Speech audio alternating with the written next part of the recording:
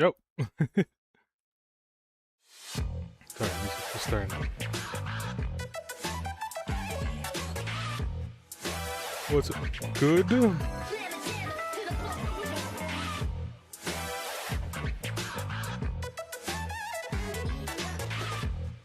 do some light reading today. I've 0 for 2 on Fujoshi Friday. I was always so wiped out. I don't know why. But it never seems to work out on Friday. Or Monday, for that instance. I understand why it did happen Saturday. Cause I was busy watching Kamen Rider Zets. I forgot that's when my shows come on. Though I think I mentioned last time it was a recap episode, so it didn't really matter. Which felt really bad. I don't know. I'm enjoying the season a lot. Of course, not as much as Gab, because I think Gab is just peak, but it's definitely one of the better ones.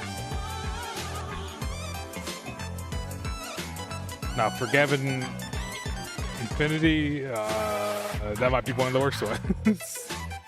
It's the first one, which is kind of impressive.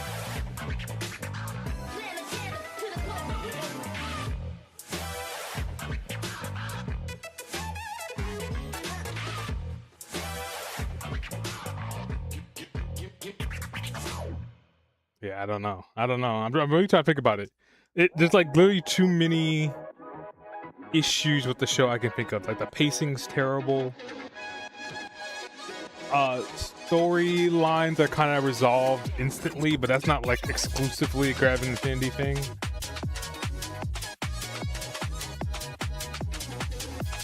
That happened in Super Sentai. That happens sometimes in Kamen Rider.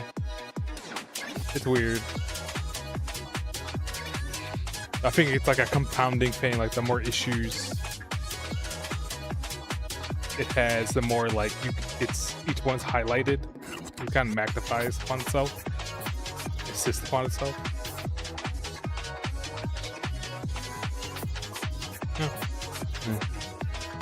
Besides that, I'm thinking about giving it the hunt, giving it a try again. It seems to be pretty hot right now, which I didn't realize.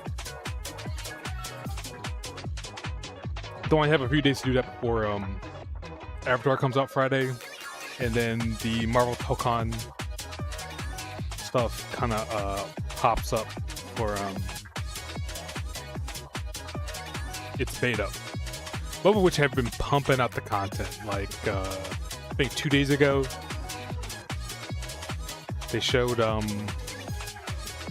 they actually went on Maximilian Dude's house, which I guess is just a thing devs do now, and was like, hey, check out Zahir and Ozai and Nightmare Korra and Avatar State Aang.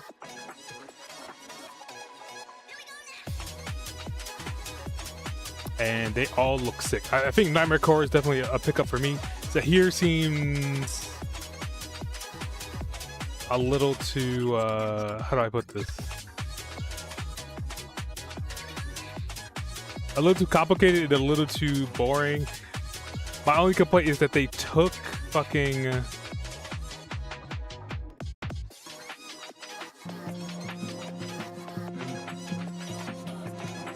what's her name? Mingha? The waterbender with no arms. I was like, she's the sickest waterbender, and I think they need her in the game and then just made her part with the Ginyu first, which is so sad.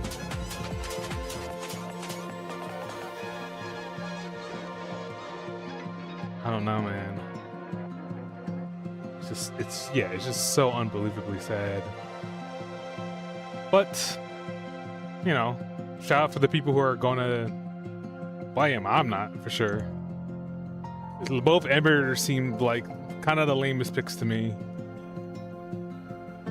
But I'm like a one brain cell Toph player, so you know. I don't know if I could cast the first stone.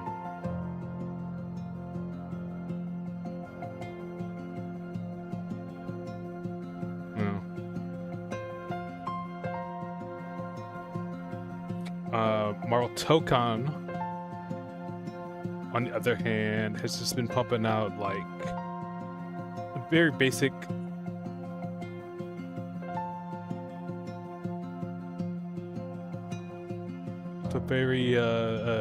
they've been pumping out like character guides for all the characters that are going to be in the beta. I guess help new players out.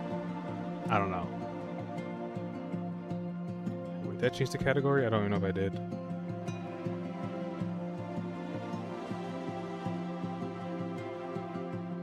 I think I did. Let me check. Yeah, I did. Okay. I forgot. It's weirdly sized on my part. It's always weirdly sized on my part. Right now, my team for Tokan, I think it's kind of hard. Like, I'm trying to cut people like Samurai Outriders kind of threw a wrench in that because it added 3 dudes who I think are sick, but I already had like a full team before that, so it's messed up. I'm a Deadpool head. I've been Deadpool head since before Deadpool got super popular. So of course he's on the team. Blade has to be on the team. Storm has to be on the team. Then I'm like, probably Doom, but I'm like, I would love if Magic would get on the team. I would love if Carnage could as well, but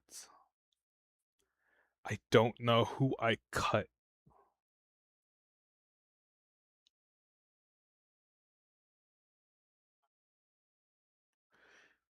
Like, unfortunately, I think it's between Blade and Storm on who gets picked and who gets dropped.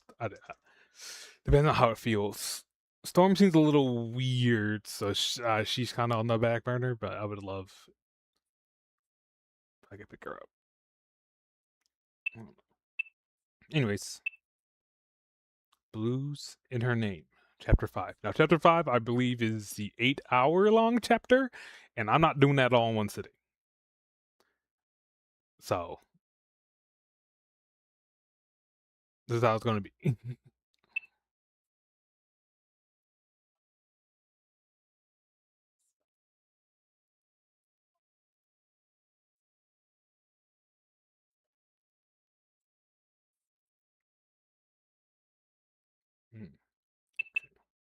Yeah, Blues in Her Name, which is Holy Night. Let's get started. Start cutting into it.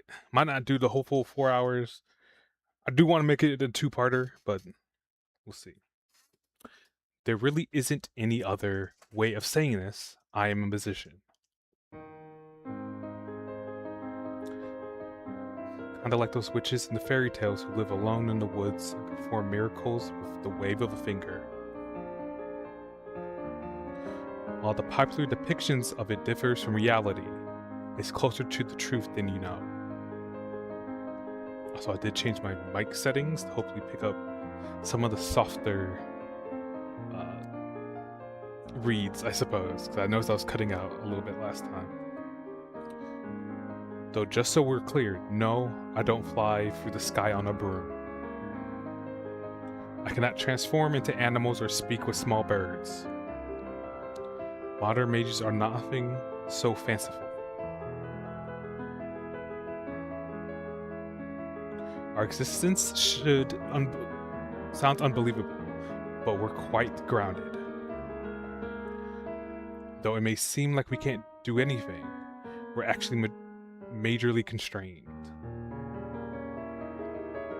Again, I think this should be the point that I'm doing a visual novel read to help with my speaking, because I think a pneumonia infection I had a few years back kind of impacted my speech, so bear with me.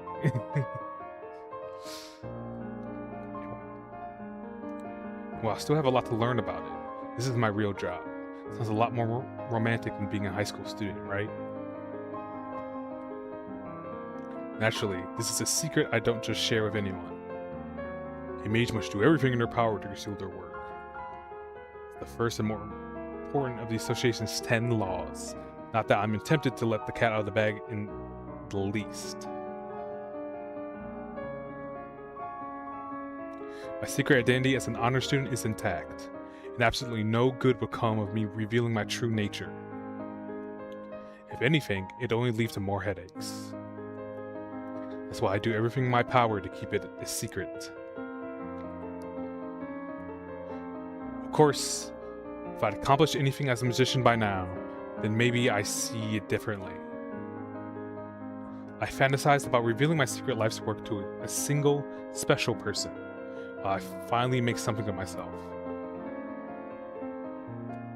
Yeah, it'd be pretty stellar to just confess one day. By the way, I'm a magician. The idea alone is enough to keep me from spoiling the big reveal, regardless of the association's rules.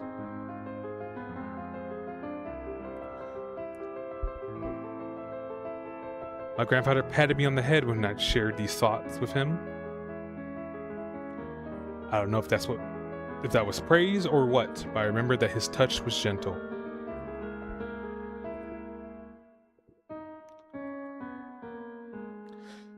I first learned that I would be succeeding my grandfather on the day I graduated middle school. When I returned home, there he was. Your elder sister left on a journey. From this day forth, you are the heir to the Ozaki. He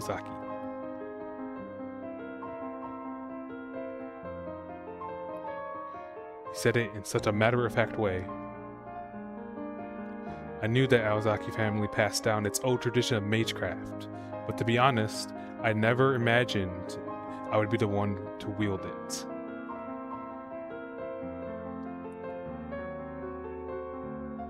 Magecraft is supposed to be passed down to a single child. It was my sister's role to take the mantle, and I had no interest in dedicating myself to so many rules and routines. I planned to live a normal life, and I had hopes and dreams for the future.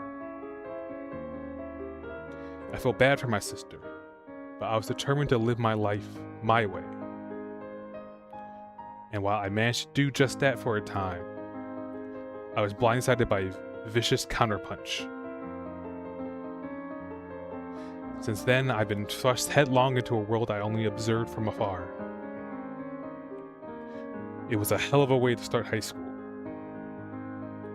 I suppose it wasn't all bad, all things considered. A lot has happened since then. I was so dazed by this newfound life that a year of school motored right by. I was a second year before I knew it. Thankfully, nothing drastic has happened. 6 months, my roommate and I totally tried to kill each other, notwithstanding. As it happens, I've got a natural talent at this magic stuff, so I've yet to have any hangups there either. I'm only human, so I've had my fair share of headaches for sure, but never once did I worry about my future. I thought my life would be smooth sailing all the way. If only everything had gone to plan last night. Well, Else Kwanji asked Aoko Ozaki the second she entered the house. Her dark eye succeeded her, with her voice failed to communicate the gravity of the situation.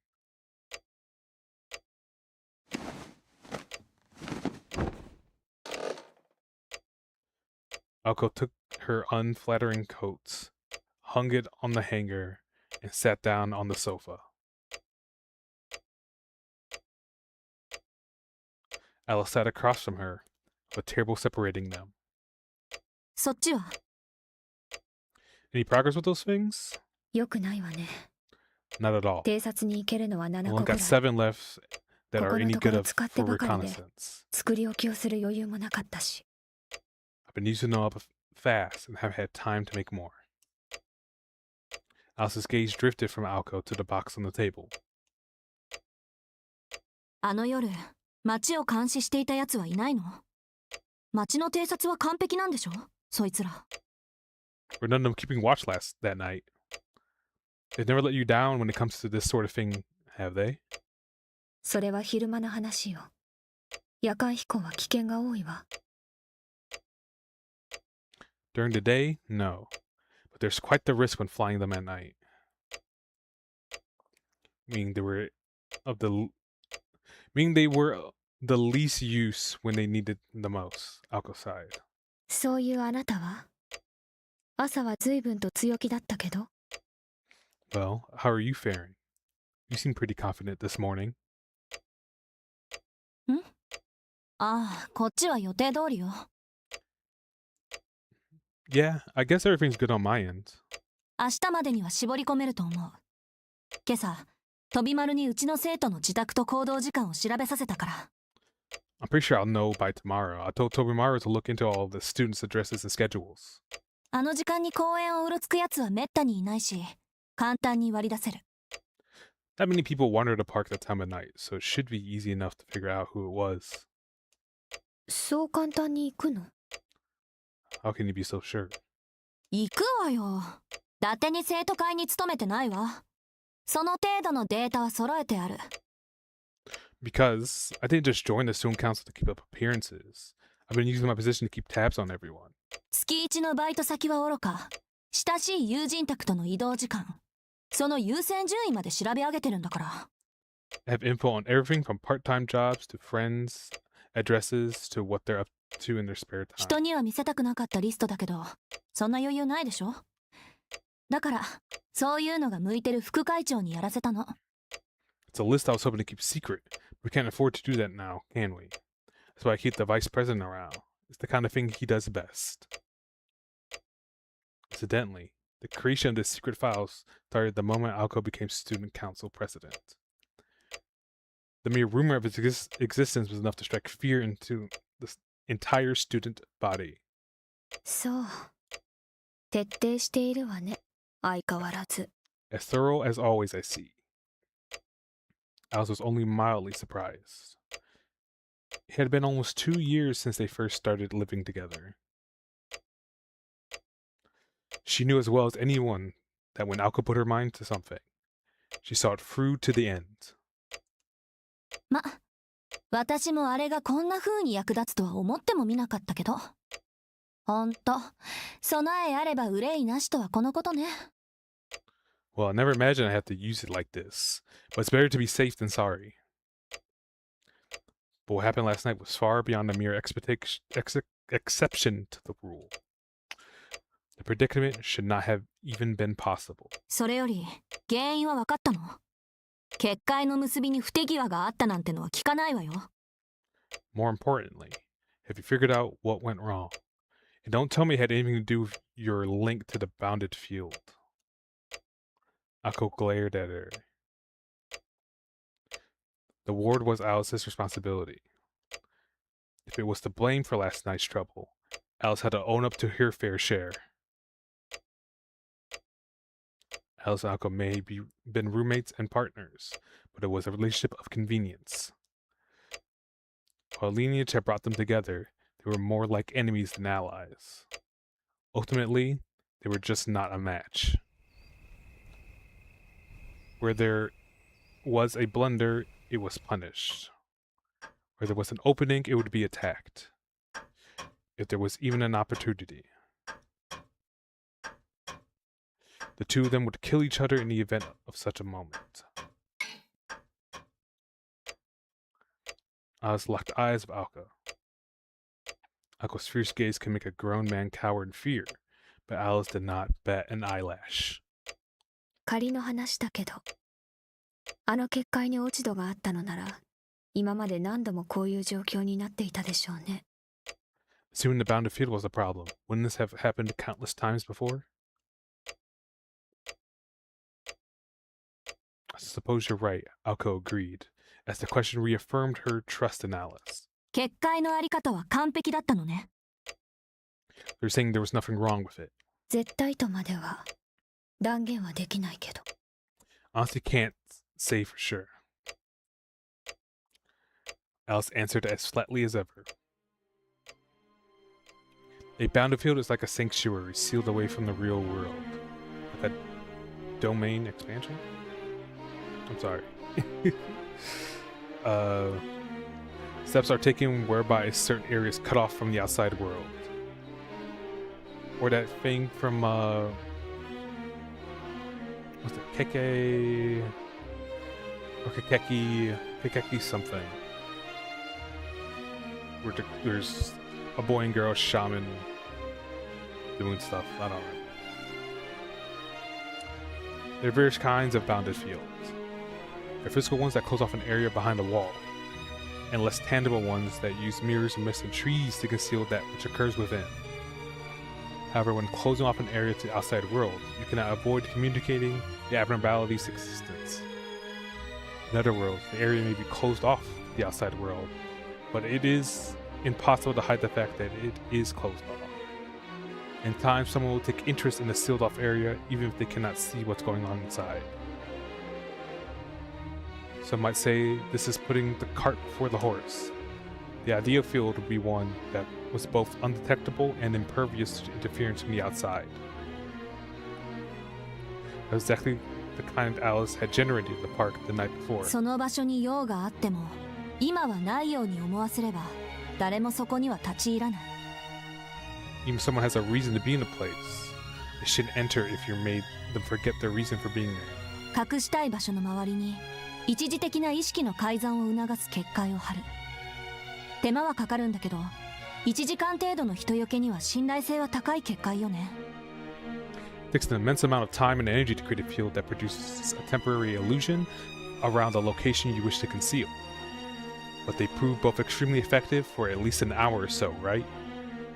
アリスの鏡を使った一級品だし途中で破れることもない。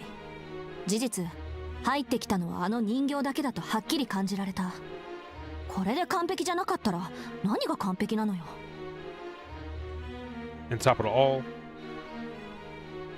it was a top class made from your mirrors, and it's not like they shattered while we were using it. The only other presence I felt was inside was that of that puppet. If that isn't a perfectly constructed bounded field, then what is? 私もわからない。森作りに落ち度はなかったわ。 No idea. The trees were prepared perfectly. 森は数日かけて栽培したものだし、今まで通り信頼できる結界よ。 I けど cultivated the 例外があったのなら、どこかで見落としがあったのね。I cultivated the trees and plants over several days, and it's always proved to be a reliable field. But maybe, just maybe, there was something I didn't account for. Though Alice's words conceded the possibility, her eyes expressed her confidence that she's overlooked nothing. 参った。こうなると一番いいのはあいつが人形使いだってパターンね。それならかろうじて納得できる。相手が魔術師なら結界の侵入ぐらいできるでしょうし。 Well, crap.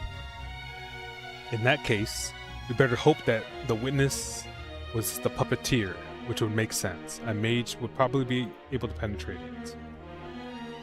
問題は侵入した時の違和感をどうやって消したかってことだけど。 Something else bothers me, though. How did he avoid detection?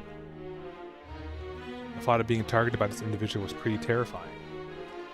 If they were able to penetrate Alice's field, it could only mean that their skill in magecraft was superior to Alice's. Alice, in her current state, would be completely helpless against such a foe. その線はないわ。 I've already determined that it was not a mage. 彼は部外者よ。ムクドリはともかく、ロビンが後をたどれなかったもの。魔力の気配は全くなし。誰かの魔術で操られている犠牲者というのもないわね。 This was most certainly an outsider. The Starlings are one thing, but even a Robin was able to follow him. There were no traces of magical energy, so the rules out a magical pond.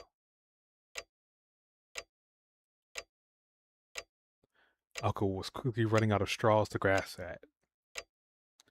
And that meant she was out of questions to ask. All she could do was call it bad luck and leave it at that.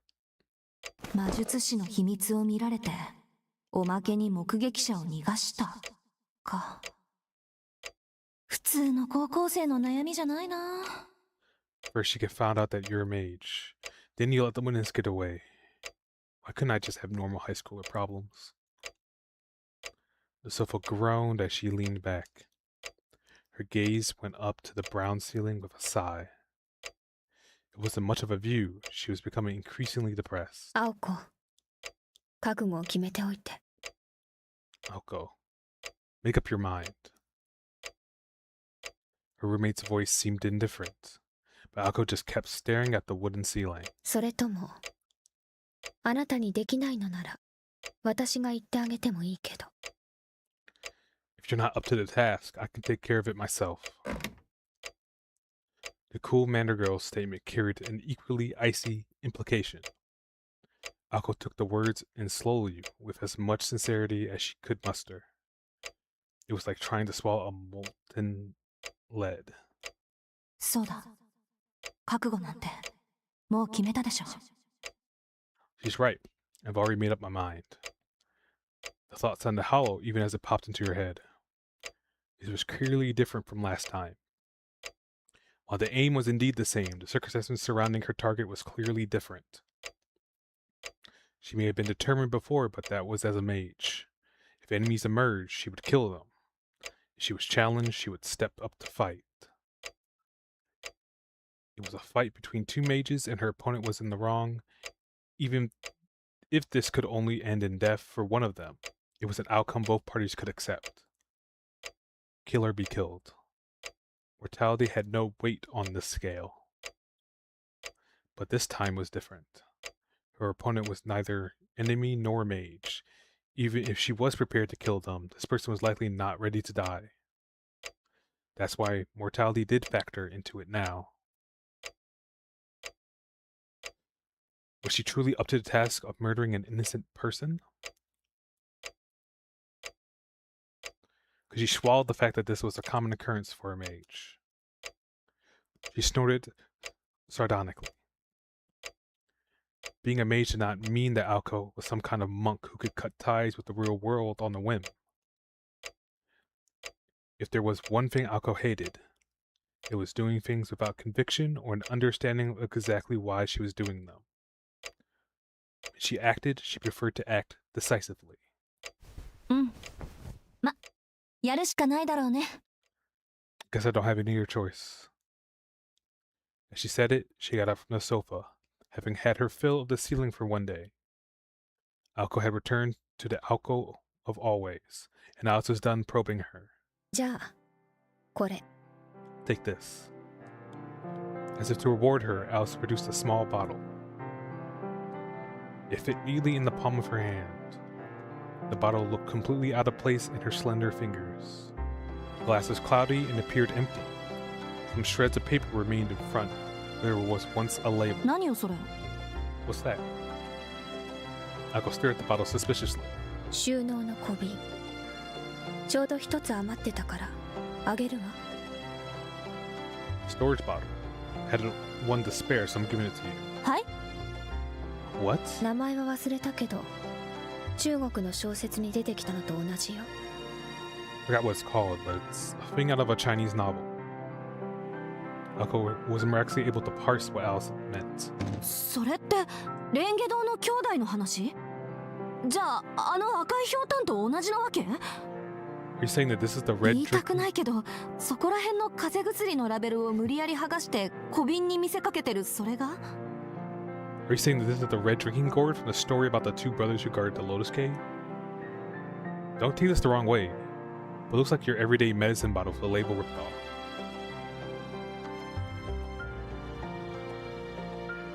Alice looked at the bottle and acknowledged how ordinary it looked. She also understood that she would not be the one using it as a set and set it as a figure. 赤いひょうたんじゃなくて、陽子玉の上瓶の方。This is the jade flask, not a red drinking gourd. そういう問題じゃない。私は魔術師としての雰囲気を論じてるんだ。It's not the problem. The problem is maintaining my dignity as a mage. 些細なことを気にするのね。せいろがんの瓶じゃないだけいいと思うけど。 Don't get stuck on details. Just be happy it's not a bottle of laxatives. うん Right. She made a good point. 蓋を開けて相手の名前を尋ねればいいから。 Just open the lid and ask for the person's た name. だし相手に抵抗する意志が残っている場合、小瓶は割れるから気をつけて。 But be careful, because if the target is resistant, the bottle will shatter. Ako raised her eyebrows. ちょっと待った。抵抗する意志があるとダメって眠っている時にやれってこと？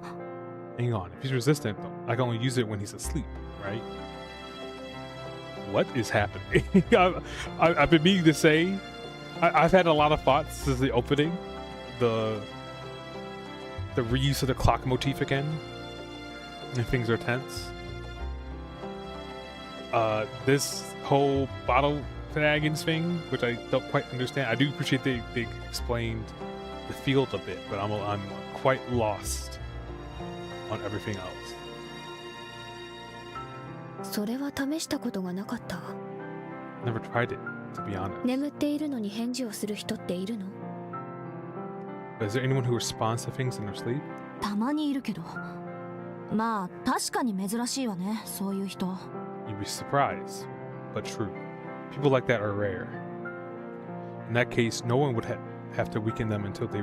One would have to weaken them until they were about to pass あ out. そうそう。薬や魔術がかかっているとその重さでも割れるから気をつけて。 Drugs, even? I almost forgot. Drugs or magecraft will also cause the bottle to break. 使えない。それってほとんど役立たずってことじゃない。 What good is it? That what won't break the damn thing? そ Exactly. れは青子次第ね。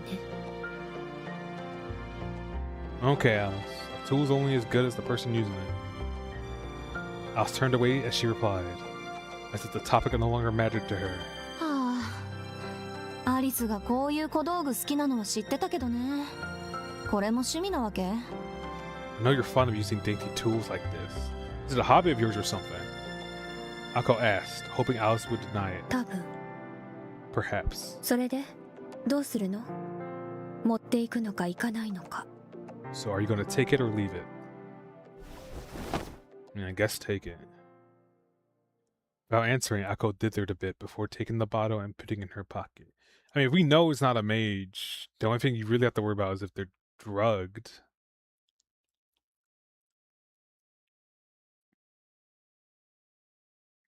She figured she might be able to find some use for it.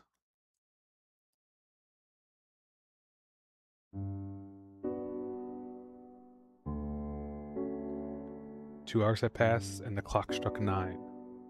Their conversation had moved from the drawing room to the sunroom, and had manifested into the kind of scene one would not expect in such a mansion. まあ本当はね、飛び丸に任せる気はなかったんだけど。 To be honest, I didn't really want to leave it to Tobimaru like this. A hot earthenware pot sat on the table. Ako spat out complaints to no one in particular as she plucked food from it with her chopsticks. Tonight they were eating a traditional Japanese meal that looked out of place in this mansion. When it came to kind of Japanese hot pot where all one had to do was buy and boil ingredients, it was usually Ako's responsibility. Alice sat across from Ako as she silently poked at the pot with a fork. 山城のやつが来るなり、しずきくんはまだ部活に入っていないから面倒見てあげてくれないかななんて言ってくるもんだからさ。全校生徒の行動範囲なんて見直す気力なくなっちゃったのよ。And Mishiro made a point to say that Suzuki hadn't joined a club. It's not like I have time and energy to keep track of every single student. The egg she plucked was still as silky as a baby's bottom. She returned it to the pot. I've never heard someone describe an egg like that. What?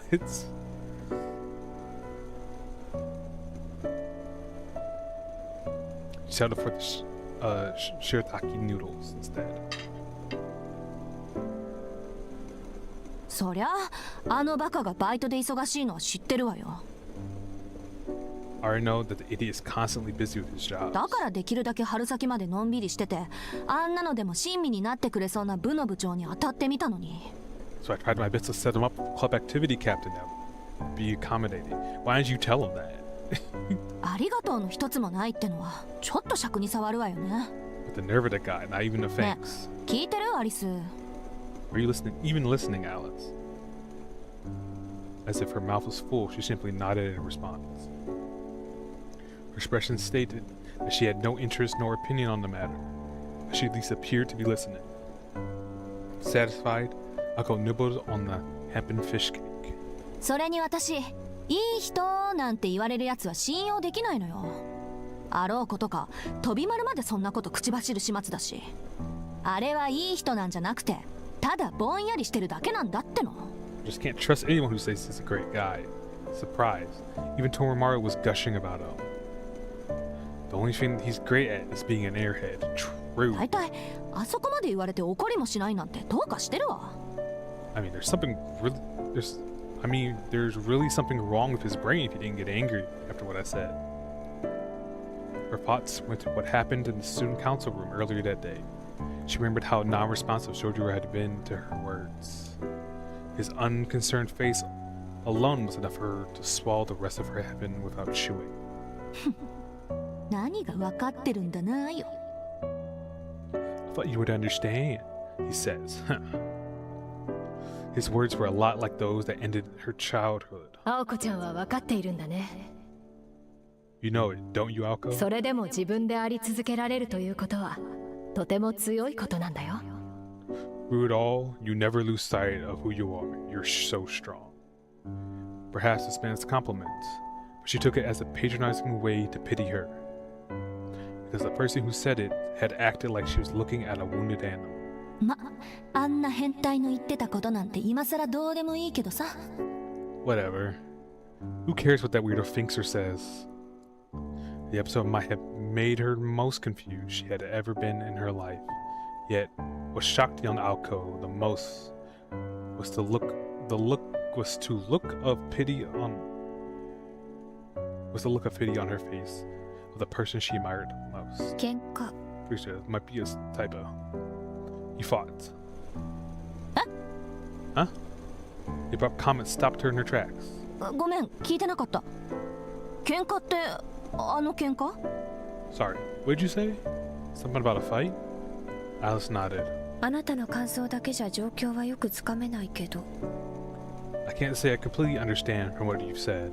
つまり、青子はその人に喧嘩を売りたかったのね。But it does come across as if you're trying to pick a fight with him. Alice bit into the very last ham. Hanpain? I actually don't know how it's pronounced. Her remark was unexpected, but completely on point. なんでそうなるのよ。 Why'd you go there? 私はあんなのと1秒だって関わりたくないだけだってば。 I already 大 died to 体そ spend れど another. ころじゃないし、興味とか全くないし、会話もこれ以上ないってぐらい簡潔に切り上げたし。 I already died to spend another second with him. I mean, seriously, gross. I have no interest in him whatsoever, and I'd love it if I never had to say anything about him ever again. Uh-huh. なら、どうして今そんな話をするの？ So why I'll talk about him? え？それはあんたに今日の調査過程を知らせてあげたのよ。それ以外何があるっていうの？ Well, I was reporting on today's investigation. Something wrong with that? The only reason could Alice be suggesting Alko had for bringing it up. It'd be several hours later in bed that Alko realized that she had dug her own grave. いいけど、私は別に。 No, not た really. だ、青子は本当にその人が嫌いなの？ But does he really bother you that much? Alice ate her hot pot in silence, as if she was honoring some sort of sacred ritual. Her face was indifferent as always, but she was secretly enjoying how flustered Alko was. Alko remained oblivious to this. Normally she would have noticed immediately, but she was not quite herself at this moment. 本当にって、そりゃそうよ。気に食わないって何度も言ってるじゃない。 Does he really? Well, of course he does. I think I've said that often enough. そう。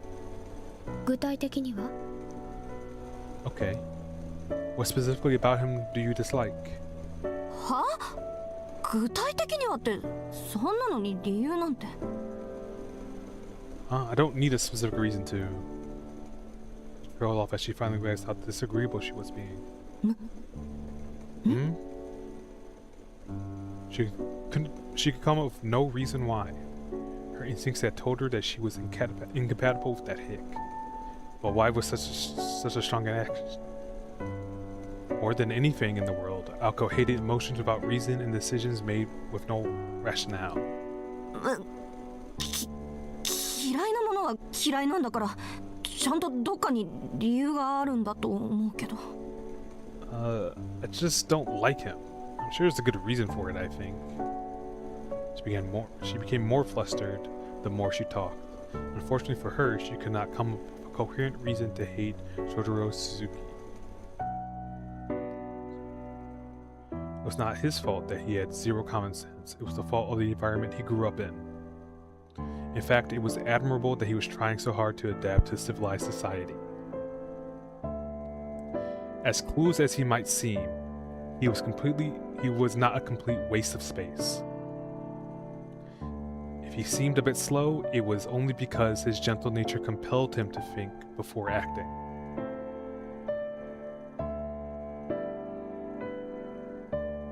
When one looked at everything objectively, the conclusion was obvious.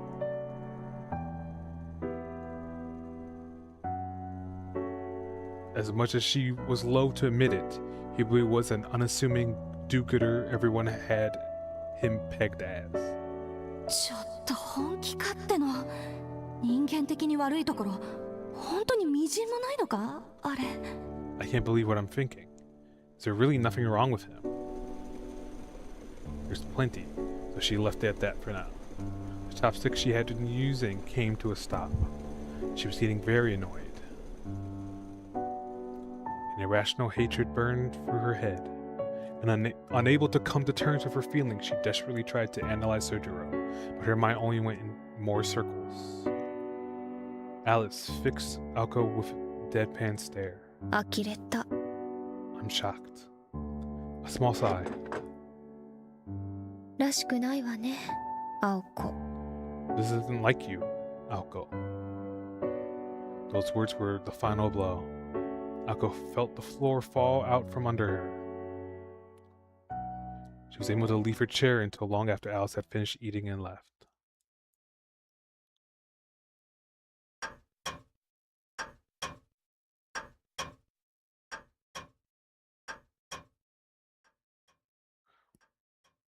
However, even after getting knocked down, Alko Ozaki was not one to be kept that way. Yeah, I just realized something.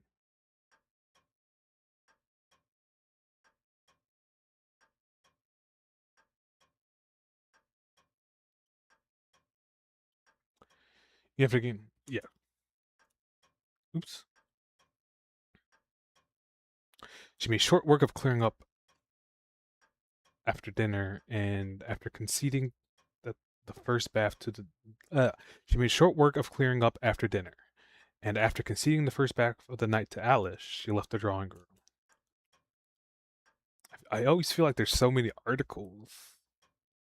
Actually, there's not even that many articles in this. Yeah, the first bath of the night left the drawing room. I don't know. Since it was customary in these sorts of mansions to turn the lights off when leaving an empty room, the only lit areas of the house were the drawing room and the two girls' bedrooms. The upstairs was enveloped in darkness. Alko briskly made her way to the deepest part of the east wing along the long corridor, illuminated only by the light of the moon, and arrived at her room. 結論として、 All being やっ said, ぱり騙し討ちは気に食わない。 sneak attacks make me sick to my stomach.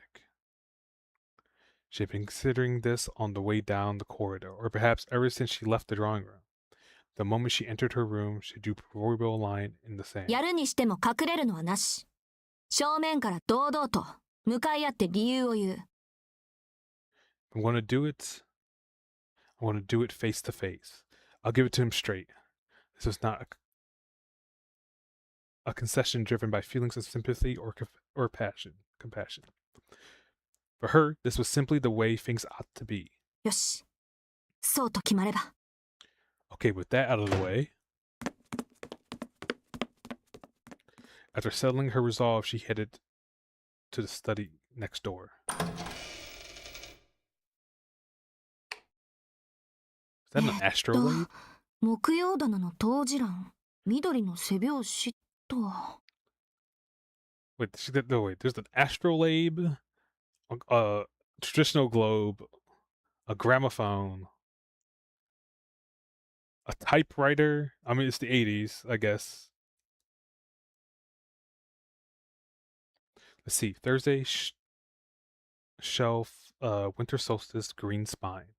Without hesitation, she removed one book from the countless volumes on the shelf. The introductory textbooks transported here from the Aozaki residence were separated into 6 shelves labeled Monday to Saturday. Aoko had organized the books by topic, genre, and purpose, and had more or less memorized exactly what was in her personal library. Referencing any of this material took her no time at all. It was to be expected from keeper of the study, though this keeper's fiefdom was nothing more than a small room. Fiefdom? Both Aoko and Alice had given up all hope on this cluttered mess of a library in the annex. Nevertheless, on occasion, Aoko would have no option other than to give Alice a heads up and visit it when this study did not meet her needs. できればそれは避けたいところだけど、と。 Really hope I don't have to go over there now. Aoko placed the thick green book down and took a seat. The desk she sat at was sturdy but uninviting. It wasn't the sort of furniture girls at her age grew attached to, but she liked its minimalist elegance nonetheless. She has 3 globes. Completely necessary. She flipped lightly through the book's old worn pages. アリスみたいな結界は私にはまだ無理だ。 I still can't manage anything like Alice's bounded field. 人払いはその場所自体に頼らないといけないか。 I guess I'll just have to find a place off the beaten track. The mountains? The woods? The school building, empty at night. She was looking for a place that would be, except for worst of luck, void of people, allowing her to forego the use of magecraft. 茨の壁だの魔力の霧だの。そういう回りくどいのもなんだしな。退路を断つっていうなら、もっとこう見た目にも状況的にも派手な方が効果的だし。 Laws of forms and magical mists are so indirect. If I want to cut out any route of escape, I need someplace flashy and obvious, both in purpose and in looks. Muttering about how there had to be some basic spell that fit her needs, she continued to flip through the pages. It goes without saying that she was looking for a way to deal with the witness from the previous night. Magecraft uses were many, but not all-encompassing. Fundamentally, magecraft was good for making things or phenomena that existed already, while more or less bypassing the time and resources conventional means would require. It was, however, unable to manifest phenomena that were impossible in this world. It was essentially an equivalent exchange that used a variety of shortcuts. A phenomenon that made possible by human hands, actualized by individuals' power. That was generally what magecraft was. To give a simple example, if Aoko were so inclined, she could make an entire lake appear at the mansion. However, it had to be something that existed within this world. Nothing, not even the smallest matter, could escape this unbreakable law. Even Aoko were to release a level of heat on par with an F-15 fighter jet's afterburners, that event would only be possible if the circuit named Aoko Aozaki acted as a temporary input variable in a magical formula. The derived equivalence was simply a value that already occurred in reality. If the variable in the equation did not exist elsewhere in reality, the spell would not be valid. The imaginary element known as magical energy was like a lie that could only slip its fantasy through the network of order at the moment of ignition. Giving form to the non-existent illusions invading reality was something that the universe did not allow. とは言ってもエーテルは基本何にでもできるんで大元が嘘なんだっけ Still, what was it? You can combine imaginary factor, ether, with pretty much anything else since it's not real itself. 魔力だけで構成されたものは幻想扱いされて急速に消えていくとか典型的な結界茨の壁とかはもともと茨を生やしておいて魔力で一気に成長強化してるものだし Anything composed entirely of magical energy is little more than an illusion and will quickly dissipate. Even a typical field like a wall of thorns generally starts with the user planting the thorns first before using magical energy to grow and strengthen them in an instant. 魔力っていうのは結局使い勝手のいいガソリン兼事象に火をつける火花ってわけで In the end, magical energy is just an easy-to-use fuel source, while acting as a firework that ignites a phenomenon. なんて言いつつ Or so they say. 架空要素云々より基本的な回路の接続と魔力を加工して弾くことぐらいしかできないのよね私 Imaginary factors are all well and good. All I can do is connect a basic circuit and process energy into a projectile. Laughing to herself, she looked for a bounded field or something similar more suited to her current ability. The identity of the witness was still unknown, but if they were a classmate of Alco's, she had any number of pretexts by which to lure them out. The problem was after that. そうなると問題は命中率よね一撃で決めないと逃げられちゃうだろうし Then becomes a question of precision. If I don't take him out in one blow, he might slip away. To be honest, she wasn't confident she could handle this smoothly without Alice's support. Alco saw no reason to ask for help given the target in question was a regular bystander. Fledgling as she was, she still had her pride as a mage. She continued to turn through the pages rhythmically. I gotta say, I'm surprised she's this devoted to whacking a fellow kid her age. That's pretty funny. Or at least a little scary, I don't know.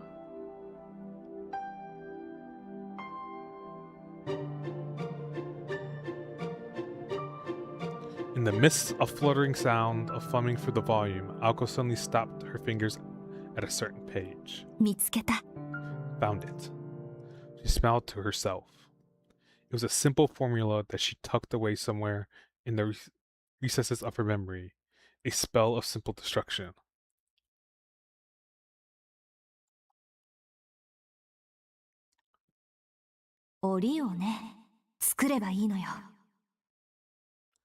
A cage. That's all I need to make. 狩りをする時の常套手段じゃない獲物を逃げられないようにするのは It's the oldest trick in the book that any hunter worth their salt would use. She placed a bookmark in the book, closed it, and got up to return to her room. Suddenly, she felt someone watching her. Through the window, she saw her in the night, a girl staring back with a cold-hearted expression. The girl's face was hers, expression undoubtedly her own. She began planning how to erase the witness. Though to say it was something else, something as elaborate as a plan was overkill. This was just a job. She was going to make a cage and then lure her prey into it. There was no getting around it. Premeditated violence. さ、そろそろアリスは上がったかな I wonder if Alice is done for bath. She mumbled out loud as if the bath would return some warmth to her chilled heart.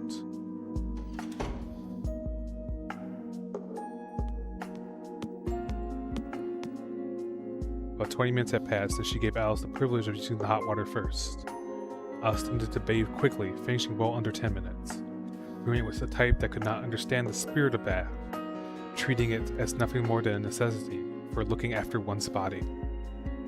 For Alice, the concept of staying at a hot spring inn sounded more like a chore than anything. Though in this regard, Alco had to agree. Really? I would love to go to the hot spring. I'm also the type to take very long baths. よし、浴場はカラッと。 Even What? showers, 今に電気ついてる？ even showers, rain showers, real showers. I like it, but I think it might be like an ADHD thing where it's just like white noise to help like settle thoughts. I definitely think silence. I don't want to say flares because I don't know if ADHD doesn't really flare, but I definitely tend to lose more focus the more stimuli, the less stimuli around. Of course, there's like a limit. I can't get overstimulated, but I definitely.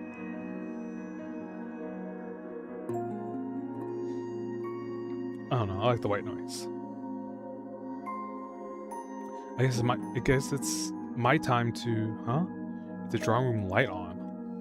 It's unusual for Alice to sit in the drawing room after her bath. On nights when she had nothing to discuss, it was her style to run directly to her bedroom. アリス、いるの？ Alice, are you in here? Alice nodded. Notebook in hand, it appeared that Alice had been waiting for Alka. そういうこと。私も信用ないな、ほんと。 So that's how it is. She really has no faith in me, does she? Alka scratched her head in exasperation. Was it that Alice was worried about her or had no faith in her? Her expression was so calm, Alka could hardly figure what she was thinking. 方針なら決まったけど、聞く？ I have a plan. Want to hear it? その顔を見れば聞かなくてもわかるわ。 I can tell what it is by the look on your face. 迷いがなくなったのはいいことだけど、悪い癖ね、青子。 It's good that you're no longer wavering, but you must do something about that tell of yours, Alka. Alice let out a small sigh. It's unusual for Alice to make such a display of her disappointment. ええ、騙し討ちは趣味じゃないから。殺すにしても正々堂々、正面から理由を言った後にする。 I don't like sneaky attacks, so I'm doing it fairly. Only after I've told him why straight to his face. それならすっぱり後腐れもないし。文句ある？ I guess chivalry isn't dead.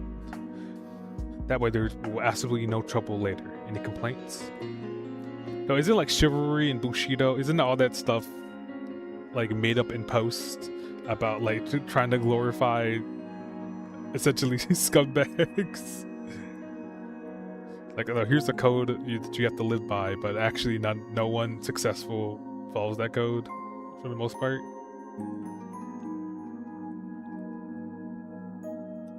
文句はないわ。そういうの好きか嫌いかはこの際関係ないでしょうし。 But would I have any? This is really only a matter of personal preference, after all. けど However, 確実性はどうかってことでしょ？私、いまいち命中率悪いし。その辺の問題は場所選びでフォローしようかなと。 you're worried that I'll mess up, right? Actually hasn't been stellar lately, so I was thinking about how to cover my bases with the location. 私はアリスのようにはいかないから、物理的に逃げられない場所にしようと思うんだけど、何かアイディアない？ I can't throw up a field like you, so I was thinking of doing it somewhere where we physically can't escape. Any ideas? Alice nodded in thought. The finger that gently rested on her lips indicated that the question was to her liking. 鏡はどう？鏡の国なら永遠に閉じ込めていられるけど。 About mirrors. You could easily seal in the house of mirrors for all eternity. Excuse me? あんた、そういうところ常識ないわよね。 Seriously, that's your idea? She frowned at Alice's bad taste. It was the kind of idea her roommate found to be inspired, but Alka knew was out of the question. Alka was looking for a natural bounded field she could prepare, not a realm bordering on true magic that she couldn't create to begin with. なら他を当たるのね。でもここを使うのだけはやめてちょうだい。 Then you choose otherwise, I suppose. Please, wherever you do not bring him here. 言われなくても分かってるって。 You don't need to tell me that. あー、けどそうね。 But actually, yeah, ミラーハウスはいいアイディアかも。 a house of mirrors might actually work. Akko smirked and shifted her balance away from the wall she was resting on. サンキューアリス。全体の流れは出来上がったわ。 Thanks, Alice. I just figured out the whole plan. We're going to have a battle at the amusement park. In the house. Okay, but you can't tell. You'll mess up your own perception. ほんとこういうのってダメ元でも相談してみるものよね。 I guess it's always best to talk to someone when you're in the bind. Now in a good mood, Akko retreated from the drawing room. Hush tried and failed to visualize what kind of blueprint Akko had drawn up in her mind. Whatever it was, it appeared to be the thorough kind Akko was good at. Akko headed for the bath, humming to herself as she went. A year and a half of sharing a living space had taught Alice something. When Akko Aozaki was in this good of a mood, only deep trouble could follow. 青子一人に任せていいのかですって。 You want to know if I'm okay with letting Akko handle this on her own? Who? Huh? It was unclear how long the bird had been in the drawing room. Tripping at Alice, the robin-like bird pranced across the furniture as if it were its property. そうね。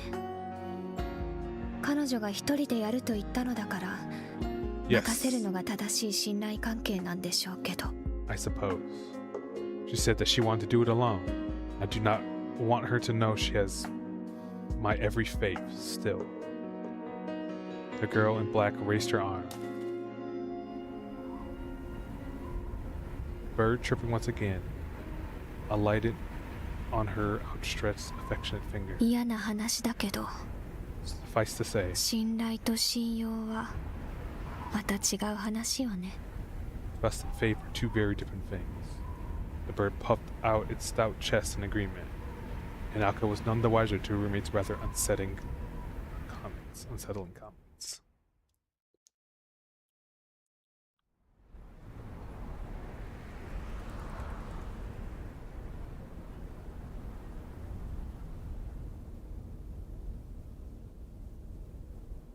The following day was typically overcast one.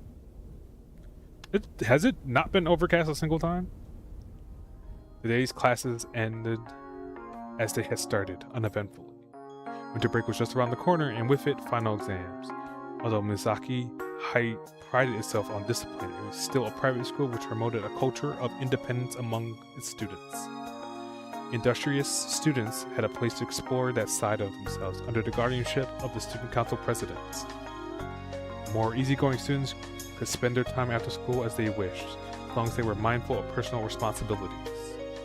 The fact that the poster boy of independence was the student council vice president indicated just how vast the spectrum was. Aozaki, iru Aozaki, you in there? Tobimaru Suzuki threw open the door to the satellite student council room, the rumored location of their secret meeting. Despite all appearances, he was a student council vice president, who also happened to be the poor soul responsible for executing the student council's dirty work. One person was waiting for him in the cramped room. The student council president, Aoko Aozaki, sat imperiously in a folding chair, glaring at Tobimaru as his boisterous entered. 相変わらず寒いなこの部屋。なあ、今度ストーブ購入しようぜ。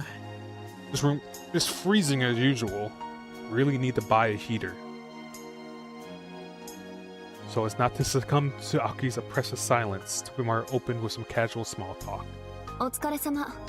ところであんた、何しに来たのか分かってる？ Thanks for coming.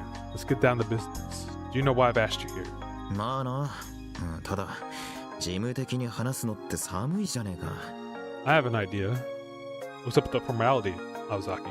少しぐらい世間話でもしねえとつまらねえだろ。 Pretty cool to talk shop right away, all the time, you know? Tobimaru closed the door and sat down across from Aoko. He was holding a blue envelope. こういう時は無駄口は叩かない方がいいわよ。 Yeah, and loose lips sink ships. なんとなくプロっぽいでしょ。I remember that one once you get out into the real world. なる。いや、いやいやいや。Alright, wait a sec. Nice try. Tomorrow was halfway into agreement with Alco before he caught himself and began to shake his head. As much as Tomorrow enjoyed the lack of red tape in his new line of work, he was not ready to turn full spy on his first day on the job. それで調べ終わったの？ So then, are you done with your investigation? ああ、ついさっき最後の聴取を済ませてきた。 Yeah, I finished the last interview just now. 詳しいことはその封筒に入ってる。お The 前から details 渡された例のファイルもそんなか。 in the envelope along with the file you gave me. He tossed the envelope on the table. そう。 Good. Akko picked it up and began to scan through the documents that were inside. She entered her own little world, not sparing the slightest bit of attention for Tabimaru. So ignoring other people were a skill, she would be a master at it. なあ、何？ What? 一つ聞きたいんだけどよ。 I just wanted to ask one thing. だから何？ Yeah, and? The room was filled with a chilling silence. Akko continued reading without an ounce of emotion upon her face. Though Tobimaru kept up an air of indifference, his stare remained fixated intently on her. 青崎、 Fixed そういうの intently on 作 her. って楽しい？ You get a kick out of doing this kind of thing, Aozaki. 楽しいわけないでしょ。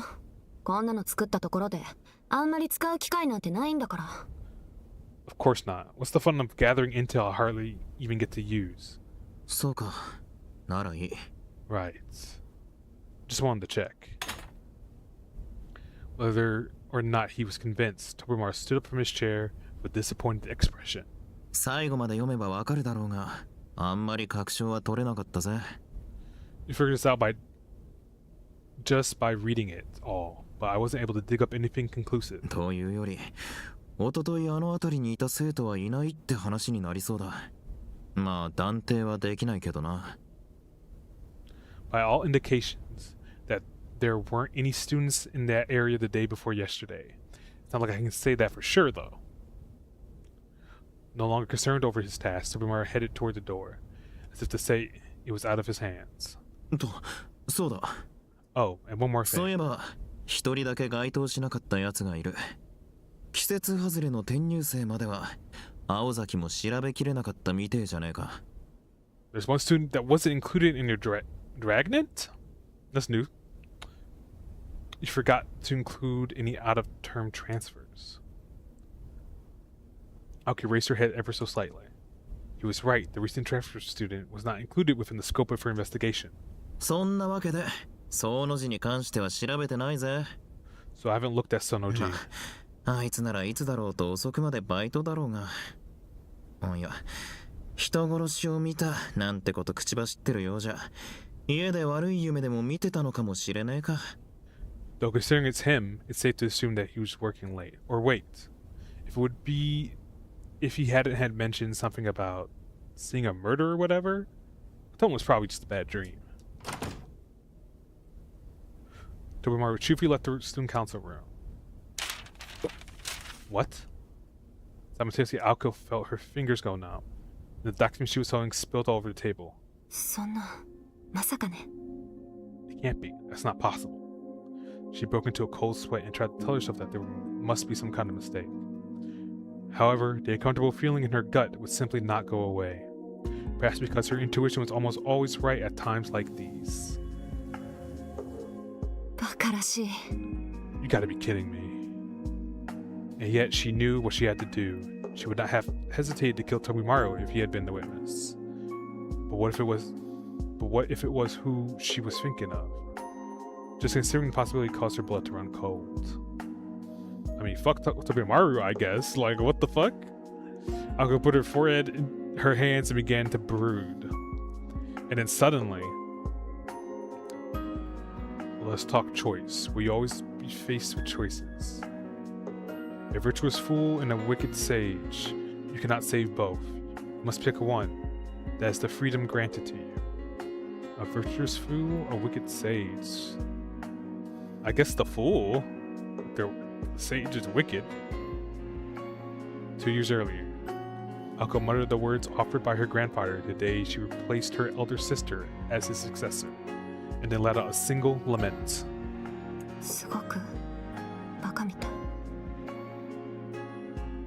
This has to be a joke. Also, lament, the name of the team I'm trying to build in Limits Company, slowly but surely.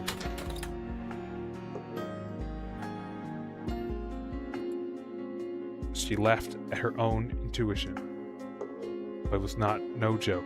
If only those words had ever been said.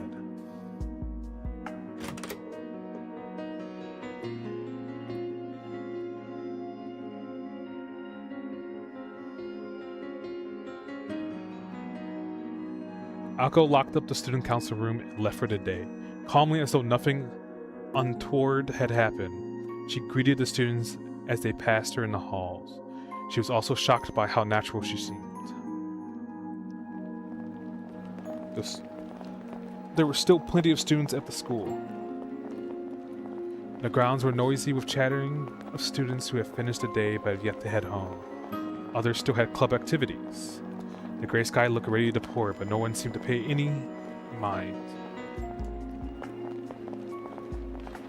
Amidst the clamor, Ako hastened to the school gate. She passed some students in an animated conversation.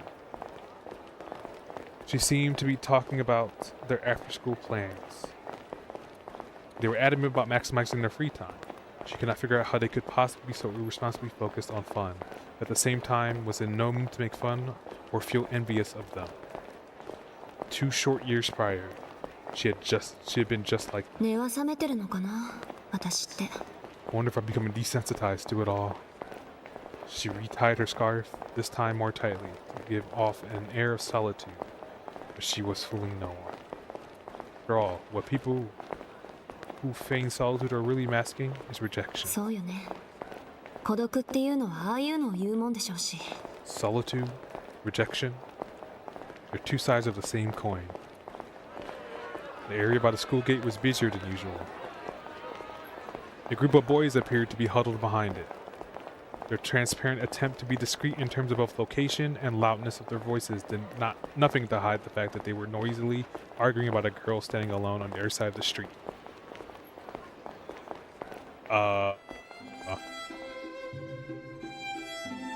Why are you here with this music, Alice? That girl was cloaked in a black cape. She got that shit on though.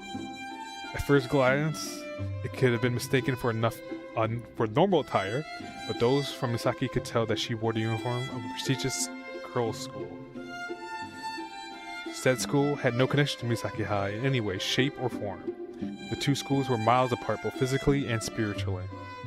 I remember that school student body was a rare sighting, as the majority were focused to live in their school dorm.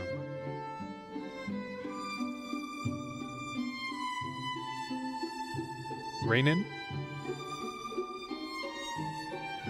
The Reinin Girls Academy had a reputation as a school of princesses, and it was rare indeed for one to be slumming with the common folk.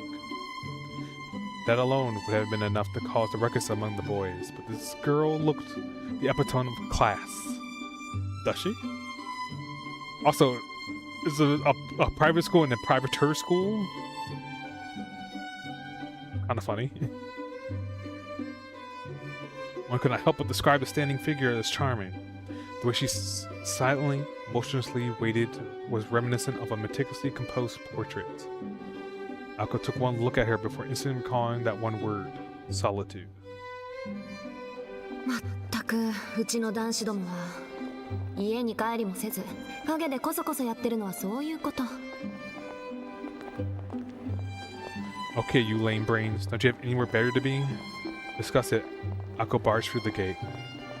At this point, she would normally head home, but today she crossed the street toward the written girl. Oh crap, is that the student council president? おっぱらう気なのかよ。痛いんならいつまでだっていさせてあげればいいじゃんか。 Damn it, she's trying to chase her away. Let the girl be. She has a right to stand there if she wants to. てか怒られる？怒られるのあの天使。 She's gonna go nuclear. The vice president versus the angel? よその生徒でも校門前にいるぐらいなら別に問題はないと思う。 What gives, man? Who cares if she's from another school? She's not even on school property, right? Alright, 青 guys? 子女子は容赦ねえからな。下手すると平手だぜ、平手。 Don't mess with Madame Alco. You're just asking to get smacked. は Ha. The boys ran their mouths behind her back. Not in the mood to shut them up, Alco walked right up to the girl and offered an informal wave. あ、どうしたのアリス。こんなところに来たって何も面白いことはないって言ったのに。 Something the matter, Alice? I told you before, there's nothing of interest for you here. ちょ、ありえね For real? I'm not gonna scream it. I heard the voice by the gate lose their collective minds and did her best to ignore them. あのことを確かめに。 I wanted to be sure, Alco. but Alco. あの人たち邪魔なんだけど。 Those people are a nuisance. 分かってる。今追っ払うから。 You think? I'll chase them all. In contrast to Alice's small voice, Alco spoke loud and clear. Actually, this was on purpose, as to deal with the riffraff by the gate all at once. え。会長こっち来んぞ。 Crap, she's coming this way. おい、押すなよ。後ろのやつどけって。俺校舎に逃げるから。 Hey, stop pushing, move it up. I'm out. いやでもあの子会長と知り合いなんでしょ。うまく会長に紹介してもらうとか。 But doesn't look like they're tight. Maybe we can get the prez to introduce us. さすが一年坊主。まだ戦場の現実ってもんを理解していねえ。よし、死の間際までいい夢見ろよ。 Ah, rookie mistake. You haven't experienced the realities of the battlefield. On second thought, don't let your dreams be dreams. Don't let your memes be memes. It's your funeral. Perhaps because too many of them had gathered in one place, the mob entered a frenzied panic as they tried to escape. Akko addressed them all. さーて、部活動があるわけでもなし、ただ家に帰るだけの帰宅部の皆さん、こんなところで何を集まってるのか教えてくれる？ Well, well, well, what do we have here? If it's in the Go Home Early Club, would you mind telling me what you're all doing gathered in a place like this with no class activities to attend? Student council president stared daggers at the boys. 何しろ試験前だもの。 And in case exams are 身に coming なる up, ことなら私も教えてほしいけど、まさかガン首並べて女学院のお嬢様を眺めてただけなんてことはないわよね。 it should be horrible if instead of going home to study, you were loitering around just to ogle another school student, wouldn't it? 声をかける勇気もなくて眺めてただけなんてことは。 Not like a single one of you had the guts to even go up there and say something. Not one of them was brave enough to admit that this hit the nail on the head. If any of them had such courage, they've already been chatting the young lady up. いや、僕教室にちょっと忘れ物が。 I think I forgot something in the classroom. こんなオチならダメ元で玉砕しとくんだった。 If I know it's going to be end like this, I would have at least gone down trying. 天文部に行って双眼鏡借りるのどうだ。屋上からお顔を賜るとか。 We go borrow binoculars from the astronomy club. Sure we can get a good view from the roof. 天文部にそんなのねえよ。あるとしたら野鳥同好会じゃね。 Astronomy club doesn't have binoculars, dummy. If anyone does, it would be the Wild Bird Society. I was going to say, how do you see stars with binoculars? But you know, whatever. それ先月会長が潰したじゃん。鳥めでてる暇があるなら彼女作れって。 The prez destroyed those last month. If you have enough time for bird watching, you have enough time to find a girlfriend chicken. ああ、彼女作れですか。 Find a girlfriend. すみませんっす。今日は裏口から帰るっす。ザキさん。 Sorry, Zaki. I want to cut through the back exit. さあ、じゃあな会長。また明日。 I got a jet too. Later, Prez. See you tomorrow. And with those oh so charming remarks, the boys scattered with their tails between their legs. 楽しそうね、青子。 You seem to be enjoying yourself, Alco. あ、わかる？ How could you tell? How does she know? Alco's response slipped out too easily. In truth, there were not many bad apples in Asahi High, and dealing with them wasn't really that bad.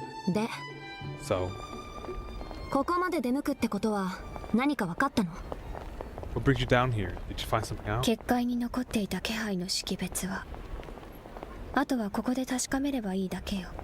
Try to find traces of them within the field. All we need to do now is put a name to them. そう。アリス、いつからここに？ I see. Alice, how long have you been waiting here? 下校時刻から。 Since school was dismissed, so she has been here for roughly an hour. Staying in the same place for an hour would be tactic for someone as sensitive to the cold as Alice. 悪いわね、無理させて。 Sorry, if you would have told me. 別に好きでやってることだから。 Don't be. I'm just doing it because I wanted to. She spoke, her black eyes were fixed upon the gate and the students passing through it. She had likely been observing the gate in this manner for the past 私を hour. 待ってたわけじゃないんでしょ？今からでも付き合うわ。 You weren't waiting for me, were you? Well, I'm here now anyway, so we can go.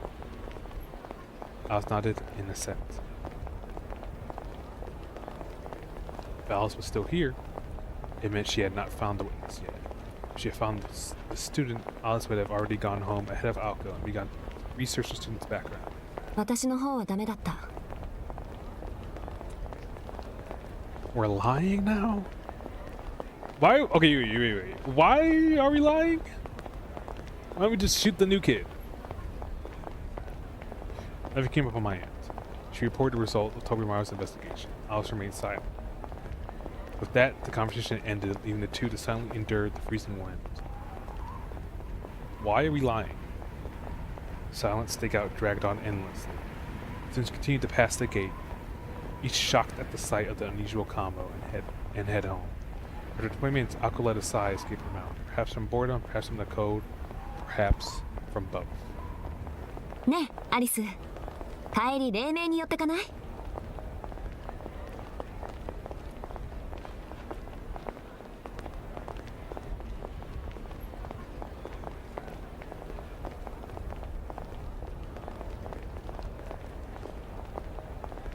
Hey, on your way home, do you want to drop by Dawn? Akko quickly turned to Alice to catch her reaction. Dawn was the name of one of Alco's favorite coffee shops. Offering no clear indication as to whether she was critical of Alco's blasé attitude or agreeing to her whims, Alice's gaze shifted ever so slightly. Akko followed her stare. 俺青崎も待ち合わせか？ Hey, Aozaki, are you meeting someone here too?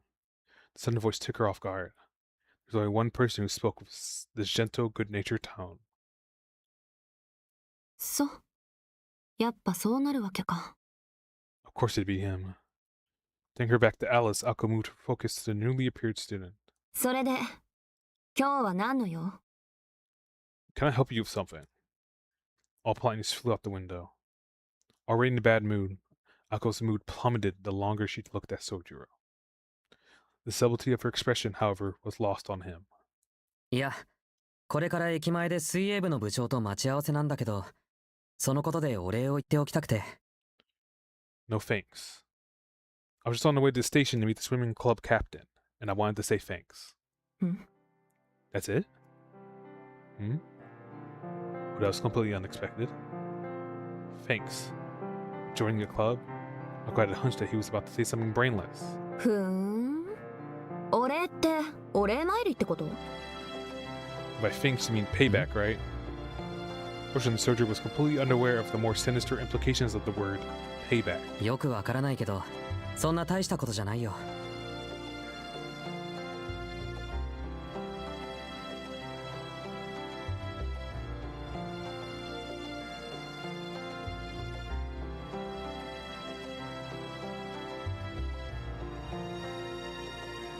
ただ、水泳部は夏までそう忙しくないって話だったから。It's just that the swimming club captain said the club doesn't get that busy until summer. Sojiro was about to thank her for her recommending a club that would not take up much of his time. When I could cut him off with an expression of disinterest. 当然でしょ。幽霊部員になりそうな生徒なんて紹介できないから。忙しいあなたでも務まりそうな場所があったから口に出しただけよ。Well, of course. I couldn't very well introduce you to a club that I knew you would never turn up to. All I did was mention some that even someone as busy as you could join. なるほど、無駄がないね。I see. very efficient. His open admission for her sapped Alco's will to fight.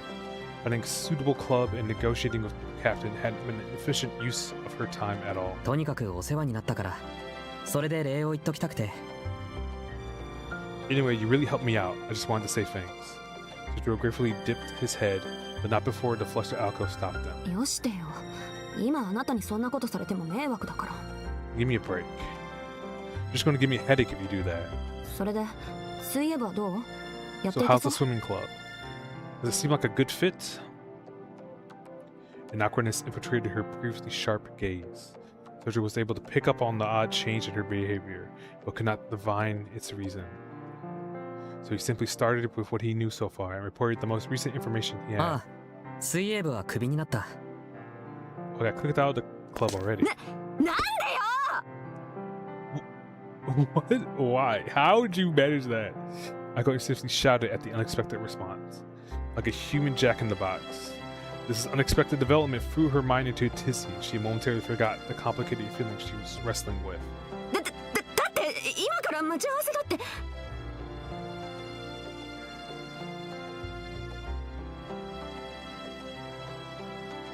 But you just said you were on your way to meet the captain. それは Yeah, the これ captain's から taking you ヤシロ to ギの温水プールに連れて行ってくる Yashigi girl.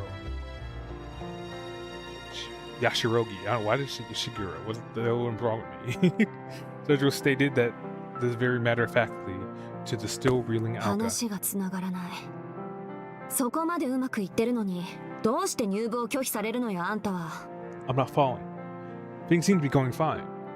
Why would they kick you out? そりゃ俺が泳げないからだろ She's growing up in the mountains. Why would you need to learn how to swim in the mountains? はあ Alka reached up with her fingers and pinched the bridge of her nose as she processed his answer. しずきくん、昨日の私の質問は覚えてる？走るのか泳ぐのか、どっちがいいかってやつ。 Suzuki, do you remember my question from yesterday? The one where I asked you whether you preferred running or swimming? 私の記憶は正しいけど、一応確認しておくわね。 I'm confident I remember your answer. But please repeat it to me. あなた、確かに泳ぐ方だって言ったけど。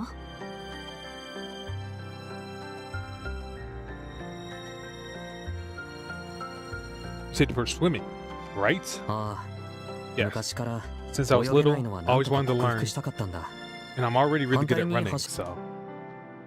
Her energy spent. Alka finally 俺 understood. が1年なら1から鍛えてくれたらしいんだけど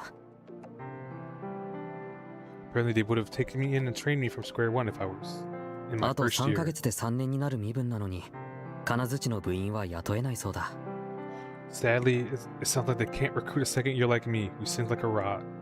Especially with only 3 months left in the school year. けど部長が親身になってくれてこれから泳ぎを教えてくれることになったんだよ The captain was really nice about it and even offered to teach me how to swim.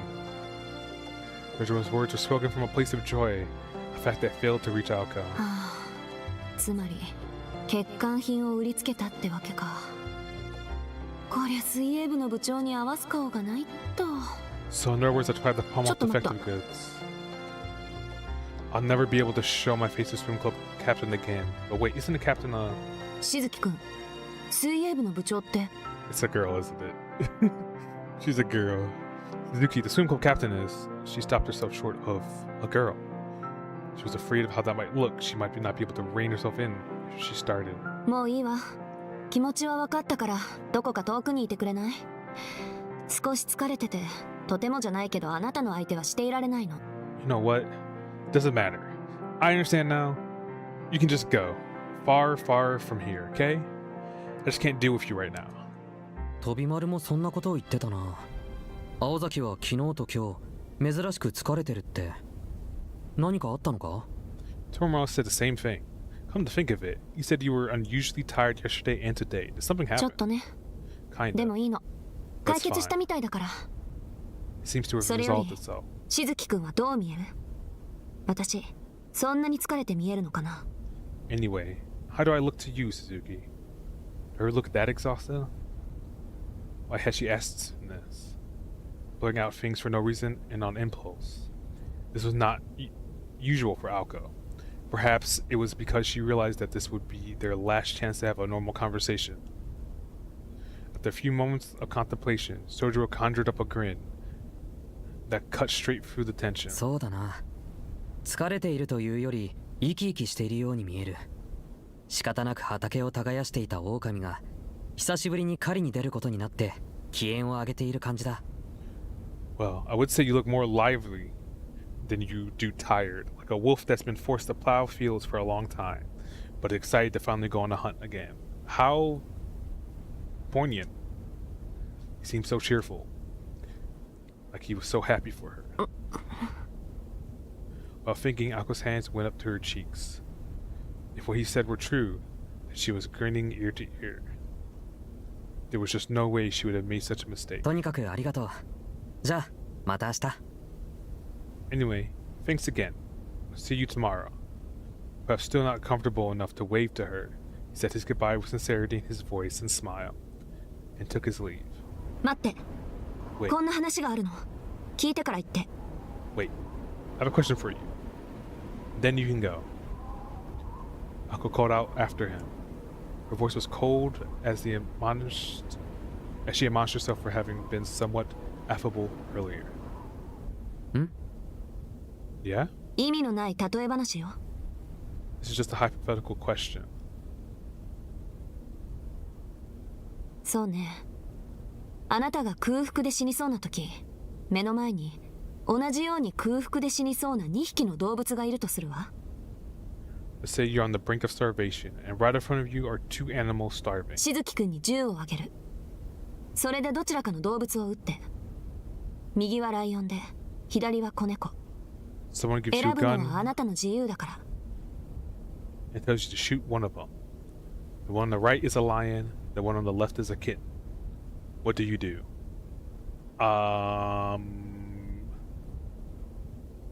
Shoot the person who gave me the gun. Because what kind of fucked up situation are you trying to put me in? And I guess the lion can eat that.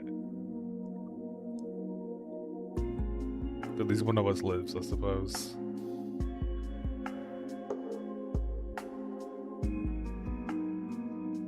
It was a fable-like moral dilemma, especially the way in which it was cruel and rather preachy. The kind if you fought too hard about it, you would never find an answer. Sojiro answered quickly and calmly. いや、撃たないと思うよ。だって自分の好きにしていいんだろ。それにほら、空腹ならお互い様だ。I don't think I shoot at all. You asked me what I do, right? And come on, all three of us are starving. He's not in the least fazed by the dilemma. He gave the most innocent response, so innocent in fact that would give anyone pause. 長生きするわ、あなた。 Gonna live a long life, Suzuki. すごいセリフだな。そんなことを言われたのは多分君が初めてだ。 Whoa, you think so? I think it's the first time anyone has ever said that to me. Adoring his face with a smile, wholly out of sync with his comment. 何よそれ。 The heck is that supposed to mean? She regretted stopping him.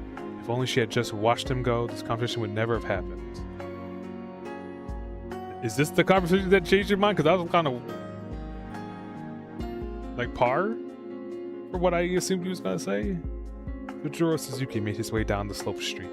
Today, just like every day, he probably had to work late again. Only Alko and Alice remained, and Alice doing what she could to simply blend in. つくづくこっちのペースを乱してくれるわね。あのちんちく無害な田舎者は。 That harmless hick really froze before a loop. Alko clenched her fist tightly as she cursed out loud, anything to prevent herself from screaming at the top of her lungs. Whether that scream would get directed toward Sojiro or towards herself was another matter entirely. あおこ。 Alko. Alko heard Alice's soft voice behind her. Alko knew what she was going to say, and she had known for the entire time. Ever since Alice, having shown no reaction to any of the other students, changed her expression upon seeing Sojiro. 言わなくてもいい。あいつでしょ、目撃者は。 You don't need to say it. It's him, right? The witness. Her voice was cold as ice. The voice of someone talking about a complete stranger. The lion and the kitten. There were pros and cons of choosing either of these animals, the point being that she had asked him to choose one of them. In terms of risk, the lion was a more dangerous choice. The instant the gun was pointed at it, there was a chance it would fight back. Those who choose the lion required more courage, but at least a sense of guilt. Any sense of guilt that came with holding a gun would be forgotten. Lions were fierce creatures, a poor excuse to shoot an animal, perhaps, but one that certainly helped alleviate the guilt. But it's starving. What about the kitten, the weaker creature? It's also starving. I was saying the kitten would be the easiest target of the two, but choosing it would be a disquieting decision for anyone. Even if the kitten had no chance to survive, it was still too senseless to carry out. To Aoko, Sojiro was that choice. てっきり私もそうだと思ってた。 I knew it was him too. She felt a sinking feeling in the student council room. In the student council room. She ignored it. There was nothing around them what must be done, she told herself.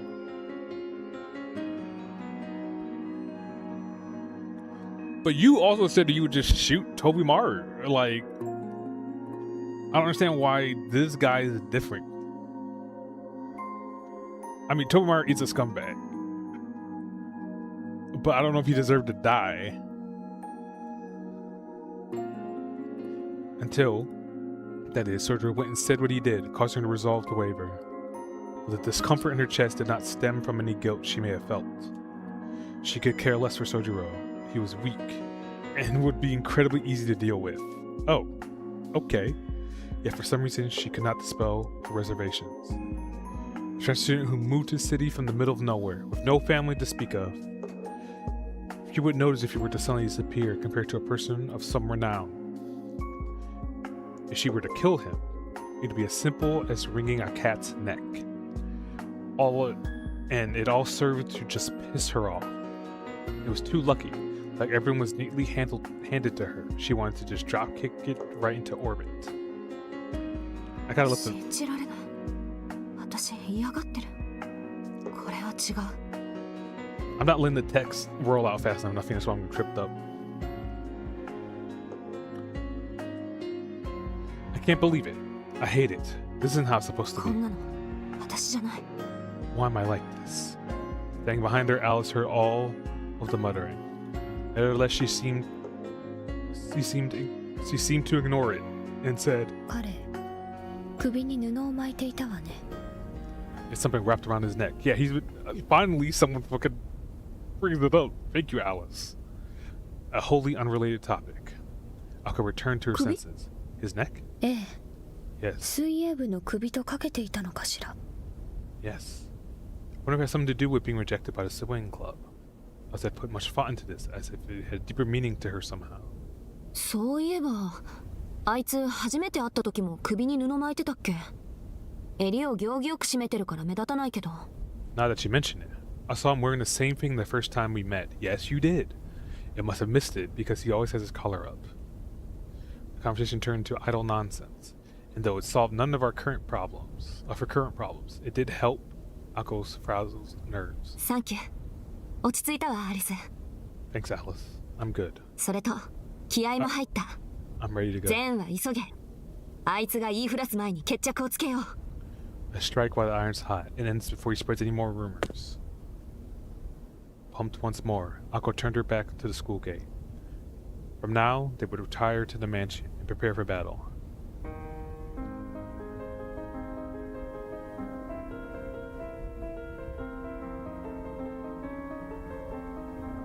いいけど、いつ、どこで彼を殺すの？ Sure, but when and where do you plan to kill him? You said quietly so as not to be overheard by anyone else. Normally, Alco had to rein in that side of Alice, only in the open as they were, out in the open as they were. But this was far from a normal situation. 今日の夜、場所はとっておきの夢の国よ。 Tonight, as for the place, we shall meet him in the land of dreams. She gave a fearless laugh, a strangely pleasant sound, like the kind one would make when meeting her lover.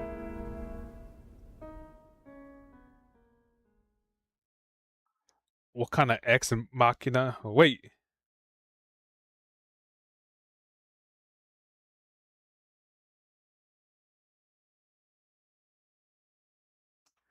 Wait, that was chapter 4? Huh?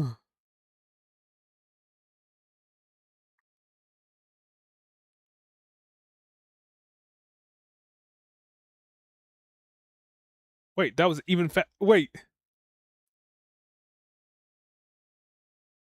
What? I thought we were chapter 5. Am I crazy?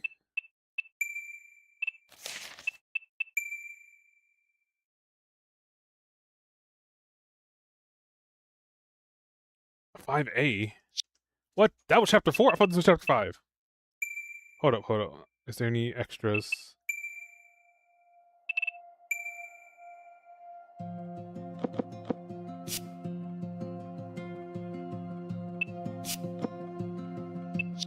What? We didn't even... Dude, I was like, we're making so much progress. Oh my god. Okay, so I guess we really gotta go.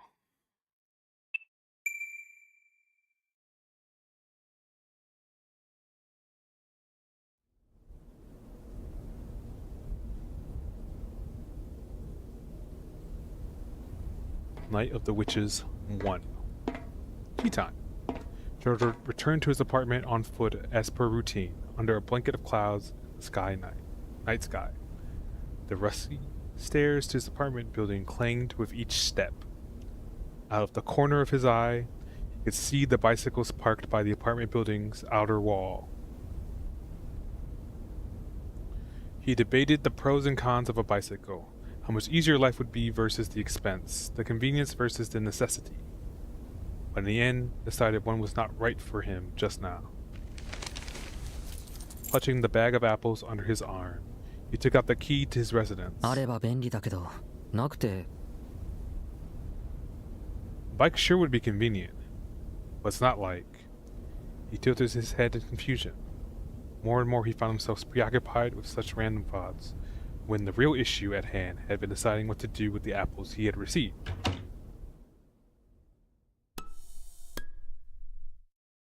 He placed the paper bag by the sink and switched on the lights. It was just after 10 minutes in the evening. After 10 minutes? It was just after 10 in the evening. With the end of term exams just around the corner, he had come home an hour earlier than usual. As he made back for the kitchen to pick one of the apples to snack on, he found an envelope stuffed in his mail slots. The envelope had no name, return address, or stamp. Inside it was a single piece of paper that made only sender's name and short messages.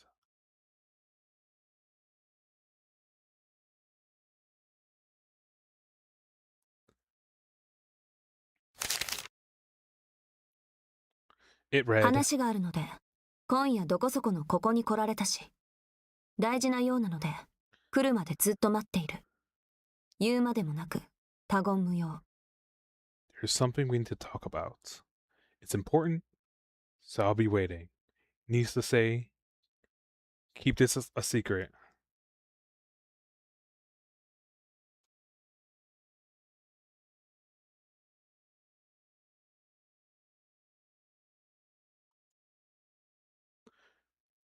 A concise set of words neatly written.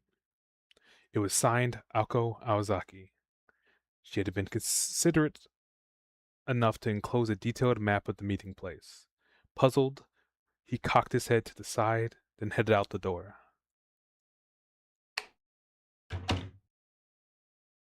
Wait, he made it home an hour early. Is she ready for that? Afterward, upon the room's sole tenant leaving the premise, the envelope burst into flames and evaporated without a trace, as though it never existed in the first place. Convenient.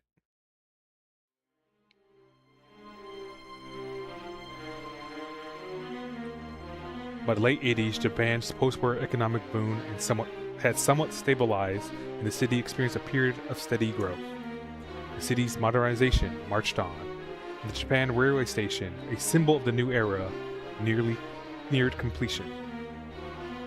In Misaki's neighboring town, like Shirogi, a new symbol of its own was about to be born.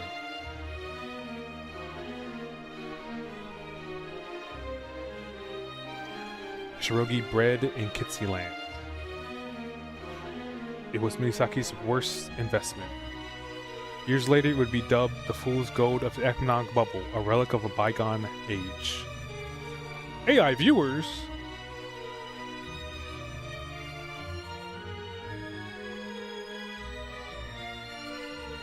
Oh, what the? And a restricted suspicious user.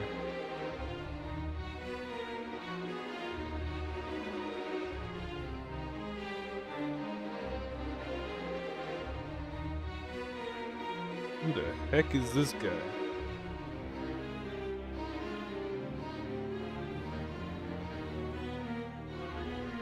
I mean, you're a restricted user. You could stay in chat. I'm just not gonna talk to you.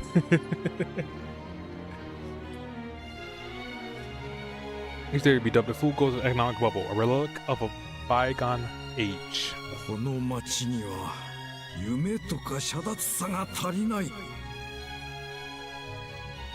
The city lacks aspiration, sophistication.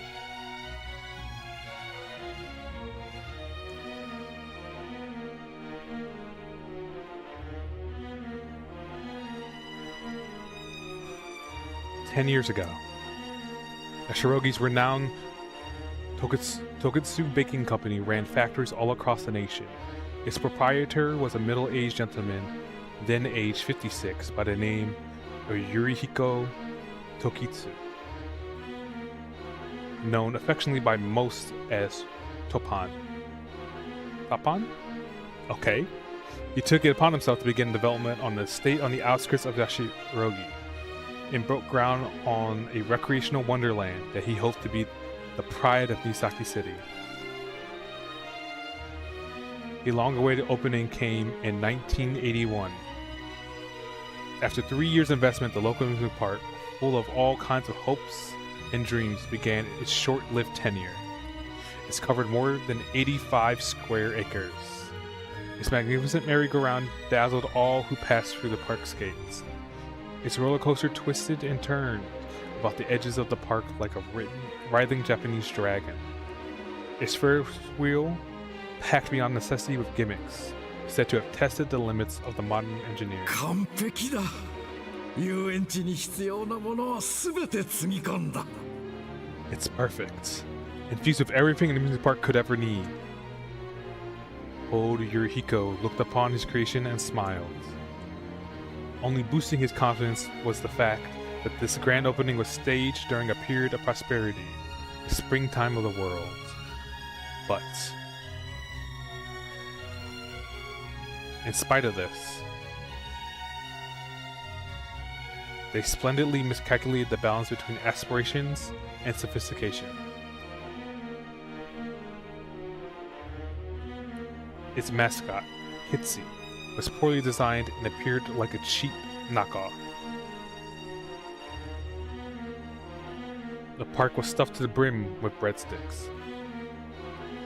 Even its impossible to navigate mirror maze seemed out of date from the start. There are no dreams to be had at Kitsyland, only nightmarish satire. Numerous trade magazines lambasted Kitsyland's shortcomings, and customers' attendance declined. There was even an incident where a 6-year-old strayed far from his mother, had an accident, and nearly died. In 1986, 5 years after the park opened, literally is it 1984, the book? Not 96, never mind. The situation had grown from bad to worse, and the park was hemorrhaging money.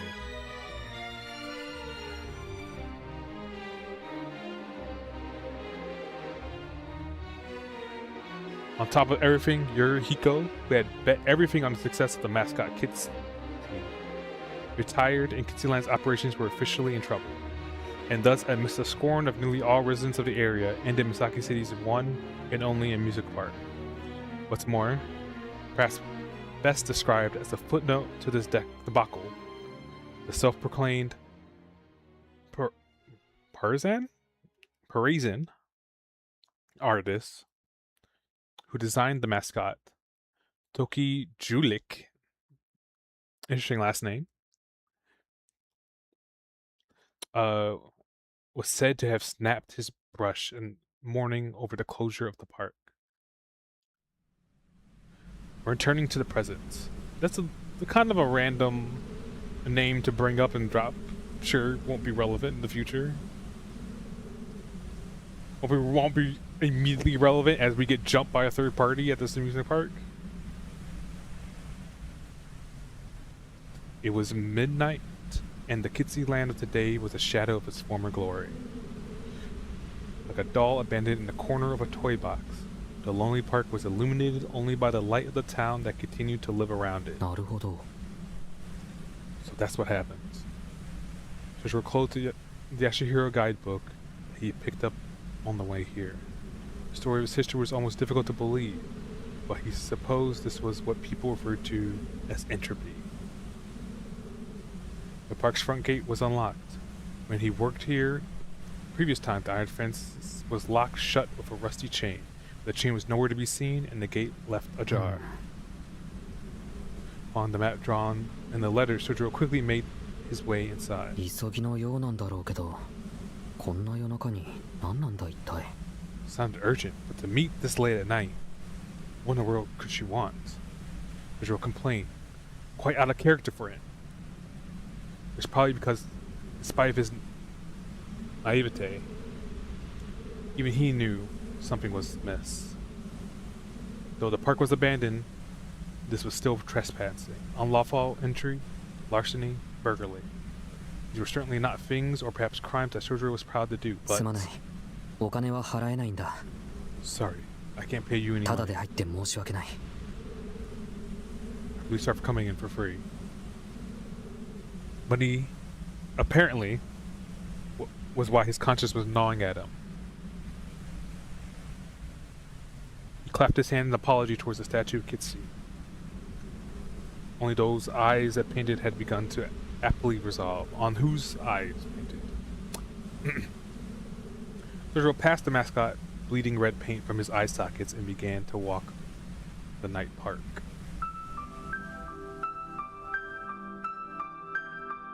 The building's colors have faded. The collection of machines was rusted. The man-made residents no longer felt the passage of time. Even the ghosts themselves could not endure the disparity between this forsaken place and its previous grand stature. It was like a fossilized dream. These were the ruins of a paradise both created and abandoned by a man and reality. The economy had stabilized, and the standard of living was now on the rise. Nobody was overly concerned with the future. These were the remains of a wild and exciting era.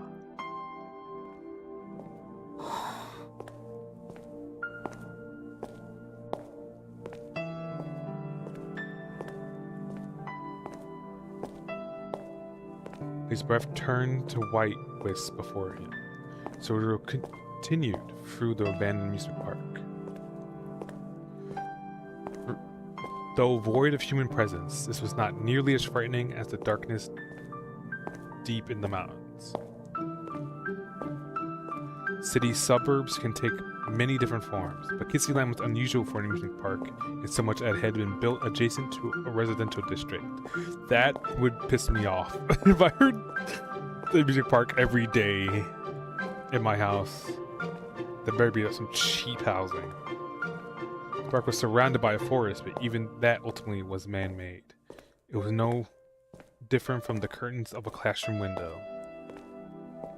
If he were to scale the iron fences encircling Kitsyland and break through the 20 yards of a forest of trees, he could have made it back to the familiar townscape. The amusement park tended to arouse dread in city folk. To Sojiro, it was a little different from the commotion and terror of downtown.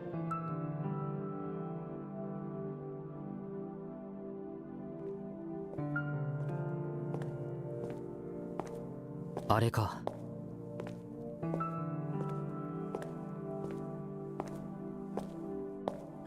I guess that's it. The central plaza was as silent as a grave. According to the map, the meeting spot was west of here. Waiting for Sojiro at his destination was a rugged, imposing, magnificent castle towering before the backdrop of this cold, cloudy night sky. Even for an abandoned park, it was a remarkable structure. If the roller coasters and the Ferris wheels were loud, intense attractions, this was comparatively quiet and easygoing. It was one of Kissyland's 3 iconic structures, and in a way, the wicked fortress that guided its paradise down the path of closure. Generally speaking, amusement park mazes generally fell into one of 2 categories: labyrinths, which disorient the visitors with their sheer size, and mirror houses, which disorient viewers via optical illusions. Many of the labyrinth's guests enjoyed the brief sense of adventure that it afforded. Over the years, however, it would be usurped by the ever-increasing thrills of new attractions. Such was the way all trends. The curse of fads. The new must give way to the newer. On the other hand, the House of Mirrors was a time-honored, beloved staple. Even within the confines of a classroom's dimension, well-placed mirrors and a well-directed light could both perplex and delight its visitors. And figuring in the cost of maintenance, a well-designed House of Mirrors could far outlive its labyrinth brethren. Even both types faded into obscurity, they would remain a staple that was constituted at an amusement park. Constituted an amusement park. Constituted? Why is it constituted? Constituted. However, that didn't mean that combining them would produce double the fun. Together, they transformed from entertainment into an uncanny realm from which those who had dared to step within could never leave. In a similar sense, Kissy's Mystery Tower Castle was the park's very own otherworld. Indeed, 5% of visitors ended up requesting staff assistance to get out. Modeled after European's castle, it was greater than a football field in length, and the interior was further split into 3 floors. 2 floors above ground and 1 below, lined with mirrors from top to bottom. Equal parts complex and vast, the maze demanded at least 30 minutes even from veterans. What? A football field, 3 floors, yeah, I'm not... How long did it take to complete? Yeah, like, dude, I feel like I would develop claustrophobia in there. One visit was all too to be struck by claustrophobia for hours. It was this labyrinth that now stood in Sojiro's way. 真っ暗ってわけじゃないな。電気とかついてるんだろうか。It looks like it's not entirely pitch black. I guess someone turned the lights on. It seemed that Sergio was unaware of the House of Mirrors even was, concerned himself only with its lighting. He checked the letter from Alco once more. The letter read, "I'll be waiting in the first floor lobby of the House of Mirrors." The meeting place was definitely in there. There was something to see by, at least, as he could just make out light faintly through the open doors. Putting aside his suspicions, he headed towards the entrance. The sound of his steps against the brick-laid path echoed faintly. He was far from the hustle and bustle of the city. The park clocks no longer made tick nor tock, and the winter's bite no longer blew in the night. From within the silence, the stillness that would cause any onlooker to hold their breath. Hello? Sojiro stopped at the entrance to the House of Mirrors. ところで青崎、そんなところで何してるんだ? By the way, why are you over there, Aozaki? He called out, turning back toward the plaza. A sound rang out as if someone had dove behind a garbage can and fell to the ground in their haste. A short silence ensued. For a moment, the abandoned park returned to its previous hush. Resigned to having been exposed, the girl appeared from her hiding place.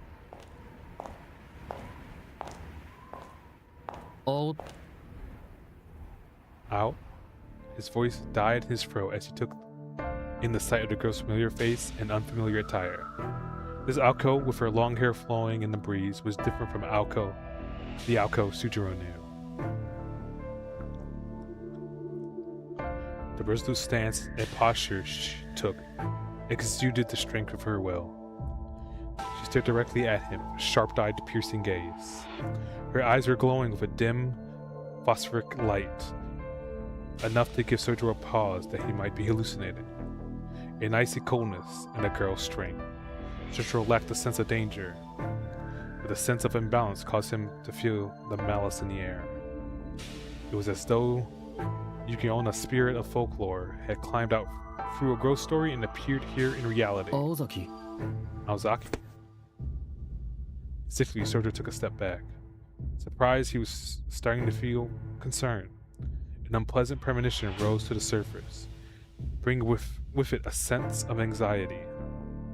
In spite of this, he felt obliged to honor urban etiquette by seeing if she was alright. その顔を見るに何かあったのかと一応聞いておくんだけど。Something happened to you. From the looks of it,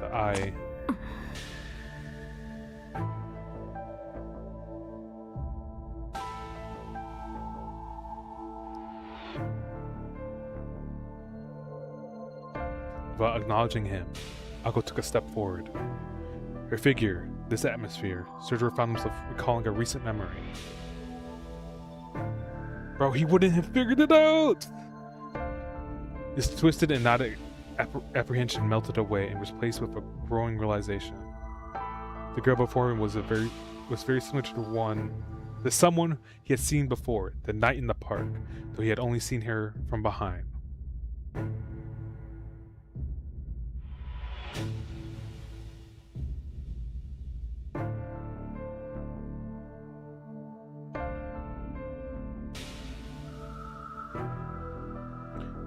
With increasing certainty causing him to swallow nervously, he noted that they might as well have been identical. 何をしていたかって話なら見ての通りよ。You asked me what I was doing. Well, it's exactly what it looks like. ここで獲物が通り過ぎるのを待ってたの。あなたが入ってから私も入って逃げ道をなくすつもりだったから。Yeah, maybe you kind of are a little blue of a bird, Aoko. Why are you telling this? I was waiting for my prey to pass by. Once you went inside, I was going to follow you and cut off your only route of escape. Ako said, perturbed by the swift change in plans. Phew. 待ち合わせ場所は合ってたんだな。So I came to the right place.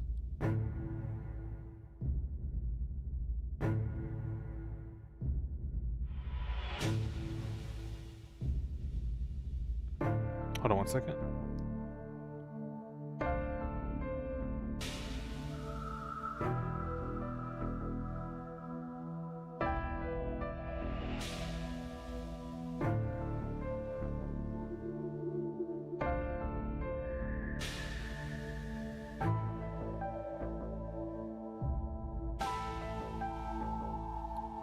What is UTC to ETST?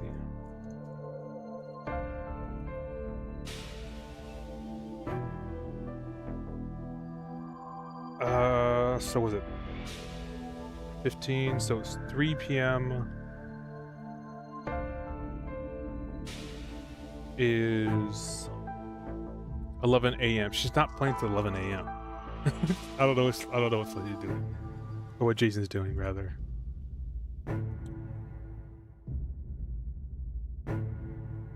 Sojiro was mightily relieved he had not gotten the wrong place.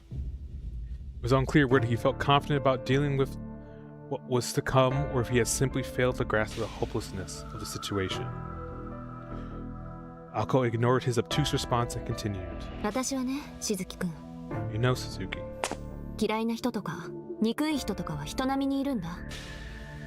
Just like anyone else, some people get on my nerves and some people I just really た hate. だ、ちょっと変なのが敵になるやつの条件でね。 The funny thing is, my enemies are never people on my shit list. Cold emotion burned in her eyes. Her feet had already moved one step closer to Sojiro. Sojoro's sense of foreboding was growing stronger. Wondering if it was what he sensed was bloodlust, he retreated another step. Continuing as so, they maintained a distance of just 15 feet. 昔から私は嫌いな相手でも敵と思ったことはなかったの。 As far as I can recall, I never thought of someone I didn't like as an enemy. でも逆に好きな相手を敵だと思うこともあった。 As it happens, I've even had enemies that I liked. 理由は単純。 The reason is simple. She held her right arm out. The light about her was no illusion. 当たり前のことだけど、 It's simple, really. 私は私の感情を乱すやつが敵なのよ。 Anyone who throws me out of whack is my enemy. Arn moved again. It was instantaneous.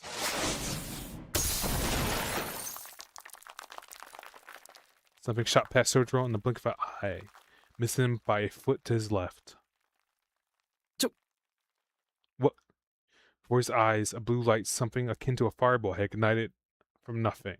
He finally understood what was happening. ちょっと待った。今のは大変見覚えがある。 Wait a second. I've seen one of those before. She ignored his dim-witted reaction. 外したか。 I missed. You missed a still target. Akko muttered to herself. The fist-sized hole in the blue light. The fist-sized hole the blue light had made in the house of mirrors cracked and smoldered. A shot like that could easily cave in the human skull, in addition to burning it to a crisp.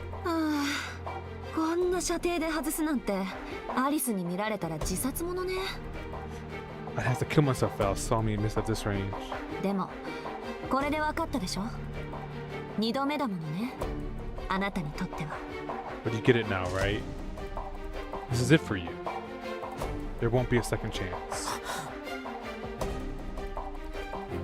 Sojiro backed away swiftly. Things were beyond incomprehensible. He was close to losing the ability to think at all. All he could do was make out the figure of the dependable student council president. Or at least, what he had thought was the president. And the memories of the park that night 2 days ago. He had never experienced anything like this. That most people living in a civilized country would have never seen anything like it either.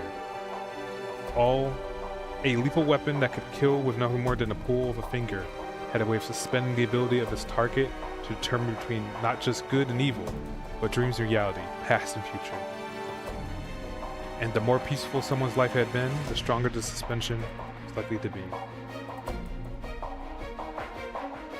All that one could think about was the fact that they were alive at that very moment. It was as if he was an unwritten character on a blank piece of white paper. There was no before, there was no after, there was only what came next. This was a very common thought process for anyone staring down the barrel of a gun. あ、命乞いはやめてね。意味ないから。 Oh, don't bother begging. It's pointless. でも、恨み事ならご自由に。殺す側の義務として一言一句聞いてあげる。 Feel free to air your grievances. The killer's duty to listen to her victim's last words. By saying it was pointless, she made it sound more like she would not listen to what he had to say. However, Sojiro was in such a state of shock that he did not even enter his mind to speak of. All he knew, for reasons unknown, was the girl in front of him wanted him dead. 嘘つきにも程がある。 You could have told me, 飛び Tobimaru. 丸のバカ。何がそんな生き物はいないだ。実際いるじゃないか、こんなお化けみたいなのが。 You said no such thing. You said no such thing exists. Well, how about now, idiot? There's a monster right in front of me. Sojiro felt that if he had said that aloud, the second blast would come even quicker than the last. So he kept this to himself. His mental expletive stirred his mind from paralysis to mere panic. His response came not from confidence, however. Someday, out of the blue, someone is going to kill me. While it may have seemed like a baseless belief to hold, そうだった。都会には殺人事件がある。 well, now that I think about it, murders happen all the time in the ルー city. ルを破れば殺されるのは当たり前だって。ちゃんと教えてもらってた。 Should remember, if you break the rules, you get killed. I knew that already. But to Sojiro, the situation seemed perfectly aligned with his inexperienced understanding that the city was a coldly pragmatic place. As far as he was concerned, at this moment, being killed by a classmate was not something to be surprised by. In a society where murder was possible, he was able to accept this sort of situation as natural. Of virtually no concern was a series of events that led to Aoko's aggression toward him. The only thing that truly confused him was Aoko's blue fireball. Sojiro swallowed with an audible gulp. Anyone who had been watching. It was the response of a victim paralyzed by fear. そういうことよ。ようやく理解してくれたわね。 That's right. So you finally get it. 多くは語らないけど、あなたにはここで死んでもらう。 I'm all out of words, so I think it's time you died. 魔術は隠匿するもの。なんて言っても、そっちには関係のないことだし。単に運がなかったって思えばいいわ。大事なのは、私があなたを殺したってことだけだから。 I can go on about how Magecraft has to stay hidden, but that doesn't really have anything to do with you. All you need to know is that you were in the wrong place at the wrong time, and that it was me who killed you. Oh shit. Done talking, Aoko once again lifted her right arm. There was a hum like a machine. Blue light began to revolve around her arm beneath her sleeve. This was taking longer than last time, leading Sojiro to believe that this was going to be much stronger than the attack that was still scorching the wall behind him. Realization caused him to panic to hide. Is that fire gonna go out? いやなんだつまり始末するとかしないとか What's あの gonna 夜 burn の down お化 the けは park? 青崎だったとか都会は本当に込み入ってるとかそういうことじゃなくて No, wait, it's not about me having to die, or the fact that the monster that night was actually Aozaki, or even whether she's a part of the church. It's not about any of that. His thoughts became jumbled. His heart pounded like a hammer. This was no time to be standing still. He was not sure if the girl in front of him was really human, and more importantly, even if he could accept the events unfolding for him when all was said and done. 待て人殺しはいけないんだぞ Wait, it's wrong to kill people. He's going to live off of pure himbo energy. This is crazy. If it was a fact of life in the city, Sojiro was not about to lie down and die. 分かってるわよ、そんなことは。 Don't you think I know that? ちょ Hey, wait. Sojiro screamed, still entirely oblivious. It was just the thing to invoke Ako's full wrath.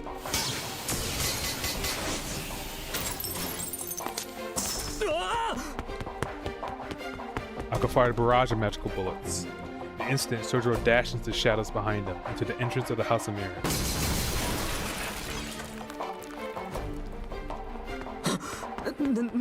なんだい今のなんだ What the heck was that? He darted feverishly down the hallway. After a mere few feet, he was left completely out of breath. This was due to the shock at seeing yet another attack, fiercer than the first, that he had never seen in his life, and because he couldn't shake the thought that if he moved even a second later, he would be dead. He could not afford to stop. The sound of merciless footsteps closed in behind け him. ど助かったここならなんとか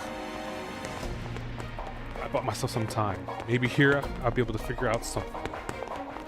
He threw everything into his legs as he sprinted. A straight, narrow passage about 60 feet long connected the entrance to the main hub. At this rate, he could just make it to the lobby. He was sure he would be able to find as many hiding spots as he needed. 助かった Thank God. He arrived in a large open space. To the first floor lobby, there were 3 passageways.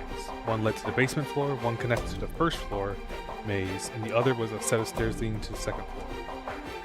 Sojiro did not particularly care which one he chose, so, trusting his intuition, he made a run for the first floor maze when... Ouch. He smacked his head through a transparent wall. 鏡 A mirror. ええ、面倒だけど、それならフェアでしょ。 That's right. It's annoying, but I guess it 追 makes いか things ける fair. 方にも逃げる方にも有利不利がある。 The chaser and chase are on equal ground. A somehow cheerful voice echoed in his direction. There was no need for Sojiro to even turn around. In the very mirror he had crashed into, he could see Aoko Aozaki's figure slowly approaching. それと1階の奥にある出口は封鎖しといたから、結界じゃなくて物理的に。 But you know, I sealed off the first floor exit deeper inside, physically, not with a bounded field. Stop using jargon he doesn't know. You're just gonna やり make す it ぎて worse. 封鎖っていうより瓦礫？土砂崩れ？どっちでもいっか。とにかく下手に出口に近づくと崩落に巻き込まれるから。生き埋めが嫌なら近寄らないことね。 Is calling it a seal going too far? Maybe plugged or buried works. Either way, if you get too close, you'll be swallowed by a cave-in. I recommend keeping your distance if you don't want to be buried alive. Panicked by the impending footsteps, Sojiro groped for the wall. He could see the stairs to the second floor. Did not understand what Aozaki had meant earlier, but he at least knew that the first floor was not going to save him. ま、私としてはそっちのが助かるけど。 Save me a lot of trouble if you died that way, 形 though. 式上、事故死の方が後始末とか楽だから。 He was much easier for accidental deaths. Behind him was the creature beyond words. As she continued her idle taunting, she lifted her arms simultaneously. Even from above her clothes, one could see some kind of strange, incongruous pattern upon her body. Incongruous.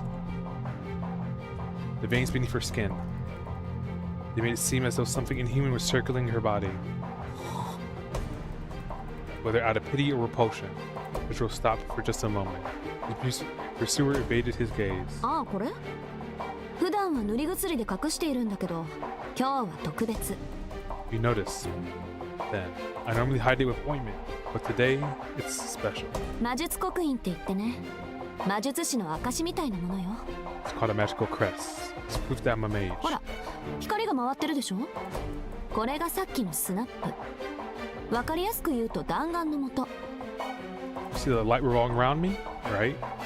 It's the beginning of what formed that snap. Those bullets. 今日は調子いいし、私、魔力を効率よく使うのだけは自信あるし。うん、あと30回ぐらいかな。さっきみたいな装着ができるのは。 Feeling pretty good today. I think I never felt more confident in how to use my magical energy efficient. I think I'm good for another 30 bullets or so. Perhaps she was on an emotional high, or her voice had become frightfully friendful. Substance of this conversation could not have been any more unsettling, however. そもそも何を言っているかよくわからないんだけど。 I don't understand a thing you're saying, Aozaki. わからない？弾数はあと30発ってこと。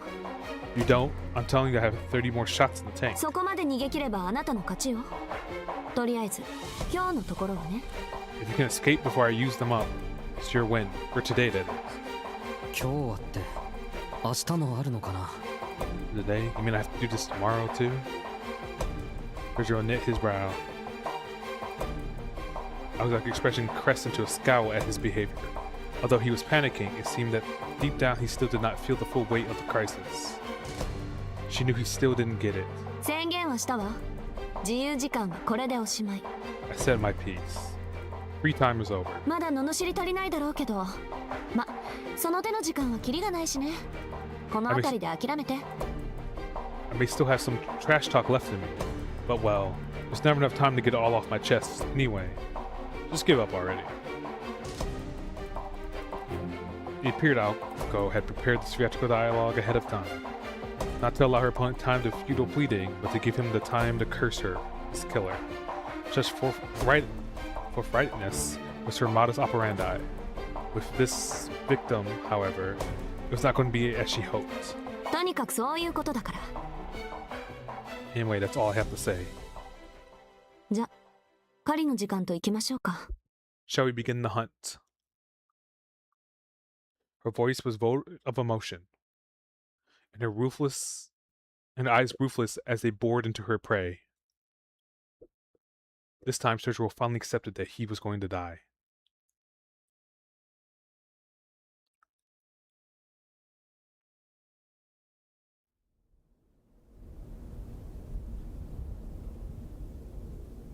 Silent as the dead, it steeped into the remnants of a dream that had long since seen no visitors.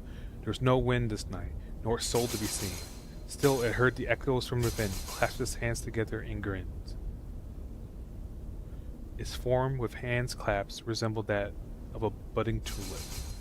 The bearing of this artificial flower reflected in the cloudy mirror of the tickets attendant's office next to the gate. Next to it stood a display board, corroded by years upon years of rust. No. Number of visitors today, 2. Number of today. The board had graffiti crudely scrawled atop one of the words. It was replaced with deaths. The records board had long ago fallen into disrepair.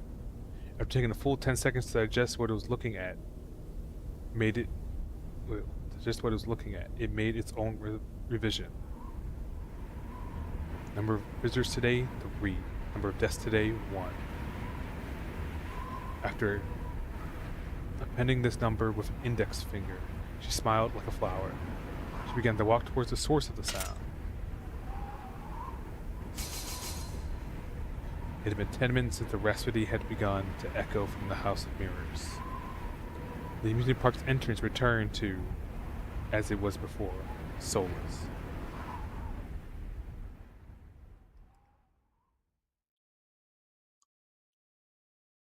In the end, even Sergio had been the luckiest man alive. There was no way he should have been able to escape. The question, however, was how much of this was by design, and how much was sheer coincidence. Even Alko, who had made all the arrangements, had no answer. Indeed, there were only 3 things she could say. It was taking longer than expected. He was putting on more resistance than she had anticipated. And that choosing House of Mirrors had been a mistake. Who would have thought? She had really screwed the pooch on this one. The location itself was an excellent choice, as the House of Mirrors was perfect as a hunting ground, but seeing her own incompetence reflected in the mirror was beginning to grate on her.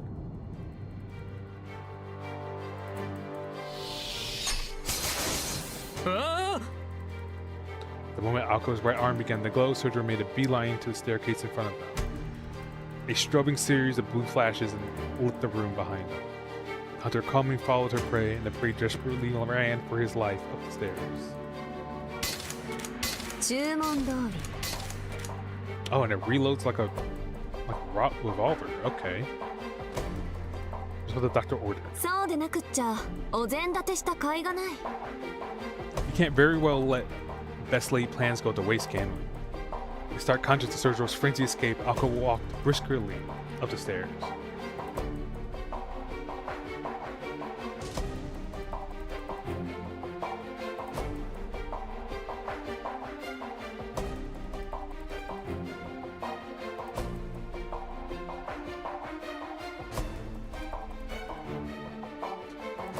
She elected not to run after her prey in order to maintain a set distance. As she lacked confidence in her accuracy, she would be the most challenged if Sergio bull rushed her and went down fighting. It's your arm though.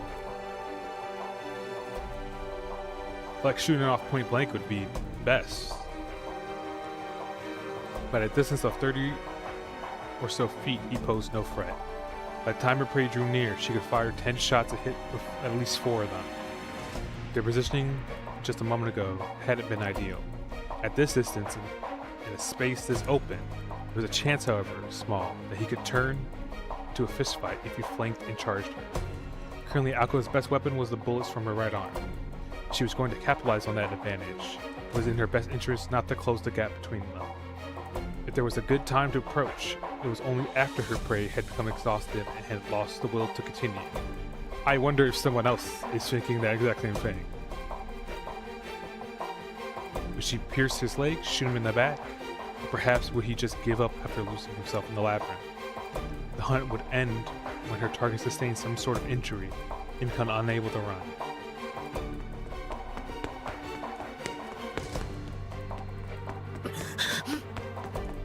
On Sergio's end, he could barely bite back on the screaming as he bolted through the maze. Even running in a starlit straight line. Wow, I'm tired. Even running in a straight line had become difficult much less searching for an exit. Out. The corridor stretched out far before him, or so the mirrors blocking the path had made it seem. Panicked, he made a turn to the right. That hurt. Clutching his head and his right arm, Sergio led with his left, groping through the air to see whether the wall was there or not. He dove down the hall to the left, narrowly dodging the bullets targeting his life. Urged on by the sound of approaching footsteps, he ran without thinking. That last one was close. A hair closer would have meant his life. He caught the odor of burnt hair from the back of his neck. He was very lucky. Or perhaps very unlucky. If he were actually lucky, he would not be in the situation in the first place. The second floor of the House of Mirrors was structured like a giant spiral. It wound left, started from an outside wall. Eventually, it would lead to a dead end. The more he tried to escape, the more cornered he would become, as though he were trapped in a twisted guillotine. His stifled screams threatened to leak out as complaints. No matter what he did, he was going to be killed. All the struggling merely served to prolong the inevitable. Yet he ran. No matter how many mirrors, walls he ran himself into, even after crashing so hard that his forehead bled and he saw stars, he ran. Pain shot through him at every turn. The more frantically he ran, the more intensely he smashed into the invisible walls. His body began to understand this rule and begged him not to run anymore. His breath was already ragged after sprinting a couple hundred feet. No matter how he thought about it, this was not normal. This was way too crazy. This was just a bad joke.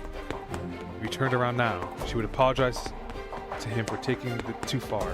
His mind had gone blank, as his body continued to slam into the mirrors again and again. His feet slowed as they began to believe that perhaps it really was all a joke. But then, he felt a chill. Touch of death upon his neck.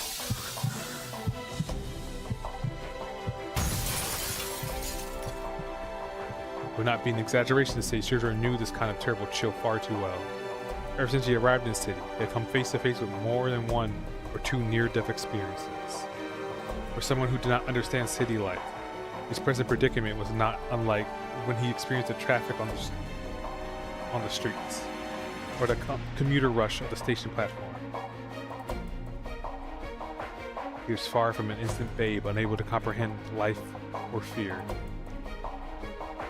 Rather, everything he had ever known became irrelevant when he was flung to a completely different cultural sphere. Even society's promises of safety, something urbanites took for granted, were threats unknown. So, he was used to this already. Though if you were to be honest, he was dissatisfied with some things. Things superfluous to necessity. This word was overflowing with valueless things, and they were all dangerous in some way. Even the everyday necessities sold at the convenience store were, as far as he was concerned, amazing tools. Civilization had raised the standard of living so high that it had numbed humanity's sense of danger. The city's constant pursuit of wealth and convenience was a poison to a country boy like Sojiro. And he did not have the capacity to accept these conveniences. That it was possible for such conveniences to easily and suddenly be misused and cause unintended accidents that had always made him anxious. Why? He had to wonder why he was even here.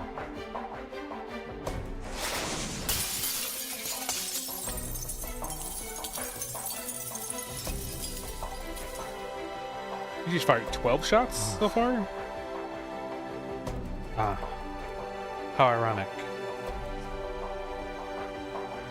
It took the real threat of death to finally make him realize, like a divine revelation, that he failed to understand until now.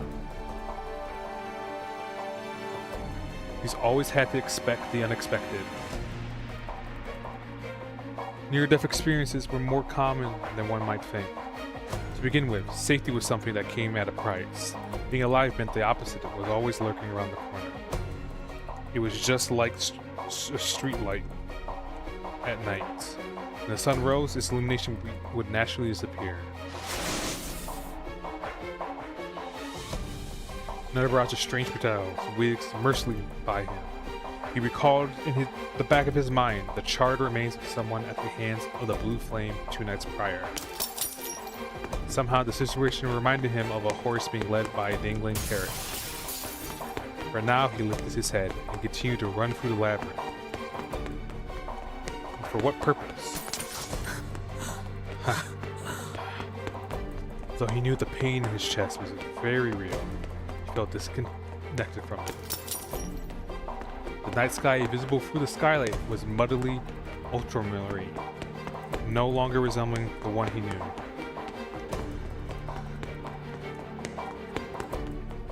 And managed to calm himself.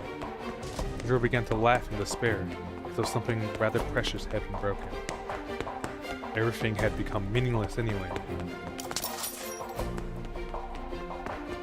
Even so, his legs somehow made their way at the sight of a reflection in the mirror.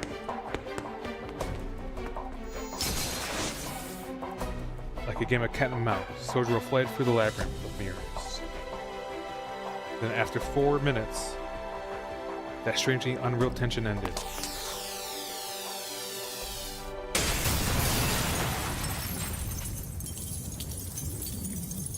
Okay, we're at either 16 or 14. The 9th shot of blue light inches away from him. The 9th? Are we cutting these numbers in half? Like each volley is 1? It exploded the moment it made impact, launching Sojiro into the opposite wall.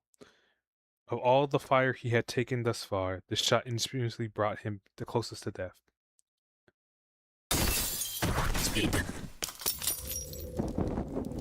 Groaning, he collapsed to the floor. His back was on fire with pain. He was not bleeding and was lucky he could still even scream. Yet his body refused to move. Physically and mentally, he had something to spare. He still has something to spare. I don't know why I can't read anymore. 3 hours of reading. The pain was not so bad that he couldn't get back up. It's just that there was a skylight above him, and he could glimpse the dark of the night sky beyond. The feeling that overcame him was a raw, selfish bout of grief. Oh, it was just so cruel. To have to stare at that for the remainder of whatever short life he had left.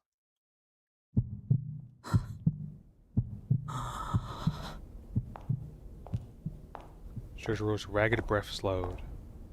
For all intents and purposes, he had given up. He had given up fleeing from the pursuer's footsteps, and perhaps even the root of all his problems. Well, at least it was Aozaki who got to kill me. Sojiro Suzuki felt things that, in any other circumstance, he would never feel. Incidentally, without exaggeration or embellishment, this was the only mistake he had ever made in his entire life. Staring vacantly into the night sky above, Sojiro listened as the footsteps drew nearer. Give up? You give up. It was the closest her voice had ever been to him. Perhaps feeling that he really had given up, she approached his collapsed form. In the dark, mirror-lined corridor, you could not make out her expression. Without a word, Sojiro raised his eyes to meet his murderer. 返事がないならそれでいいけど。I suppose if you don't care, you don't have to 調子 ask. 狂うわ。普通どうして殺そうとするのかぐらい聞くものじゃない？ You really do throw me off. Most people would ask me why I'm going to kill them right about now. Ako spoke from within the shadows. His eyes widened in bewilderment. Now that she had mentioned it, he realized that would have been the obvious question to ask. He had more or less picked up on the fact that he was being killed for learning some secret, but it was a human nature to want to know more. そっか。それは、そうなるな。That makes sense, now that you mention it. A simple affirmation. His face was a mixture of resignation and a forlorn longing. He fought for a moment before. でも言う必要はない。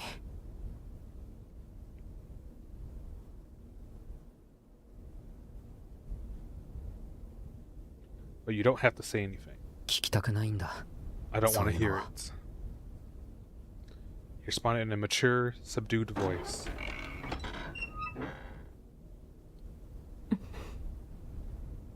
Response was clear, rather gallantly so. そう See, じゃ殺すけど死ぬの怖くないの I'm still going to kill you. Aren't you scared of dying? 怖いに決まってる。何より痛そうだ。 Of course I'm scared. It will probably hurt. His face turned wry as he objected, to which Akko frowned. Weary. Weary? Where? Wry. Nonchalant as he could be, he was honest about his feelings. そりゃ怖いでしょ。私だって怖いと思うし。 Of course that would be scary. I'd be scared too, you know. でも悪いわね。我慢して。 Sorry though. You just need to deal with 人 it. でなしと罵ってくれて結構よ。今の私は本当にその通りだから。 Why they call me a monster? This is exactly what I am right now. そういった意味じゃあんたと同じ。普通の道徳がないのよ。だから必要なら人も殺せる。 Guess that way I'm like you. I don't have what you call normal morals. Helps when I need to murder someone. Jojo's fingers twitched in response to her indifferent tone. As if to say that, despite having given up on just about everything, his body could not let those words slide. 人殺しなんて良くないぞ。 Murder is wrong, you know. How is he going to himbo his way 分 out かっ of てるって this? 言ってるでしょ。 We went through this. I know this already. Akko raised her right hand. The light from the crest illuminated her face. It goes without saying, her expression was unchanged. She was not crying, nor was she smiling. She was a young woman who had excised her feelings. Deal with it was another thing Sojiro could not let slide. Sojiro could read on Akko's face that she was not herself. She was in pain, and had to a degree he had never seen in her. And to a degree she hadn't seen it. ちょっといいかな。 Sorry, but I guess I do have something to say. 何？ここまで悲壮感を盛り上げておいて、やっぱり逃げるなんてのは却下よ。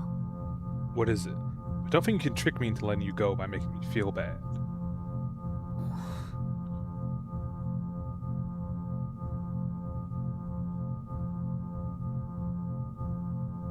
He unconsciously smiled at Aoki's ruthless counter and breathed a sigh of relief.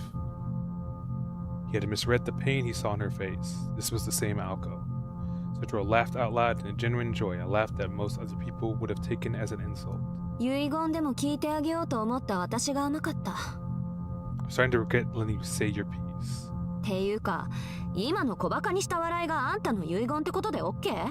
Or should I take that attempt to make fun of me as just that? いや、そうじゃなくて、あそこにいる人は青崎の友人なのか？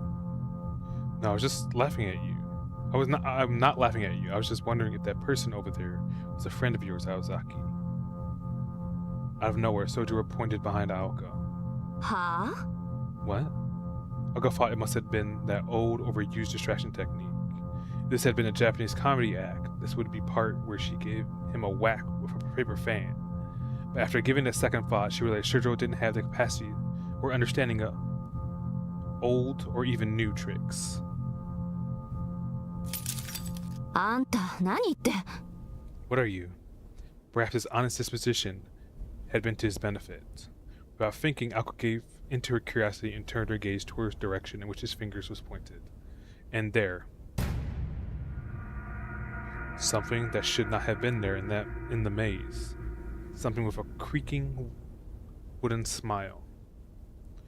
It was the ominous, creepy, uncanny figure of a girl.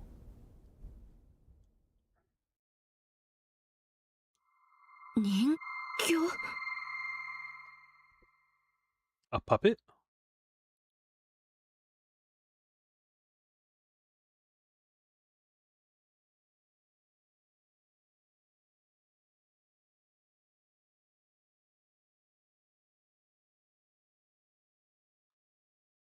Sorry, 1 second.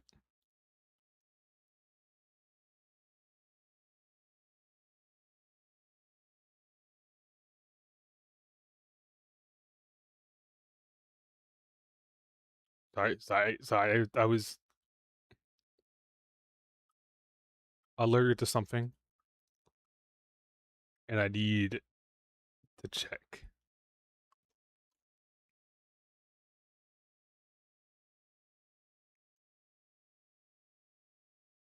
Okay. An unusual figure with 2 arms and 2 legs stood silently in the darkness. If only for a moment, its beauty, which was even apparent from afar, dulled the anxiety of the current situation. Oh. Extend. The utterly unknown threat made Aozaki freeze on the spot. Avoiding it didn't even occur to her. Humans possess intelligence and knowledge, but when confronted with the unknown, they fail to process what to do and...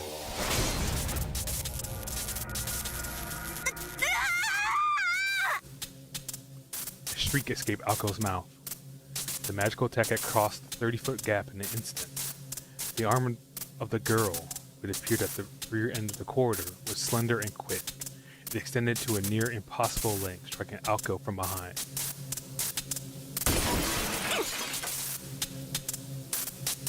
Ako crashed into the wall as she fought back an anguished whimper. Attacker retracted her arm. Ozaki. Oop. Don't do that. Dojiro sprang to his feet. He darted to her side and used all the strength he could muster to get her to her feet. He could not believe how light she was. In Shishiro's mind, Ako was an extraordinary individual. He expected that if you were to ever touch her, it would be apparent she was far stronger than him. But in reality, she felt about as heavy as you expect a 100-pound girl to feel. Meanwhile, that thing continued to reel its arms as if it was some sort of mechanism. That extended more than 30 feet from the elbow joint. It clanked as it returned to its previous shape and size. Are you okay? やめてよ。わからないわ。なんでそんな顔できるの？ Are you for real? How can you look at me like that right now? Ako tore her hand away from Sojiro's.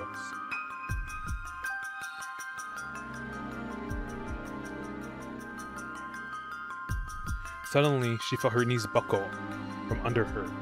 But Sojiro caught her before she could hit the ground and helped her to her feet. 無理するな。で、あいつは知り合いか？ Don't push yourself too hard. So, do you know this thing? He looked back at the eerie shadow 30 feet away as it finished retracting its arms. そうね。似たようなやつとは命をせめぎ合ってなかよ。 Yeah, I fought one of his friends a while back. Ako grabbed her lower back as she answered. Searing pain shot through her. It's just a bruise. How can it hurt 痛い。 this あ much? れだけ絶好の奇襲をしておいて。それともこの距離じゃ当たっても致命傷にならない。 It could have killed me, catching me off guard like that. Or maybe it can't kill from at this で、 No, ある it わけ can't ない be. か。何か別の意味があると見るべきね。 You must be missing something. It sealed your magic, girl. But tried to steady her breath as she assessed the damage done to her back. The pain was quick to fade, and her breathing returned to normal. For the time being, her motor functions were no longer hindered, which meant the real damage was elsewhere. 青崎、あれ。分かってるわ。黙ってて。 I know. Just shut up already. Blue light glowed across the gloom. The magical energy generated by her breathing was accumulating in her right arm. If magical energy was the fuel, the formula was the integer. igniter.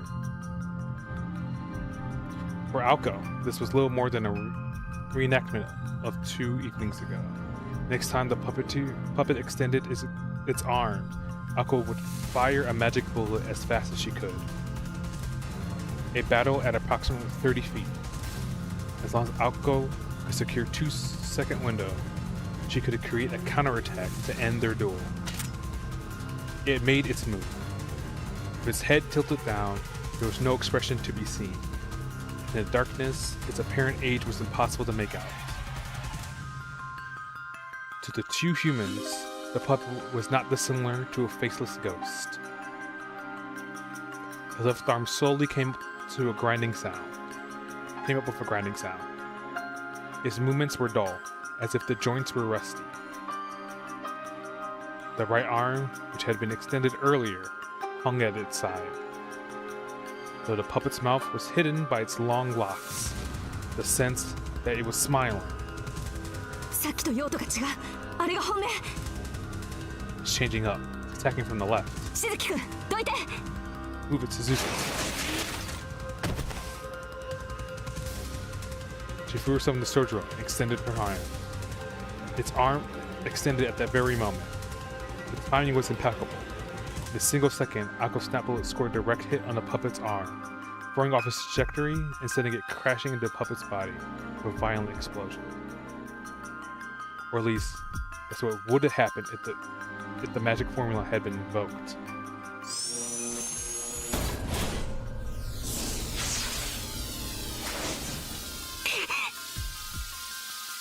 She barely avoided being struck once again. When her magecraft failed her, intuition took over and she managed to get away. やられた。最初のはそういうことか。 She got me. She knew what I was going to do. She clenched her teeth in frustration, her thoughts racing a mile a minute. Fight or flight.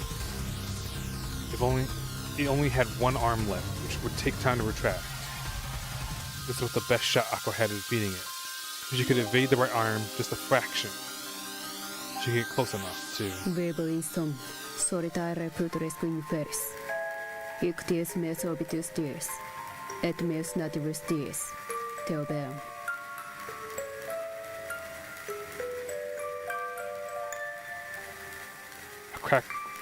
A crackle echoed through the corridor. The poetic murmurs contained enough magical energy for a mage to perceive. The verse itself was Latin, but it contained hints of the language of curses, Gandalf. Originally, they were words meant to curse a hated adversary. However, Mea animae mortalis, otem eftura negata sunt. Manes sum, animam definire ambiguum est. Teodi et te am, conveniamus insomnio ipso. the puppet was directing the words at itself. Curses beget curses. The victim calls down a curse on the assailant, creating a vicious cycle of negativity. The incantation was meant to do just that. However, this was ultimately a one-puppet show, an unprecedented source of power akin to auto-intoxication. As unbelievable as it seemed, the cycle of curses had been turned into a perpetual motion device. 何それレベル高すぎじゃない Gotta be kidding me. Isn't this overkill? I'll abandon the idea of digging her heels in. It was time to flee with all due haste. 何してんのあんたも来る What do you think you're doing? Come on. She grabbed Sergio's hand and ran as fast as she could deeper into the realm of mirrors. The crackling voice continued its murmuring behind them. Proximi mich negligentes ferunt. Omnes nos peccantes fims. Et omnes nos edem fims. Omnes nos peccatores suns. Venit domum meum. Lut simile somnium. Et pulvere simile quotidianum. Corprebo. Te judico.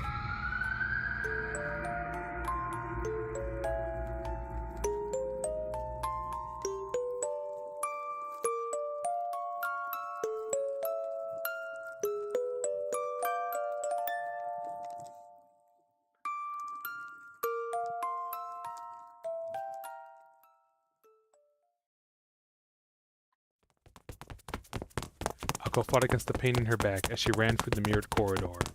She She had Sojiro by the hand. 青崎、傷は Aozaki, are you okay? 別に背骨がしびれてる程度よ。内臓は平気だし出血もないみたい。 My spine is numb, but it could be worse. My internal organs seem fine, and I don't think I'm bleeding internally. She cursed inwardly at how much of a mess she felt, though. Unlike Sojiro. Wait. Close-ups are peaking bad. Hold up. How bad is this?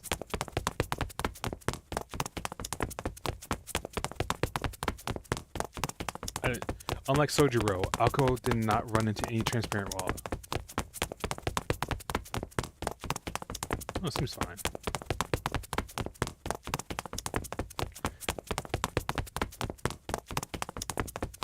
Thanks to not superior sight, but rather preparation, she hammered the layout of the building into her memory. 平気ってわかるのか You're really okay. How can you そ tell? りゃ自分の体だもの。身体管理は基礎中の基礎よ。 This is my body. One of the first things a mage learns is how to keep track of your body. Ako's matter-of-fact answer contrasted with Sojiro's nervous questioning. The corridor grew shorter with each and every left turn. At first, they were able to advance in a straight line for about 100 feet at a time. But by now, they were forced to turn a quarter every 50 feet or so. あいつはあの夜の But the one from the other 多分 night. ね。同じタイプだと思う。貴重なオートマタを惜しげもなく使い捨てるなんて。よ Probably っ the ぽど same お金持 pattern ちなん at だろうけど。 least. Whoever's behind it must be pretty wealthy to be throwing a valuable automaton around like it's a toy. Jojo furrowed his brows. He was grateful that she was answering his questions, but baffled by the strange words she was using. 青崎ストップもう随分走ったぞ Hold up, Aozaki, we've been running for a long あい time. つは曲がり角一つ分向こうだ少し休もう We're a good corner ahead of it. We can afford to rest a moment. His words suggested that he was still concerned about her injuries. Ako shook her head in irritation. あの距離を狙ってくる相手に通路一つ分のリードは無意味よ。せめて二つ分に行くまで走るの。 Not enough against something with that kind of range. We need to keep running until we're 2 or 3 turns clear, at least. Jojo nodded. That matter settled, he なん asked. で俺を連れて行ってるんだ Why didn't you leave me behind? 逃げられたくないからじゃない、バカ。 So why do you think so you couldn't get away, idiot? Answering curtly, Ako glared at her naive prey. The two of them headed for the next corner. Their legs began to slow as they rounded once more. Rounded one more. Ako rubbed her back as she tried to catch her breath. Though Ako had insisted that she was fine, it appeared to have been a bravado. Even the usual clueless Sojiro felt the desperation they were in. He stood behind Ako with his arms folded. While they had a moment, he tried to make sense of everything.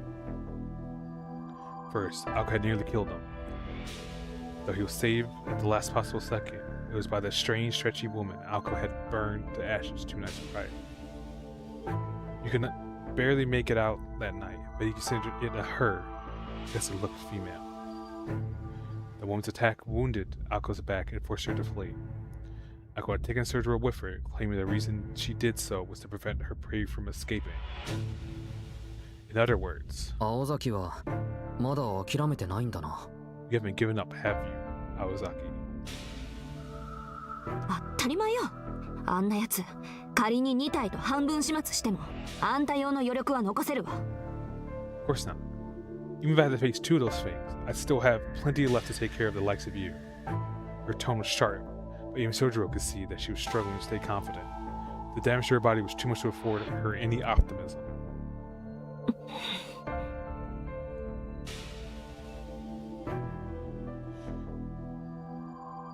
Still, the fury in her eyes refused to accept her circumstances.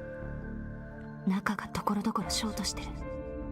あの右腕は回路を混戦させるジャミングってわけね。My magical circuits are shorting out like crazy, which means that right arm of hers must be jamming like spells. Though the proper response would have been for her to tremble in fear, she did nothing but shake her fists in anger. The disruption of formulae was only supposed to work on absolute beginners. It had been her roommate. The arm would have been repelled the instant it hit her, and attack circuits burned out rather than her own. Attempting to establish a link to the magical circuits of another mage was like presenting your heart on a silver platter. It would have been no use in a battle against a superior mage. And yet her adversary had been designed to do just that. Coupled with the attacks on areas of Misaki's under Ako's jurisdiction these last few weeks. Dude, I don't understand. Some of the sentence structure fucks me up when I'm trying to read aloud. Coupled with the attacks on areas of Misaki under Ako's jurisdiction these last few weeks, it was a clear statement from the enemy, who had been revealed itself as a fellow mage 2 days ago. Maybe they're like slightly wrong on me, or I'm just shortening these sentences how I would shorten them after a while, which is tripping me up. In other words, the puppet saw Ako as no threat at all. 敵ながら正確な判断だこと。 Played right into their hands, huh?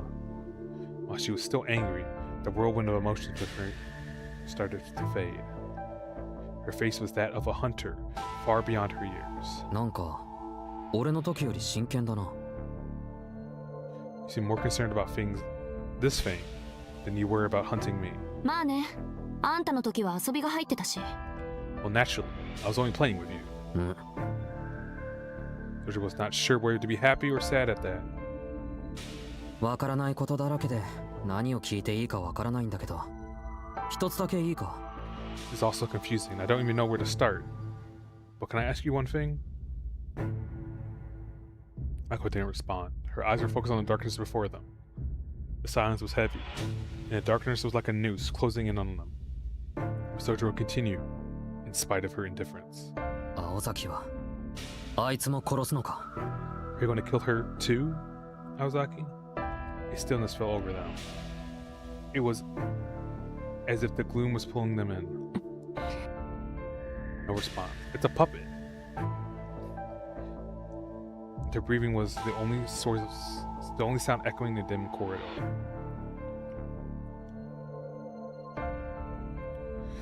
There stood Sojiro, forcing her to confront her sins, and the musician girl who continued to ignore him.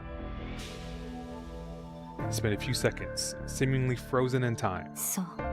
Yes, それがあなたのキーワードみたいね。 that's a sticking point for you, isn't it? Ako whispered in a lifeless tone. Her sigh was tinged with both resignation and contempt. 何？ A sticky what? 独り言よ、忘れて。 Nothing. そ Forget れ it. と、言っとくけど、あいつは人間じゃないわ。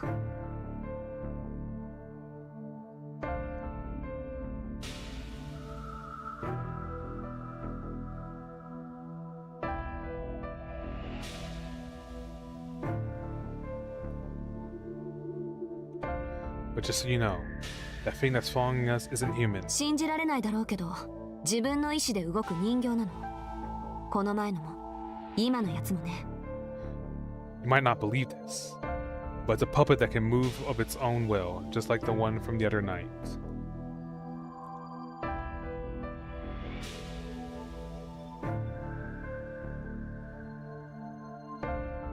Zero nodded as he processed the information. Not only did he not doubt her story, but he seemed to have accepted it at face value. なんか落ち着いてるわね、あなた。 You're awfully calm. まさかもう何が何だかわからないからあまり考えないことにしてるだけだ。 No way, I have no idea what's going on. So I'm just trying to not to think too hard about it. ただ人形に関しては別にどうということはない。 The part about it being a puppet isn't too surprising to me, though. もしかして他でも自動人形を見たことあるとか？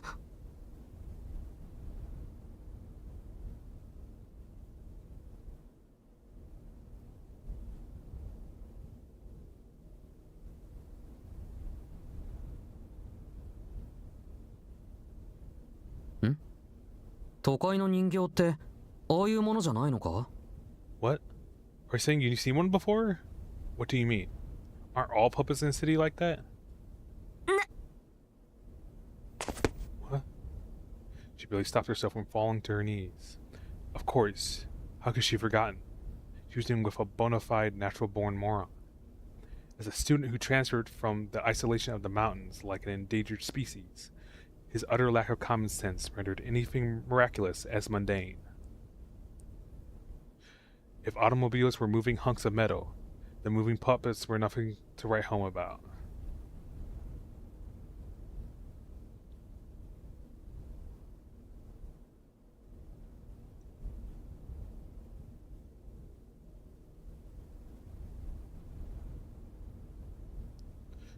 Wait, that meant, to him, the incident from the other night hadn't been extraordinary at all. He might have even assumed it was an everyday occurrence in the city. 参った。いっぺん頭の中覗いてみたいっていうか、ほんと、ここまで来ると感心するわ。I give up. You know, I'd really like to get a look inside your head someday. Honestly, have no idea how you made it this far in life. 調子が狂うのも当然だった。普通は私に襲われた時点でもっと違う反応をするはずなのに。No wonder you're such a weirdo. Normally, people wouldn't react the way you did when I attacked you. 化け物とかお化けとかさ。でもあなたにとってはそういうこともあるで済まされてたわけなんだ。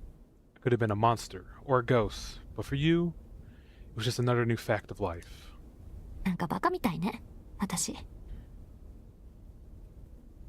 I'm starting to feel like the real moron here. Her strained face returned to normal for a moment. It hit her. There had been another way to handle this without anyone getting hurt. The damage had already been done. There were no do-overs in life, nor should there be. Her own mistaken assumptions had sent a situation spiraling out of control. But now that Sojiro was involved, she had to make sure that her secret was safe with him. Even if there had been another, better option, that ship had sailed. Human relationships were ultimately driven by mutual misunderstandings. They were like tapestries woven from mismatched intentions.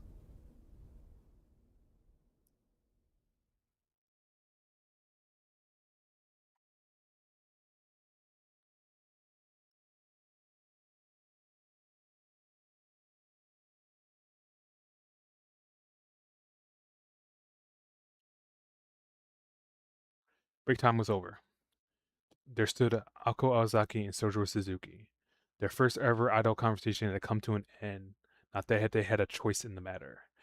It was the jarring murmuring from around the corner that cut it short. Nemo meafnus meminit, vedroit extinct sest. Initio eraberamus dom brevimus dolores sunt. Nemo adiuvat. You were born wrong, life is suffering. Somebody save me. So true. So true, twin. Then he was just around the corner, visible in the mirrors parallel to it. 悠長に話してる場合じゃないわね。とにかく今は距離を。We don't have time for this. We need to keep our distance. Oh! In contrast to Aoko's elegant blues, his lights were a malicious red. 感動値 Gander shots. There was a momentary flash of light before she even extended her arm. But the instant she saw the enemy, her dormant feelings erupted once more. さっきから邪魔なのよ。 You're a real pain in the ass. She channeled all of her pent-up anger and shunted it into her right arm. The fog that filled the corridor was no magical weaving, but rather a barrier of raw energy.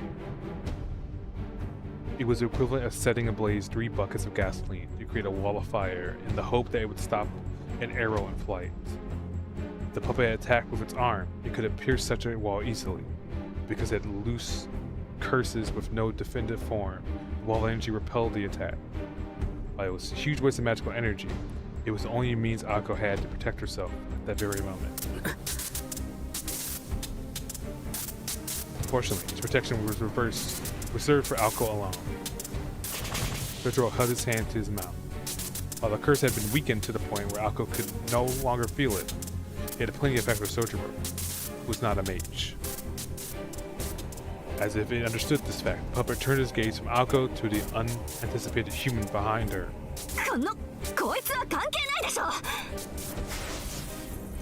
Just let him. You're going to kill him anyway. Just let him die. Enraged, she swung her arm forward once again. The blue light formed a wall to block the gander for a scant few seconds. It was enough of an opening to exploit. Just as Ako was forming the wall, the puppet pointed its right arm at her face. And this apparently does have something to do with me. Time to run. Before the rocket of death could be fired, Sojiro scooped her into his arms. How he mustered the strength to do so was a mystery, but he turned his back on the puppet and took off running. I mean, she's only 100 pounds. I don't know if I could take off running, but I could definitely just scoop a 100-pound high schooler when I was in high school. He was a nimble sprinter, resembling a deer leaping across obstacles. Sojiro rounded 2 more corners, ignoring whatever complaints Ako was making, and eventually stopped in the middle of the 2nd floor. He had set her down. よし、ここまで来れば少しは休めるな。 Alright, I bought enough time the rest of it. Sojiro's shoulders were heavied as he caught his breath. As light as she was, running while carrying someone else would make anyone winded. She looked up at him in incomprehension. こんな体力あったのに、なんで? He had that much stamina all along, then why? It made no sense to her. If he had stamina to pick her up and run, surely he could have stood up and escaped when he had been downed earlier. ああ、あの時は諦めてたから。 Oh, that time I had given up. His words were unfiltered as always, as ever. Though right then, fighting for their lives, he lacked some of his usual absent-mindedness. 諦めてたってどうし But て? why?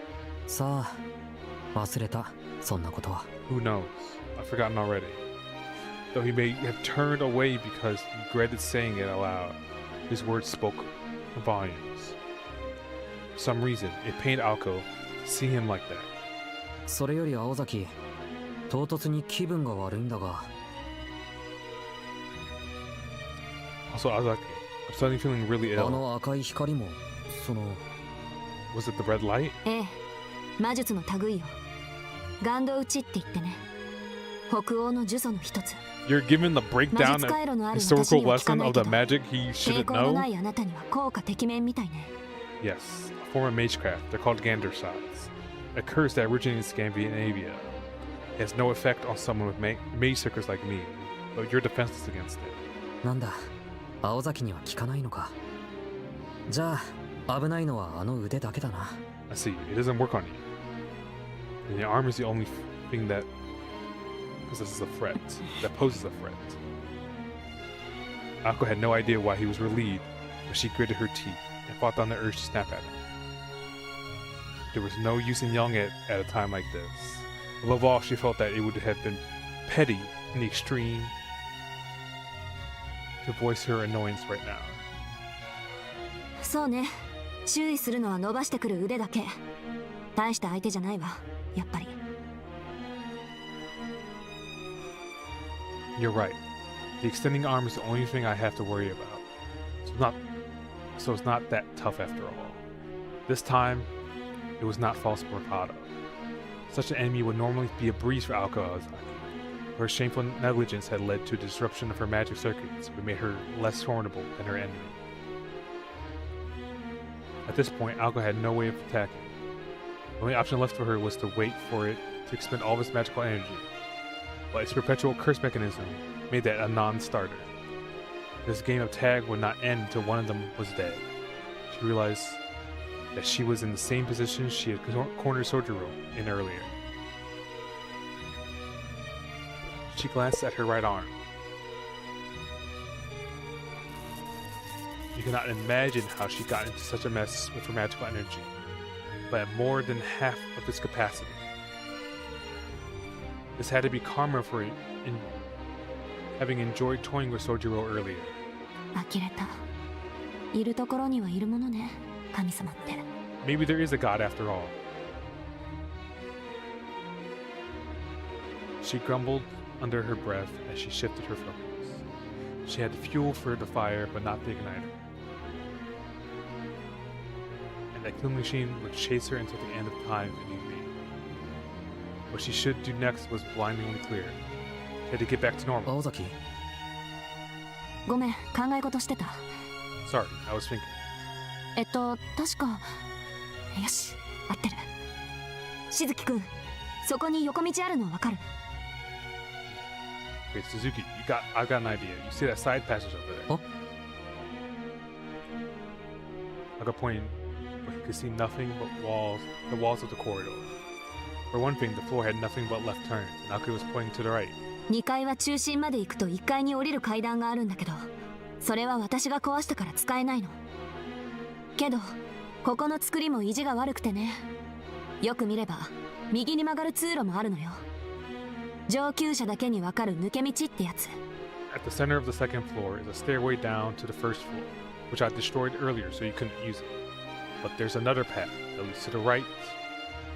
Like this place is taunting you by design. It's a secret shortcut that only the hardcore fans know あ about. とは注意して探せば、1階の階段までショートカットできる。悪いけど、一人で行って。If you search carefully, you can find a way down the stairs. Way to the stairs down to the first floor. Now do as I say and go on without me. My reading ability is crumbling as time goes on. Ako turned her back to Sojiro and started walking. Walking in the opposite direction of the escape route and down the long corridor toward the puppet in pursuit. あいつは無差別だから、ここで壊さないといけない。魔術師は魔術師同士で争うのはいいんだけど、みらりに一般人に手を出しちゃいけないって決まりがあるの。That thing will kill anything it seems, so I have to destroy it here and now. It's okay for two mages to fight each other, but dragging normal people into the conflict is strictly forbidden. あいつの目的は私のわけだし、結果がどうあれ、すっきりするでしょ。I'm the target, so this is the best outcome for everyone, don't you think? If Alco won, the puppet would be destroyed. If Alco lost, its objective would be complete and it would shut down. Either way, them going their separate ways would mean Sojiro survived. This is what Alco meant, though she explained it as if the events were happening to two totally different people. 運が良ければ入り口までたどり着けるわ。If you're lucky enough, you'll make it back to the gate in one piece. それじゃあ、また明日ね。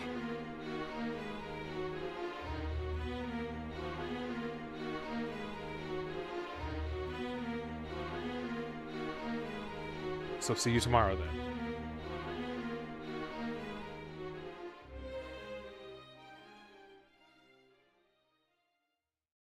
You and Sojiro could tell she was just trying to act tough. But she had already disappeared around the corner by the time he fought to stop her.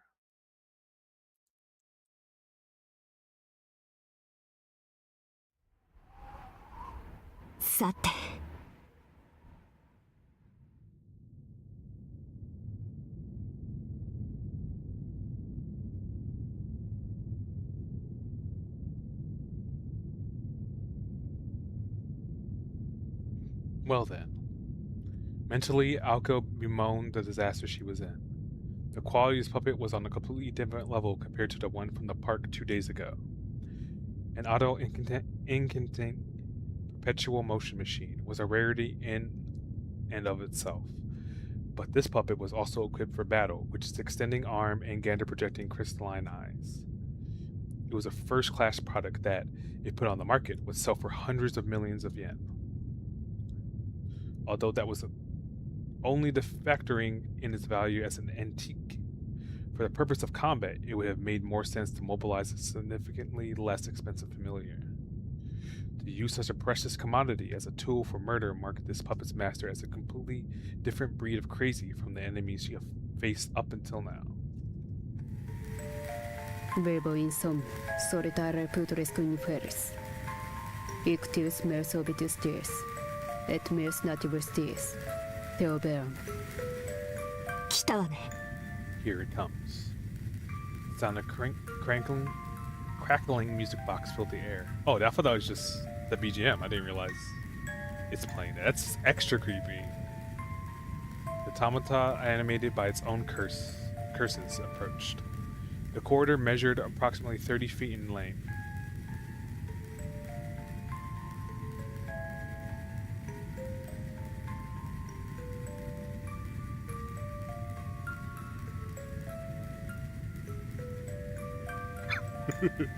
I'll go lay in wait around a corner further down the hall, anticipating the puppet's appearance.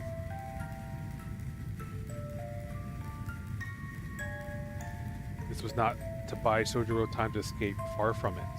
Alka concluded that she couldn't make a break for it under the current circumstances. Even if she did try to escape, and by some miracle made it out of the House of Mirrors, that was as far as she would go. Outside with no cover, Alka would quickly be overtaken and skewered from behind. As long as her magecraft was disabled, escape was impossible. Instead, she chose to force the enemy back. Her situation was not the most favorable, but neither was the puppets. Though this narrow hallway gave Alka no place to run, it in turn prevented the puppet from reaching full speed. That was the weak point of this machine. Automata of this era had a tendency to struggle with minute changes in speed. Set. Connected. She flowed energy into her shorted circuits. Her blood flow and magical energy supply were unstable. It would be difficult to construct a formula in this current state. All she could do was harden her right arm by imbuing it with as much energy as she could. Doing so turned her arm into an improvised weapon, like a hammer or a bat, assuming she could manage to get into close-range combat. This was the best she could do. I mean, the right arm could still tase you, though.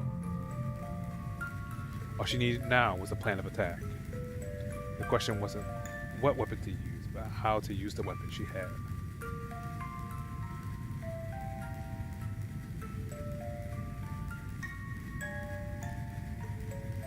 The simplest way would be to use the mirror's reflections to hide and then rush the puppet from its blind spot, except for one major problem. It did not have a sense of sight in the first place. The puppet's view of the world around it did not stem from visual feedback, but from mapping topography of its surroundings. In theory, it was the same as a bat's echolocation. The environment could be measured based on the emission and return of high-frequency sound waves. Those chants served as the sensory pulses. As far as the puppet was concerned, the mirrors were no better than transparent panes, making even the thought of an ambush laughable. 近づけば近づくほどよりリアルに察知される。 The closer it 本 gets, 当は遠距離からの狙撃が最適なんだけど、ガンドを撃ってくるならフィンの一撃ぐらい隠してるわよね。 the closer it gets, the more it's able to sense me. I'd really rather fight it at a distance, but if shooting Gander, it's probably got at least Fin Shot up its sleeve. What the hell's Fin Shot? Gander was Scandinavian origin and considered its simplicity highly versatile. It was most effective at impairing a target's health by pointing a finger. A single action magecraft, it was limited to only causing illness, but there was a secret technique said to be the greatest mastery of the Gander shot. The Fin shots. It could do more than cause simple illness. It could give you a yellow talking stretchy dog as a companion. There's deadly curse that could stop the heart. Give you a wicked hat, nice sword, might rip off your arm though.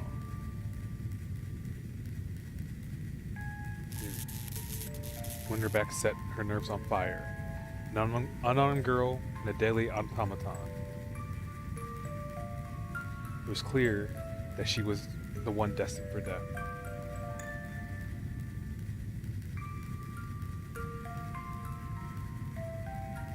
She considered her slim chances of survival when a vision sent chills down her spine. Quietly using everything she could to clamp down on the feeling, Alko faced her all too familiar illusion. She clenched her teeth to keep from making a deafening clatter. Not chatter? Clatter? But there, the sensation of fingers crawling up her neck behind her. Ugh. But there, the sensation of fingers crawling up her neck. Behind her, the specter stared and laughed. This alone made Aoko want to bolt. On top of it all, when Aoko tried to mentally simulate the coming fight, she estimated a 2 in 10 chance of dying in the first 5 seconds. 20%. At times, predictions were harsher than reality. If Aoko fought the puppet 10 times, she would die twice. She could not stop herself from visualizing her own corpse. She imagined herself collapsing, crumpling under the puppet's curse. Her eyeballs swollen like a bowfish, blood and other fluids oozing from every bloody orifice. 1 in 5, 1 in 5, 1 in 5. A 1 in 10 chance of death was bad enough, but 1 in 5, it drove her crazy.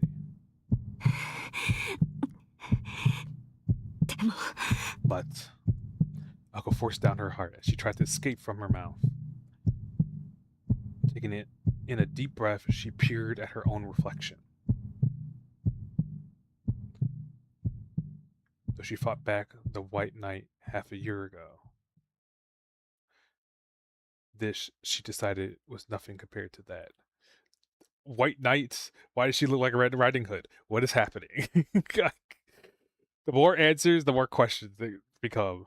6 months ago at the Kwanji estate, town of the White Roses, the Wandersnatch that appeared from within the thick fog had killed Aoko 100 times out of 10.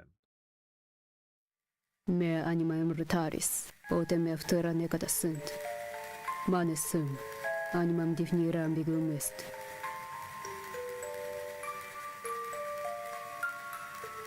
A dark curse shattered Aoko's daydreams. It was only 30 feet away. The puppet rounded a corner.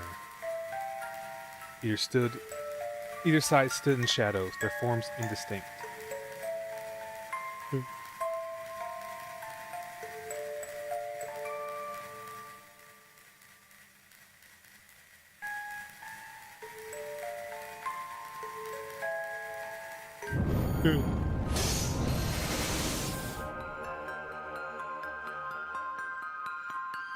The puppet gave no warning. Without preamble, it swiftly fired a gander barrage. As Aoko planned, the curses fizzled out as they hit her mist-like barrier of magical energy. The protection would only last a few seconds, giving her just enough time to...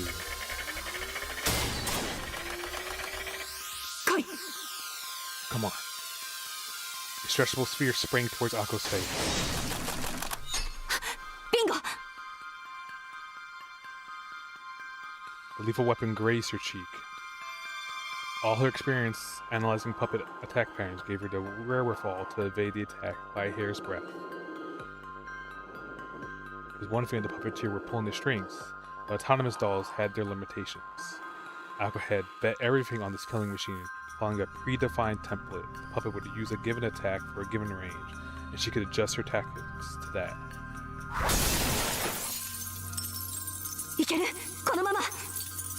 Now's my chance. Before his arm had a chance to fully retract, she charged the puppet. It was a risky gamble, but overall the chances were slim to begin with. The scales tipped in her favor. If her predictions were correct, there were 2 ways she would die. One was from a fin shot fired at that range.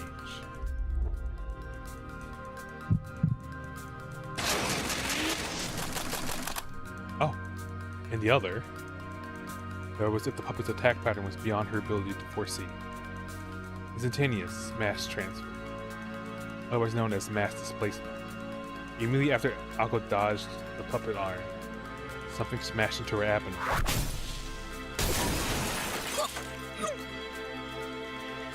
The head-on collision from its shoulder felt like a rocket.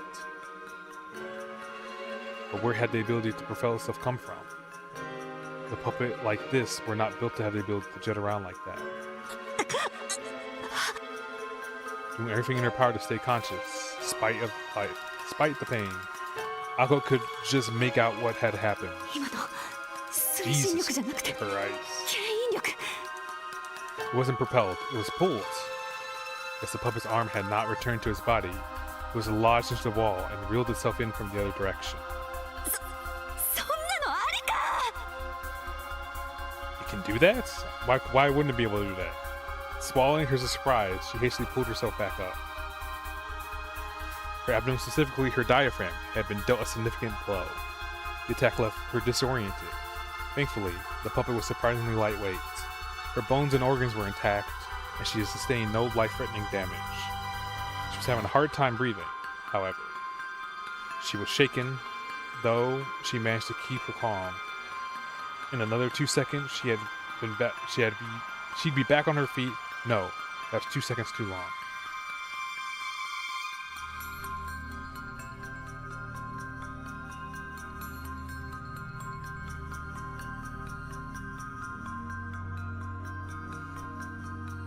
She told herself to stay calm, to calm down, that she was already calm. She only briefly lost her bearings. She was fine. She recovered her breath and her vision later if only her body would move. Intellectus non necessarius est, quisque escat, o nostro sentiabulat fit. Above her, Alka could hear the warped noise of a powerful force. 足動けでもどっちに行けば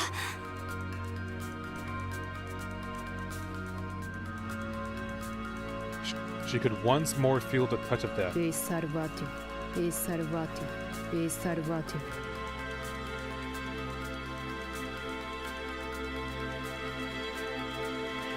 The puppet was so close that Alko could reach out and touch it. It also meant that it could reach out and kill Alko. こいつの右腕の死角に入れる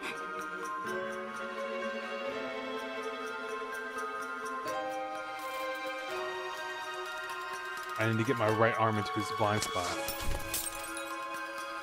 By intuition alone, Alko rolled over to the puppet's right flank. Its arm was still embedded within the wall. From where it could not attack, she had made the right decision, and her dizziness faded.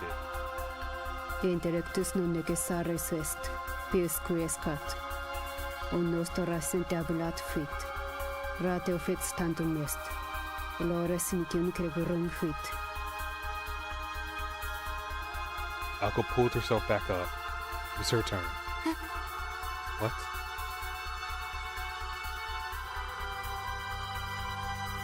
Oh wait, she's also redheaded.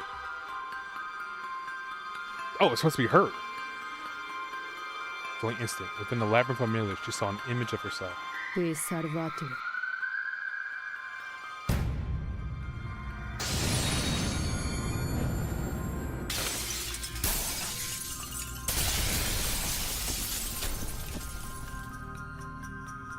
A blinding, brilliant light flashed.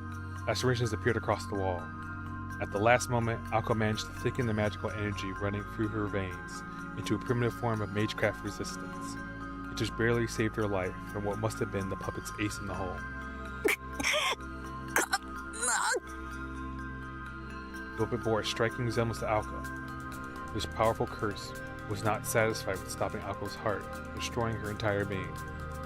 Alko did not even have time to be shocked. This was her chance for a counterattack. The puppet's balance was unsteady, its right arm still embedded in the wall. Alko prepared to give its defenseless body a strong kick, but her knees buckled as she collapsed into a heap on the floor. Febo in somno, solitare pudres cuniferis. Ictius meus obitus dies, et meus natibus dies. Theobeam. Theobeam.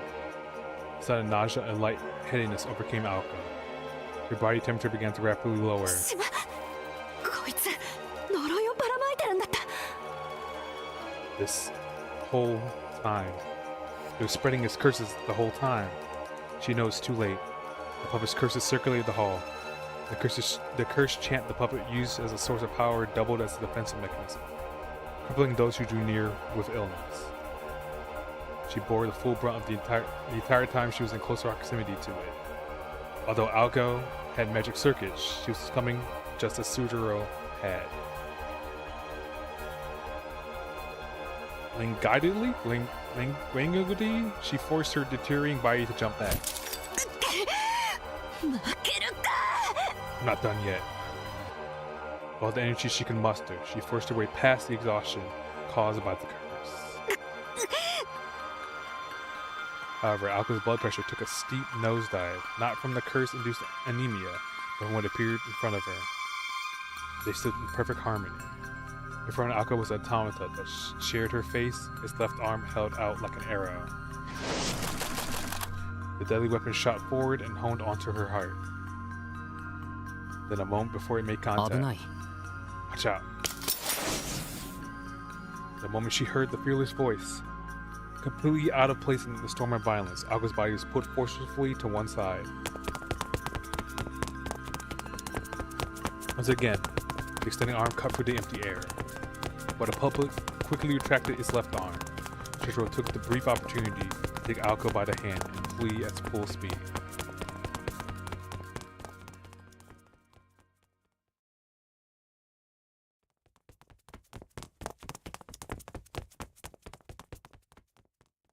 Sujiro ran through the corridor as fast as he could, only stopping when he had put enough distance between them and the puppet. その考えてみると I was thinking, and though he had saved her, she looked angry rather than grateful. This did not keep Sujiro from saying his piece. 明日はどうも忙しいみたいなんだ Tomorrow's going to be a really busy day for me, so in other words, let's finish this today. Rather awkward proposal. Aoko remained silent. She was also rather angry. Not that she could not figure out what made him tick, nor because he returned after escaping. Not even because he was spouting typical air-headed lines. It was, she supposed, that instant. The fact that when he grabbed her hand, her mind had gone completely blank. Aoko found it unforgivable. Which beckoned the response. あなた、正気? Are you insane? In the heat of the moment, she blurted it before she could stop herself. それとも自殺願望でもあったわけ。私もあいつも、あんたなんか殺す対象に過ぎないのよ。Or maybe you got a death wish. Don't you realize either of us could kill you with a snap of a finger? 少なくとも、恩を売る相手じゃない。At the very least, I don't owe you a damn thing. 言っとくけど、私、助けられたぐらいで曲がる信念は持ち合わせていないから。See, my life doesn't change a thing between us. Sujiro nodded, clearly unperturbed. 青崎がそんな可愛らしいもんじゃないのはこの夜だけで骨身に染みてるよ Don't worry, Azaki. If tonight taught me anything, it's that you're more ruthless than that. She found herself slightly offended. けど君は勘違いをしてるから少し正そう But I think you need to get one thing straight. あいつの狙いは青崎だけじゃない君だけじゃなく俺も殺す気だと思う The thing isn't just trying to kill you. I think he's trying to kill me as well. She was having none of it. Her eyes shot daggers his way. 話は最後まで聞くどうしてかっていうと1階の入り口あるだろあの細長い通路 Before you chew me out, you need to know something. Do you remember the first floor entrance at the end of the long corridor? なんでかあそこから先に進めないんだ逃げたくても逃げ出せなくて仕方なく戻ってきた Well, it's blocked. I tried my best to find a way out, but no luck. There was no choice but to turn right back. Ako's eyes widened ever so slightly in amazement. She felt admiration rather than shock that her enemy would go to such lengths. それにさっきので完全に敵扱いされたあの人形こっちをじろっと睨んできたし And besides, it was hostile to me too earlier. I could tell by how it was glaring at me. いや一瞬でよく見えなかったけど生きた心地しなかったな青崎も気をつけた方がいい多分よっぽど怖い顔をしているに違いないぞあれ Well, it happened so fast that I didn't really get a good look at it. But it was really unsettling. You should be careful. That thing. She sure has a terrifying face. それはご親切にどうも。 Gee, thanks. Ooh. なんでこれはもう他人事じゃないんだ。 You bet. I mean, I can't pretend like this isn't happening. 青崎と人形。結論として、どっちが勝っても俺は殺されてしまうんじゃないか？ Whichever you wins, I'm a dead man either way, right? そうね。そこまでやってるなら、目撃者は消すでしょうね。私みたいに。I can't argue with that. He's willing to go as far as seal off the entrance. Then he'll probably kill any witnesses as well. At least that's what I do. だろ？ Right? でも、俺はあいつには殺されたくない。I don't want her to be the one to kill me. え？ Wait. What? Eh? Eh? His words were decisive. As Aoki looked up at him, you could swear he was trying to encourage her. It was then that she realized Sojiro was looking even worse than before. ちょっと待って。大丈夫なの？あなた。 Hey, are you okay? まあ、醤油を一升瓶飲むよりはマシではないかと。 Well, I'm better than if I drank an entire bottle of soy sauce.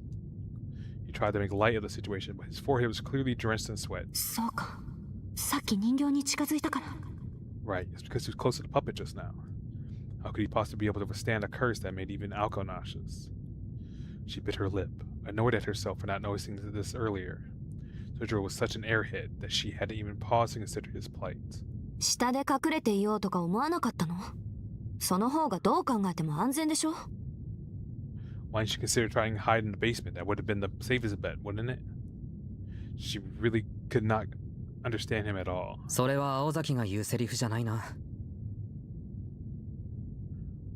You should really take your own advice sometimes, Aozaki. でもま But あ、 hey, 長話をしている時間もない。そろそろ追いついてくる頃だ。 this is no time to be chatting. She could catch up at any moment. He turned to look down the corridor.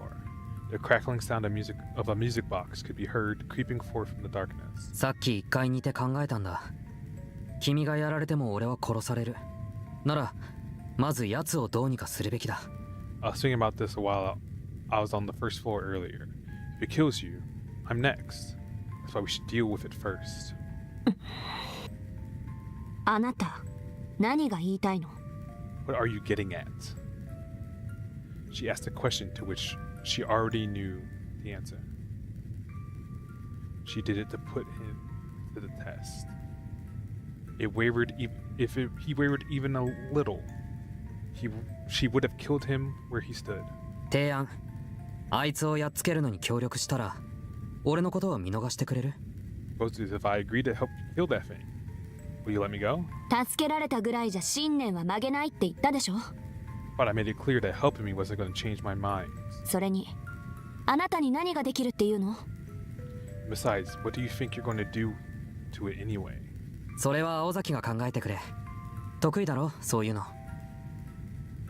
Oh, that's your end of the bargain, Aozaki. This is your area of expertise, right?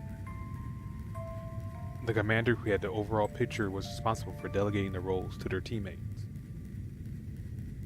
It was futile to depend on someone who was unable to grasp the situation or evaluate the enemy's strengths. Sojiro was proud to share that he knew this. He spoke the truth. Alka was the only one who knew both Sojiro and the automata. That's why he pointing out that following her orders to best ability was the only thing he could do. It may have seemed as though Sojiro has surrendered his capacity for self-thought, but in accepting that he was helpless, he was in fact giving Aoko his complete trust.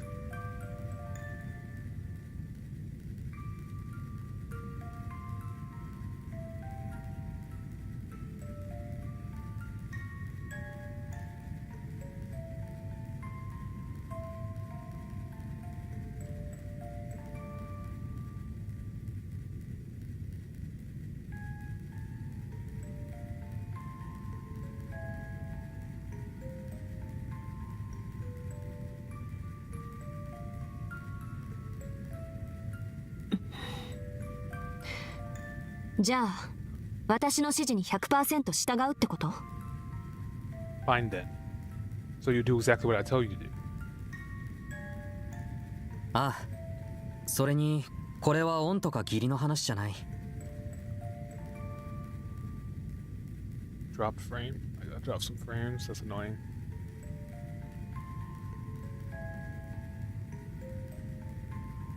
I will, and just so you know, I'm not doing this out of a sense of obligation.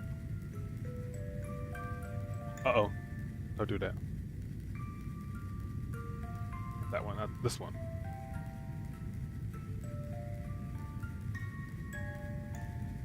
一人だと分が悪いから二人でかかるだけだ。善意でも好意でもない。 It's 取 just 引っ obvious て言 that わない neither か。 of us had a こういう chance の。 on our own. This isn't goodwill or kindness, it's just a transaction.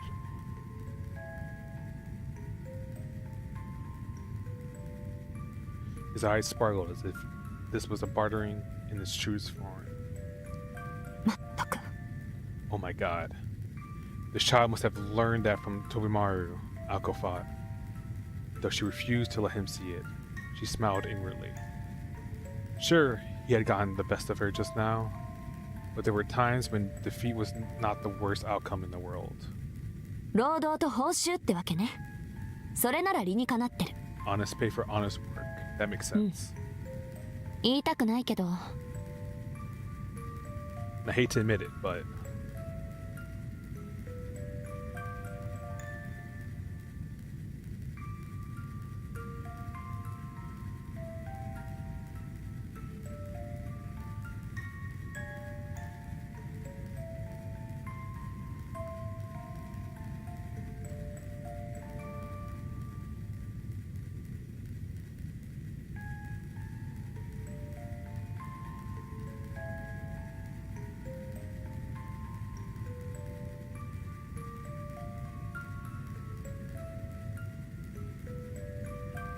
she relaxed her shoulders and sighed. I think I need to enunciate better. Her face cracked into a wicked grin, as if her fears had suddenly washed away. それ結構私の好みよ。 Your plan is just my style. Ako repaid Sojiro's trust in equal measure.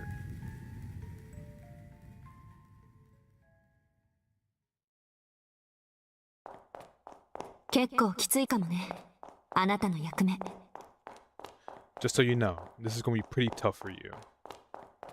Ako warned Sojiro, moving as fast as she could without her footfalls causing a din of noise. Sojiro remained near the center of the spiral maze, on the second floor. 実を言うと、もう一つ用意しておいた仕掛けがあるの。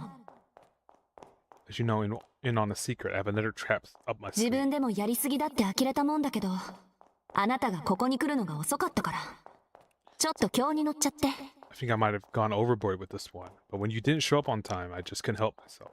お A trap 仕掛 for me? Jotaro tilted his head like a squirrel as Ako freely discussed the final ace of her sleeve. 地下の柱に着火型のちょっとした魔術式を刻んでおいたの。中心の柱に点火することで連鎖的に他の柱に仕掛けた魔術も起動する。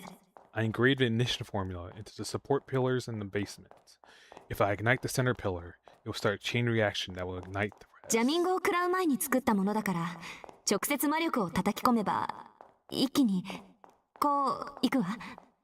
I made it before the thing started jamming me. So if I infuse it with a bit of my magical energy, it'll go boom. うん。 Sojiro was a little unsettled by how unclear that last bit was. 青崎、こうじゃわからない。できるだけ明確にどこまで爆破する気だったのか白状してくれ。 It's like, could you clarify something? I want to know how much you were going to blow me up. Please be honest.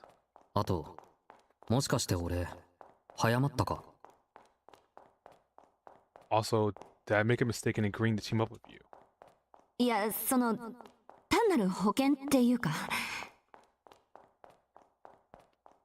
Don't be silly. It's just an insurance policy. Yeah. 追いかけっこの途中であんたを見失ったらいっそ建物ごと爆破しちゃおうかなって。 I just thought that if I lost sight of you at any point, I could blow up the whole building and you with it. That's smart.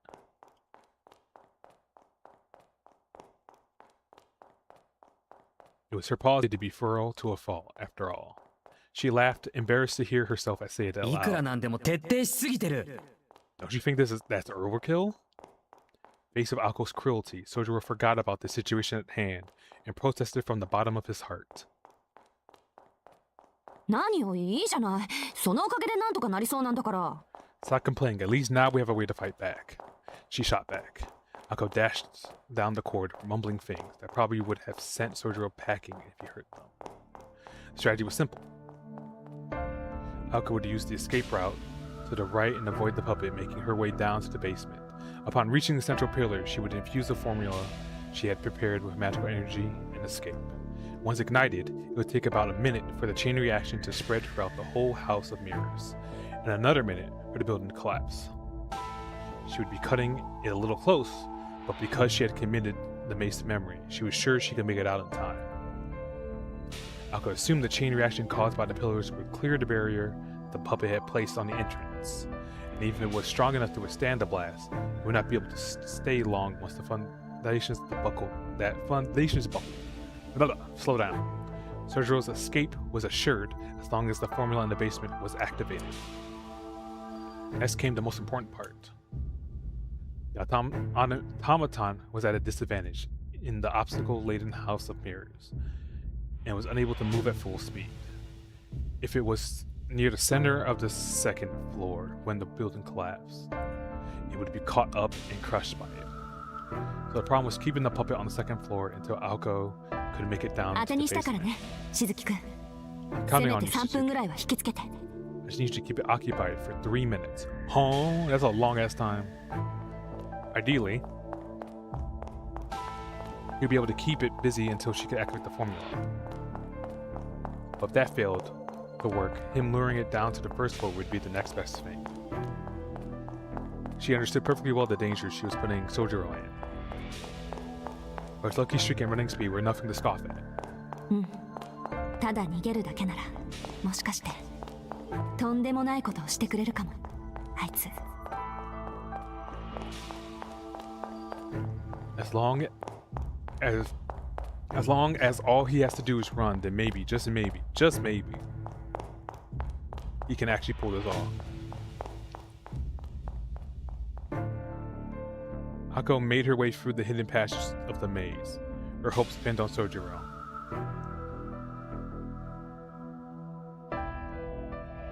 Meanwhile, well out of earshot, Sojiro was ridding himself for another desperate chase. He calmed his beating heart using a method of his own making.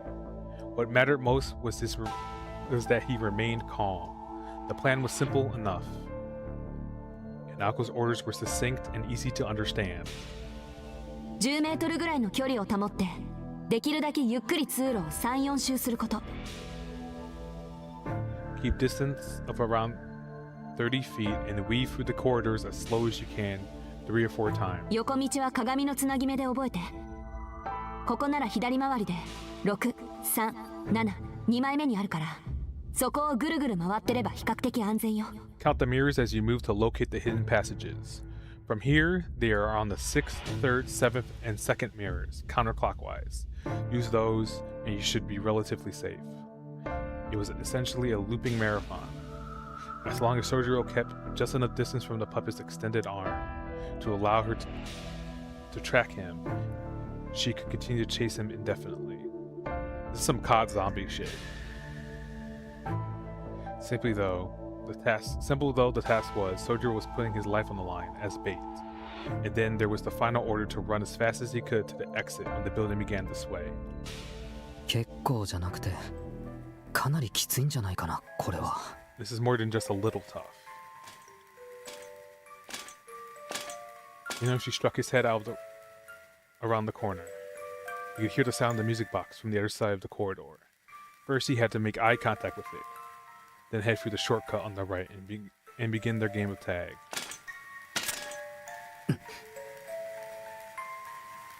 He spotted it and braced himself. Closer, closer. Fearing that her arm could fly at him at any moment, he went over Alko's instructions in his head. Wait. However, he could not quite remember which pane led to the first hidden passage. The 3rd, the 6th, the 9th? I was going to say, that would be kind of hard for me to just memorize in the moment. No.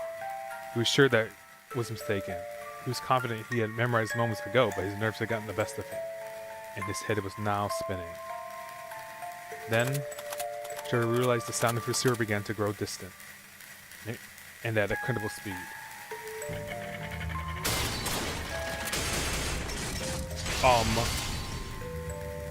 Nani?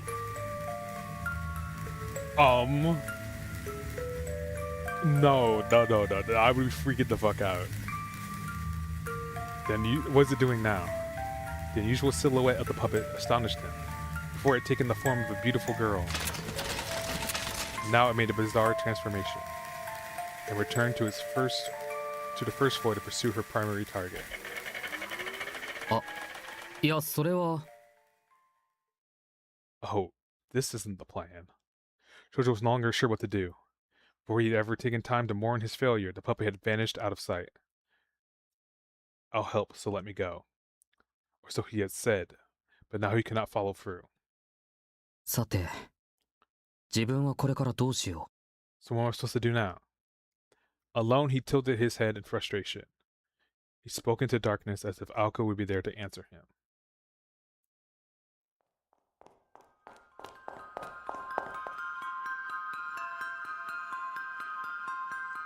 Meanwhile, downstairs, as soon as she arrived on the first floor, Aoko understood what had transpired above her. She did not even have to strain her ears to hear the puppet. Even during its heyday, this attraction had never made sounds like the one she had heard coming towards her now. It was the sound of despair, as if a horde of monstrous hedgehogs were scraping their way past the mirrors in her direction. Hedgehogs. あのドジ That 3 分どころか10秒持たないってどういうことよ。 3 minutes. He couldn't even last 10 seconds. Rather than buying her time, Israel had instead stolen hers. He had one job, to run away, and that was all. She cursed him under her breath. 複数の足音ってことは二足から多脚に切り替えたのね。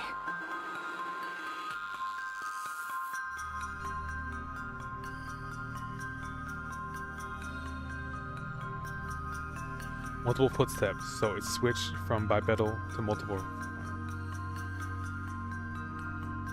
The echoes made it sound like dozens of feet were approaching. Ako's mind conjured the image of a giant six-legged spider tearing its way down the corridor. It kind of looked like that. It was a little wonder that it was so much faster than before. The perception of the surroundings through the echolocation was of particular use in the dark. Compared to sight-dependent humans, the automaton was far better equipped to navigate its way through the labyrinth of mirrors. If it could not keep pace earlier, that had been because its bipedal mode made it less maneuverable. And now the stability provided by multiple legs gave it the speed that far exceeded that of any human. どうするどうするどうする What now? What now?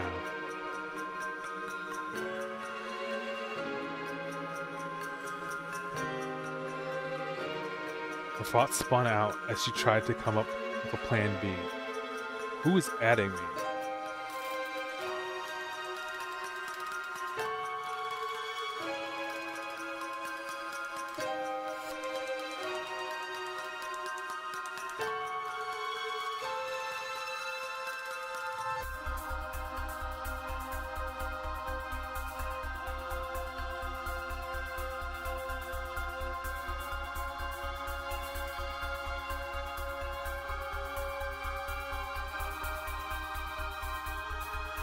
Oh, it's the fucking nothing.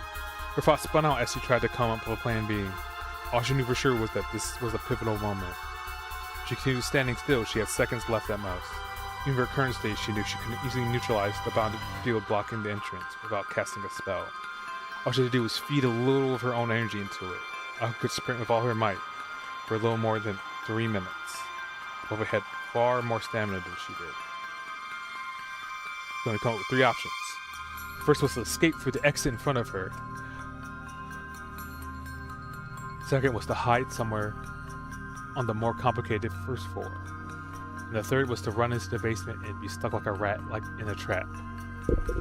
なんだ、考えるまでもない。 Well, that's obvious enough.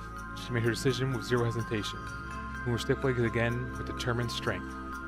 The oncoming storm was almost upon her. Resolve firm, she turned and ran, descending into the darkness.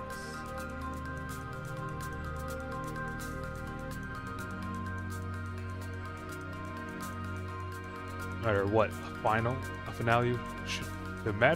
a finale should be glorious. This would be the Mirror Castle's final scene. 2 humans and a puppet.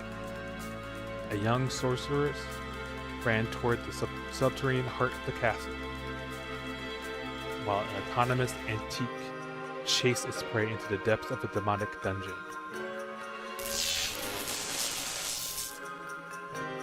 A minute later, a faint blue charge would ripple through the castle. This was the main pillar in the deepest depths of the basement.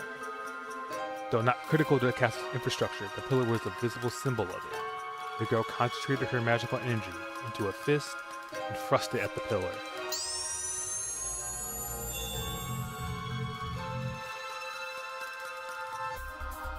This was the blow that would bring down the castle. She imagined destruction as she threw the punch, and the scene blossomed to reality seconds later. It was a simple ignition magecraft, and to release the condensed magical energy engraved into the 4 pillars at the corners of the structure. Using electricity as a switch meant virtually instantaneous activation.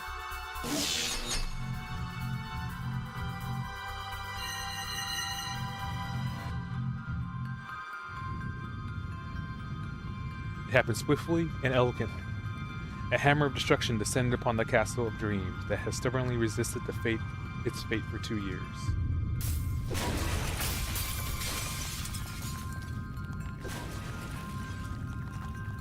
It was almost a joyous sound, and so the lifeless and abandoned castle of mirrors set the stage for its final and most spectacular performance. Alka's magical energy became an electrical charge that activated the magecraft formula engraved into the pillar. The chain reaction would lead to the castle's destruction. ご苦労様。 You served your purpose. でも、思ってたよりくたびれてたのね。これじゃあ1分持つかどうか。 But it must have been rough. Looks like you're going to collapse any time now. Plaza in the center of the basement. Akko tried to steady her breathing while rotating her magic crest at full speed. She wreathed her arms in blue light, fully aware that she could no longer activate another formula.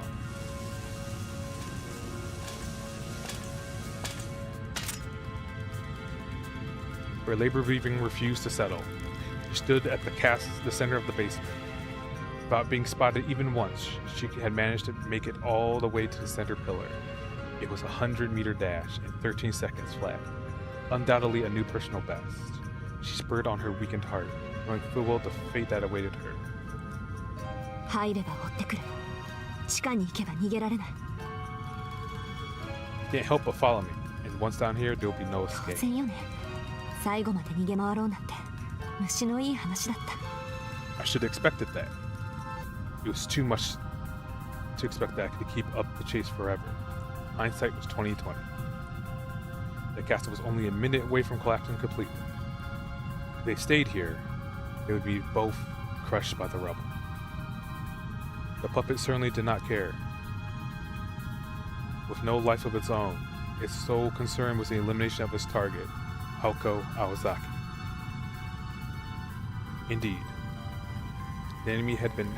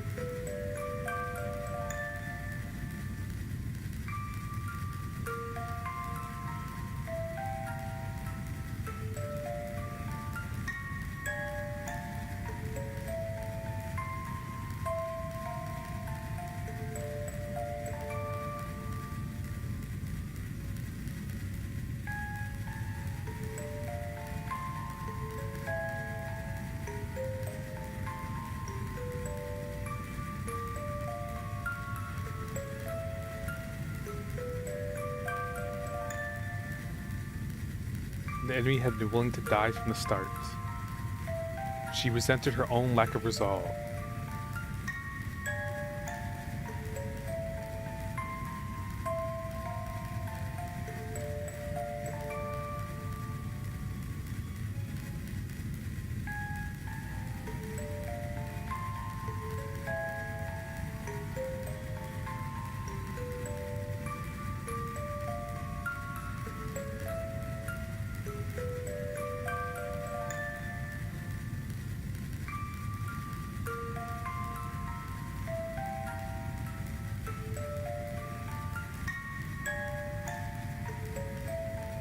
Sorry, I'm trying to confirm something.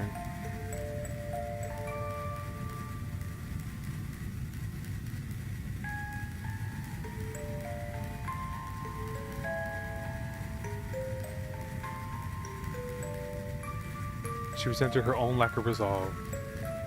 It wasn't like her to tuck tail and run from an opponent that didn't fear death. Vivo insomn, solitare putoresque inferis. Ictius meus obitus dies, et meus nativus dies, Teobeam.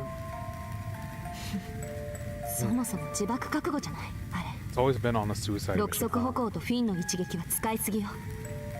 もう呪詛による魔力補給じゃ間に合わない。 Doesn't have enough juice to power the circulated form and the fin shots. The curses aren't recharging fast enough. It's just a perpetual motion device was only as good as its ability to regulate its energy consumption.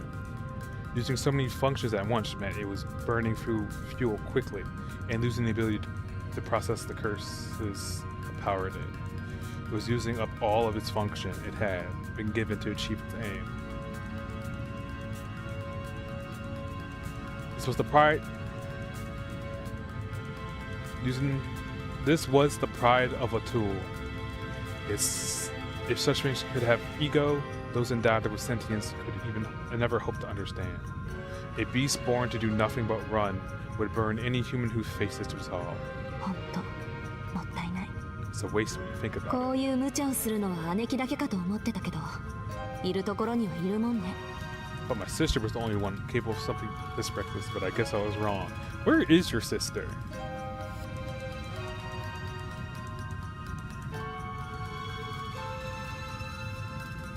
But Aoko did not intend to sacrifice play here.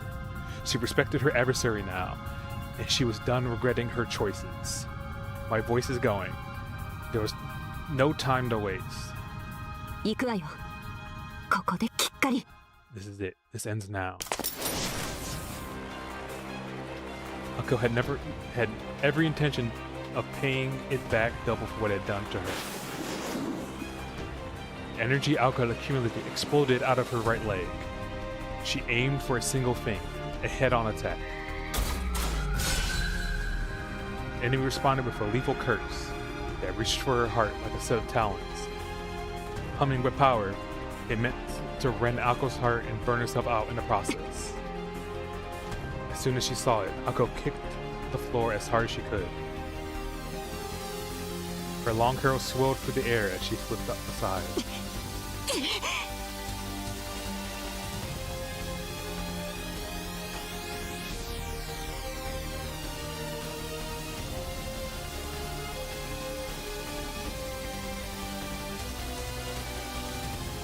This lateral move almost sent her tumbling to the ground, but a quick swing of her arm allowed her to regain balance. A shot grazed her arm, the curse scorching her left shoulder. She did not flinch. Aoko knew she could hold on as long as she continued to avoid a direct fin shot. Snap. Snap.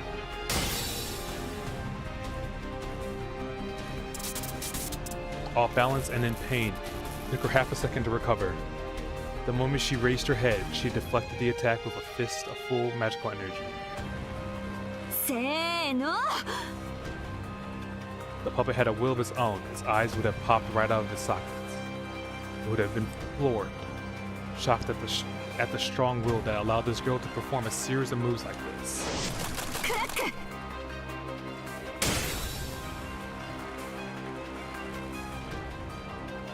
Ako's response was instantaneous. While her powers was not sufficient to completely redirect the arm's trajectory, it was enough to deflect it harmlessly past her hair. Initi eraberamos ton bedimus dolores sunt. Nemo adiuvat, nemo adiuvat, nemo adiuvat. The chant became a curse that robbed Alco of her vitality. Did it still have something left in the tank, or was it actually indigenous? Whatever the reason, Alco was easily able to resist this weakened defense move.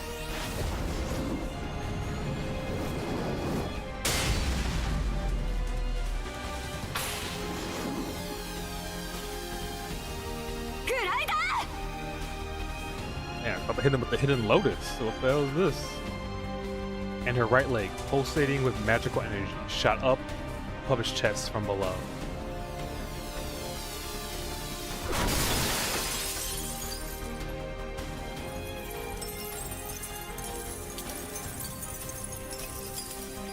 It was much lighter than Alco anticipated, or rather she felt little resistance. An automaton's weight was determined by its internals, the size of its power source. Ironically, it was the superiority of its music box engine that would prove to be its downfall.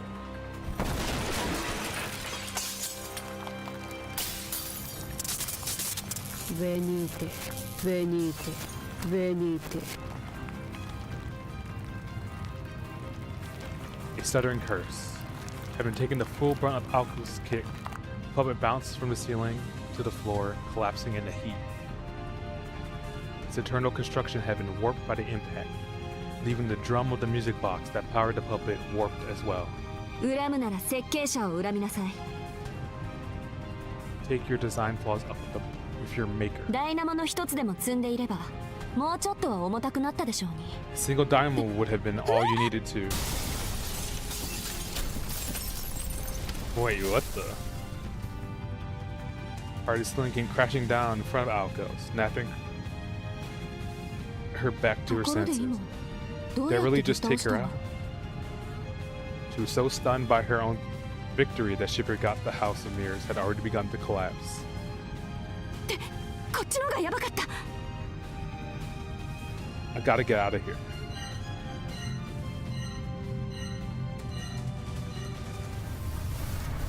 There's no time to relish her victory or pity her opponent.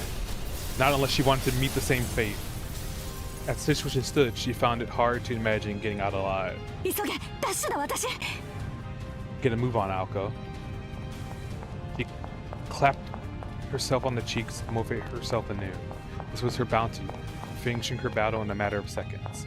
Her breath ragged with excitement, Alco ran for the exit.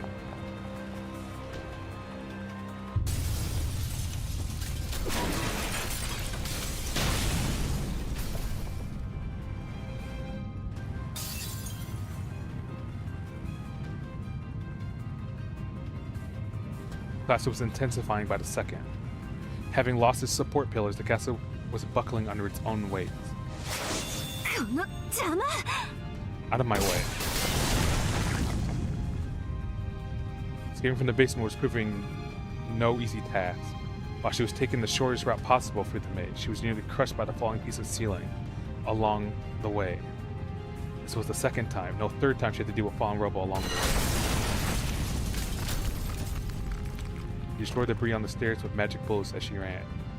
The automaton's jamming had long since worn off. The earlier attack had damaged the vast majority of its functions.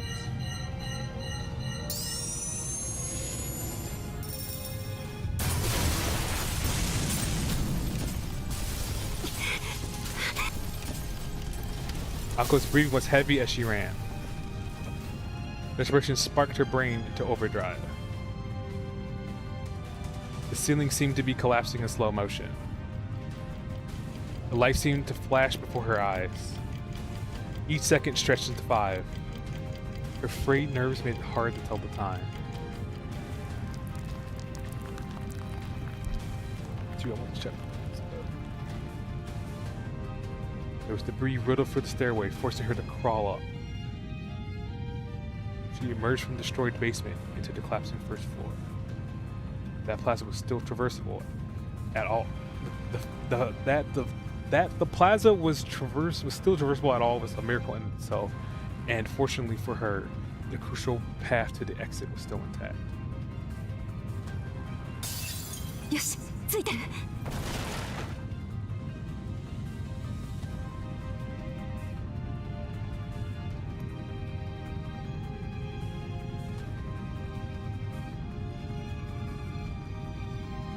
I made it.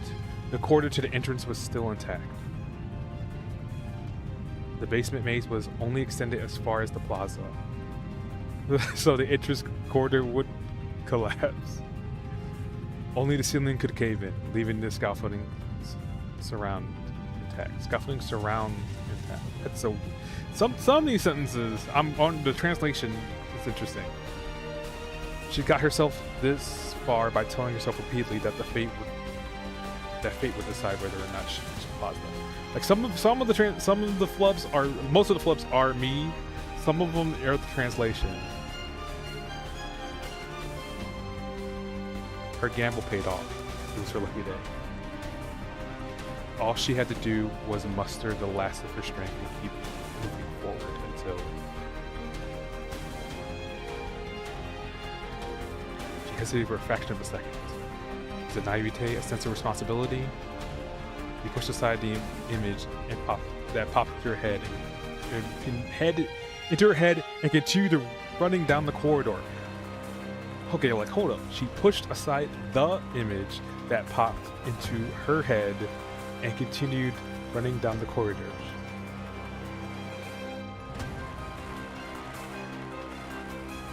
I feel like, again, I don't know, maybe it's just dialogue. I feel like you can make this a little bit more concise. 言っとくけど、 But 時 maybe 間 I'm 合わせの余裕 just は used な to い too わ。 many scientific papers. You don't have the luxury of coordinating the timing with each other. そんな上等な作戦じゃないし、お互いできることをやったら最速で出口に向かいましょう。 Not the greatest plan in the world, but we both need to do our parts and get to the exit as quickly as possible. That was 5 minutes ago. At that time, Sergio had nodded with trepidation, and Alko had not bothered to ask him herself why. 何様だっての私。今は走ることだけ考えろ。 What are you spacing out for? Just focus on running. This corridor was giving out too. If she were to look back, she was sure she would see the building collapsing on her. She was also sure that she had no time to waste doing so. Her luck was fading as fast as the building's structural integrity. It was a small miracle that she had escaped serious injury up to this point. She could not afford to even the slightest slip-up. An ankle sprain, loss of balance, or even a sneeze would be fatal. A simple pat on the back was enough to end. So naturally. Oh.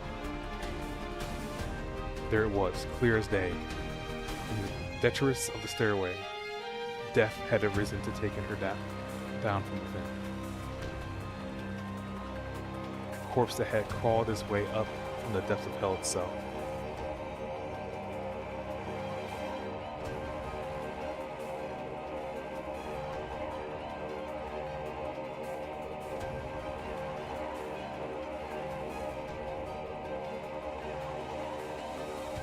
It was still operational, and was still armed with curses. It had crawled after her, watching as Alki desperately tried to save herself. The puppet arm shot forward. Alki did not turn to meet it. She could see its reflection in the mirrors. Be salvate, be salvate, be salvate, be salvate. Extend, extend, extend. This time, she could not dodge it. There was absolutely nothing she could do. The puppet with her face sang. Venit domine, lut sine somnium, et pulvere simile quotidiani, cor prego, te judico.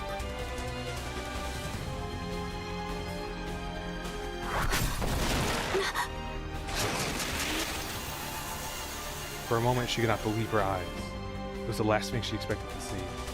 しつこいぞお前。 Don't notably give up, do you? Kept you waiting, huh? A fierce expression adorned the face of the boy who had been waiting in the plaza, as she smashed the puppet's outstretched arms. Anger really did not suit him well at all. His weapon of choice was a fire extinguisher. He must have searched the mage for something to use as a weapon. No, never mind that. He was too crazy to contemplate. Would he have stayed behind for her?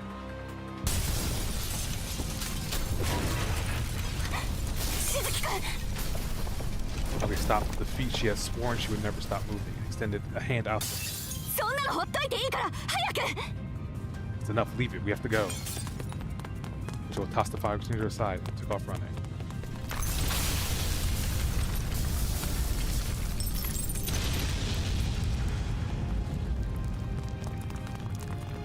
Pieces of the ceiling continued to collapse like dominoes.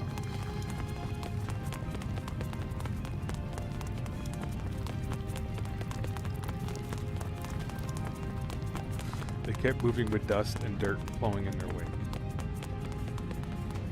The shadows raced through the collapsing corridor with all of their strength.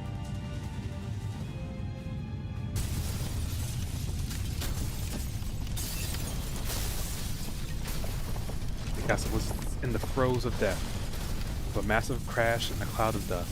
The final chapter of the fairy tale that had been Kitsy Land came to an abrupt end.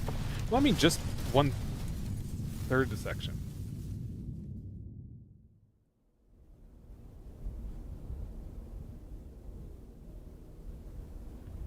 This duel to death was over. For a moment, amidst their swirling emotions, any past enmity was forgotten. The two collapsed on the lawn and basked in a strange solidarity. The ringing in their ears subsided before long.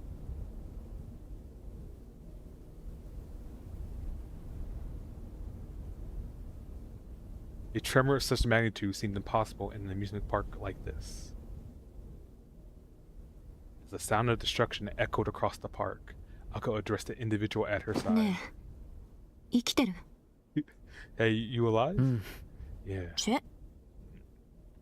Well, the click of her tongue was adorable. The meaning behind it was anything but.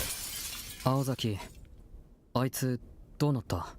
Aozaki, what happened to that thing? 見ての通りよ。 What do you think? 今頃バラバラ死体になってるんじゃない? Just crushed to bits. Maybe. We're not even sure about that. Sojiro sighed, not wholly relieved by her frank response. His reason? でも、そんな心配より自分の心配をした方がいいと思うわよ。しずき Never く mind ん。 that thing. You should be worried about yourself. It wasn't out of the woods just yet, after all. 青崎、子供の頃はいじめっ子だっただろ。Ozaki, I'm guessing you were a bit of a bully as a kid. 可逆趣味はないって自負してるけど。 Maybe, but I don't get a kick out of seeing people suffer. それで、今の自分の立場、分かってる? Never mind that. Do you know the situation you're in right now? She sat up and smiled. Sojiro hung his head in shame, wondering why her kind tone and expression were so chilling. 面目次第もございませ Please ん。 accept my sincerest apologies. かしこまってもダメよ。あの提案には大前提があったわよね。これは取引だって。あなたが役に立つのなら見逃してあげるっていう。Oh no. Don't you even start. Do you know what our agreement was, and a deal's a deal. If you held up your end of the bargain, I'd let you go. わかってる。だから面目ないって言ってるだろ。 Exactly, and that's why I'm apologizing. Sojiro made a show of avoiding her eyes, like a pouting child. Ako was taken aback by the sulky display. Perhaps he was angry at himself rather than her. He was not mad because she would not let him go. He was mad that he had not done his part. Huh. Ako sighed for what seemed like the millionth time.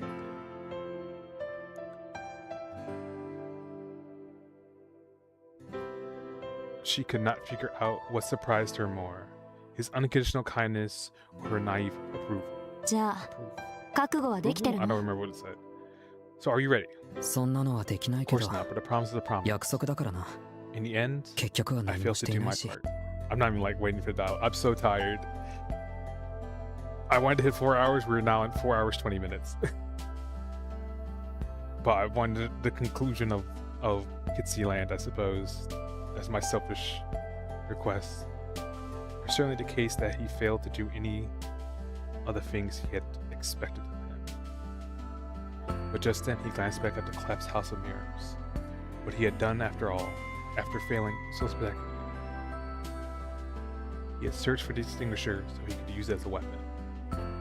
He waited patiently in the plaza as the maze collapsed all around him just because he thought it was wrong to leave her behind. It was a foolish choice, the exact opposite of her choice to run towards the exit without hesitation. ま、それでよしとするか。 I suppose I'll take it. She was satisfied even as she was shocked at how naive she was being. It was true that he had saved her. She smiled inwardly, admiring, if only for a moment, the bravery he continued to show in the face of such extreme circumstances. 役割は果たさなかったけど、アフターケアは合格だし、約束は守らなくちゃね。You may have blown your chance, but you did make up for it after the fact. I'll keep my promise. But nod, she pulled herself to her feet. 約束は、ま、いつか守ってもらうとして。Oh, you'll pay back this favor someday. The girl tried to keep a straight face as she offered a hand to the boy, still lying to the ground. 結果はどうあれ手助けしてもらったし。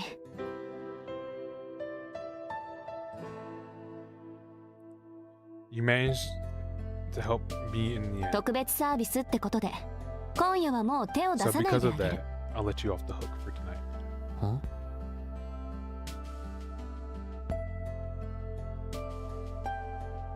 She bashfully averted her gaze.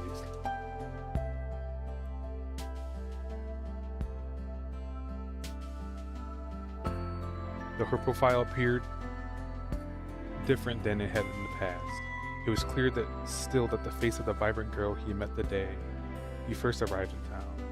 何？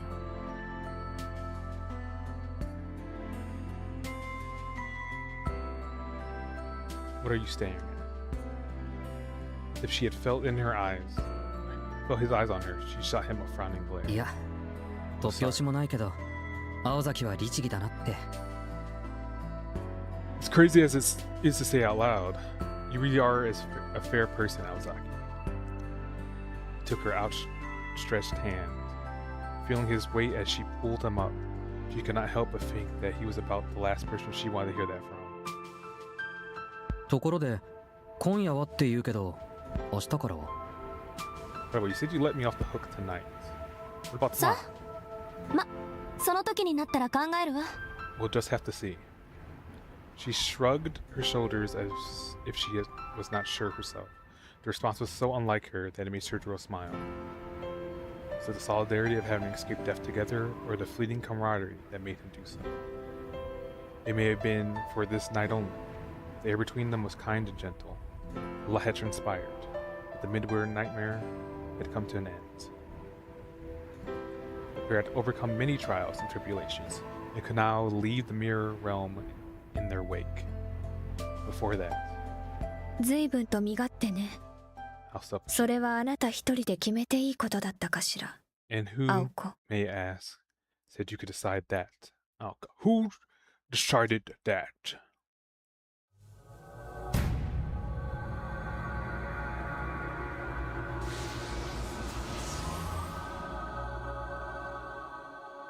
It was the voice of a beautiful songbird and a merciless machine, all rolled into one. アリス。 Alice. Her voice quivered as she spoke the name. The lady in back made her presence known. The night was not over yet. Her name was Alice Guanji. She was a witch whose name struck fear into the heart of Aoko, and an avatar of the night who allowed no witnesses.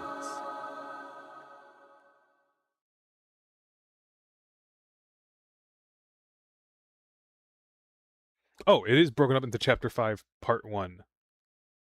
Wait, I wonder, was the other thing Chapter 4, Part 2?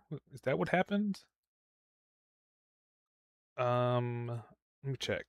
Because I'm getting achievements for all these.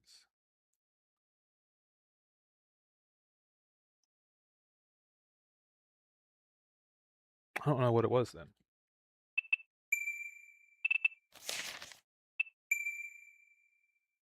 we actually made it through it. Oh my god. It was a rough read. It was a rough start. It was like okay middle, and then it got rough. And is there any... There are no bonus stuff to read.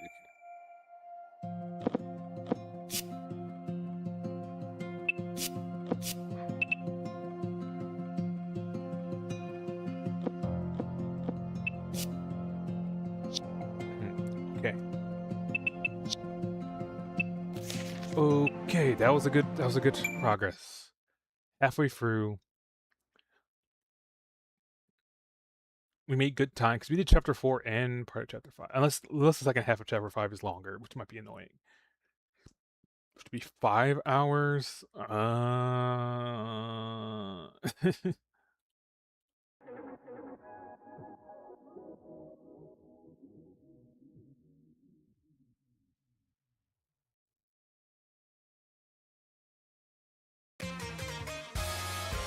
Well, I'm dead. Thanks for tuning in. For stop by. Thanks for the bots for boosting analytics for some reason. I don't know who's sending spam bots, but whatever.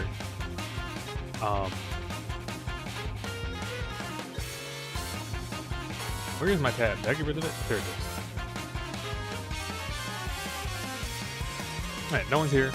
So, get dispersed, nerds. I'll try to do this on Monday again, or Fucho Friday. I don't know. I'm going to bed. Nice.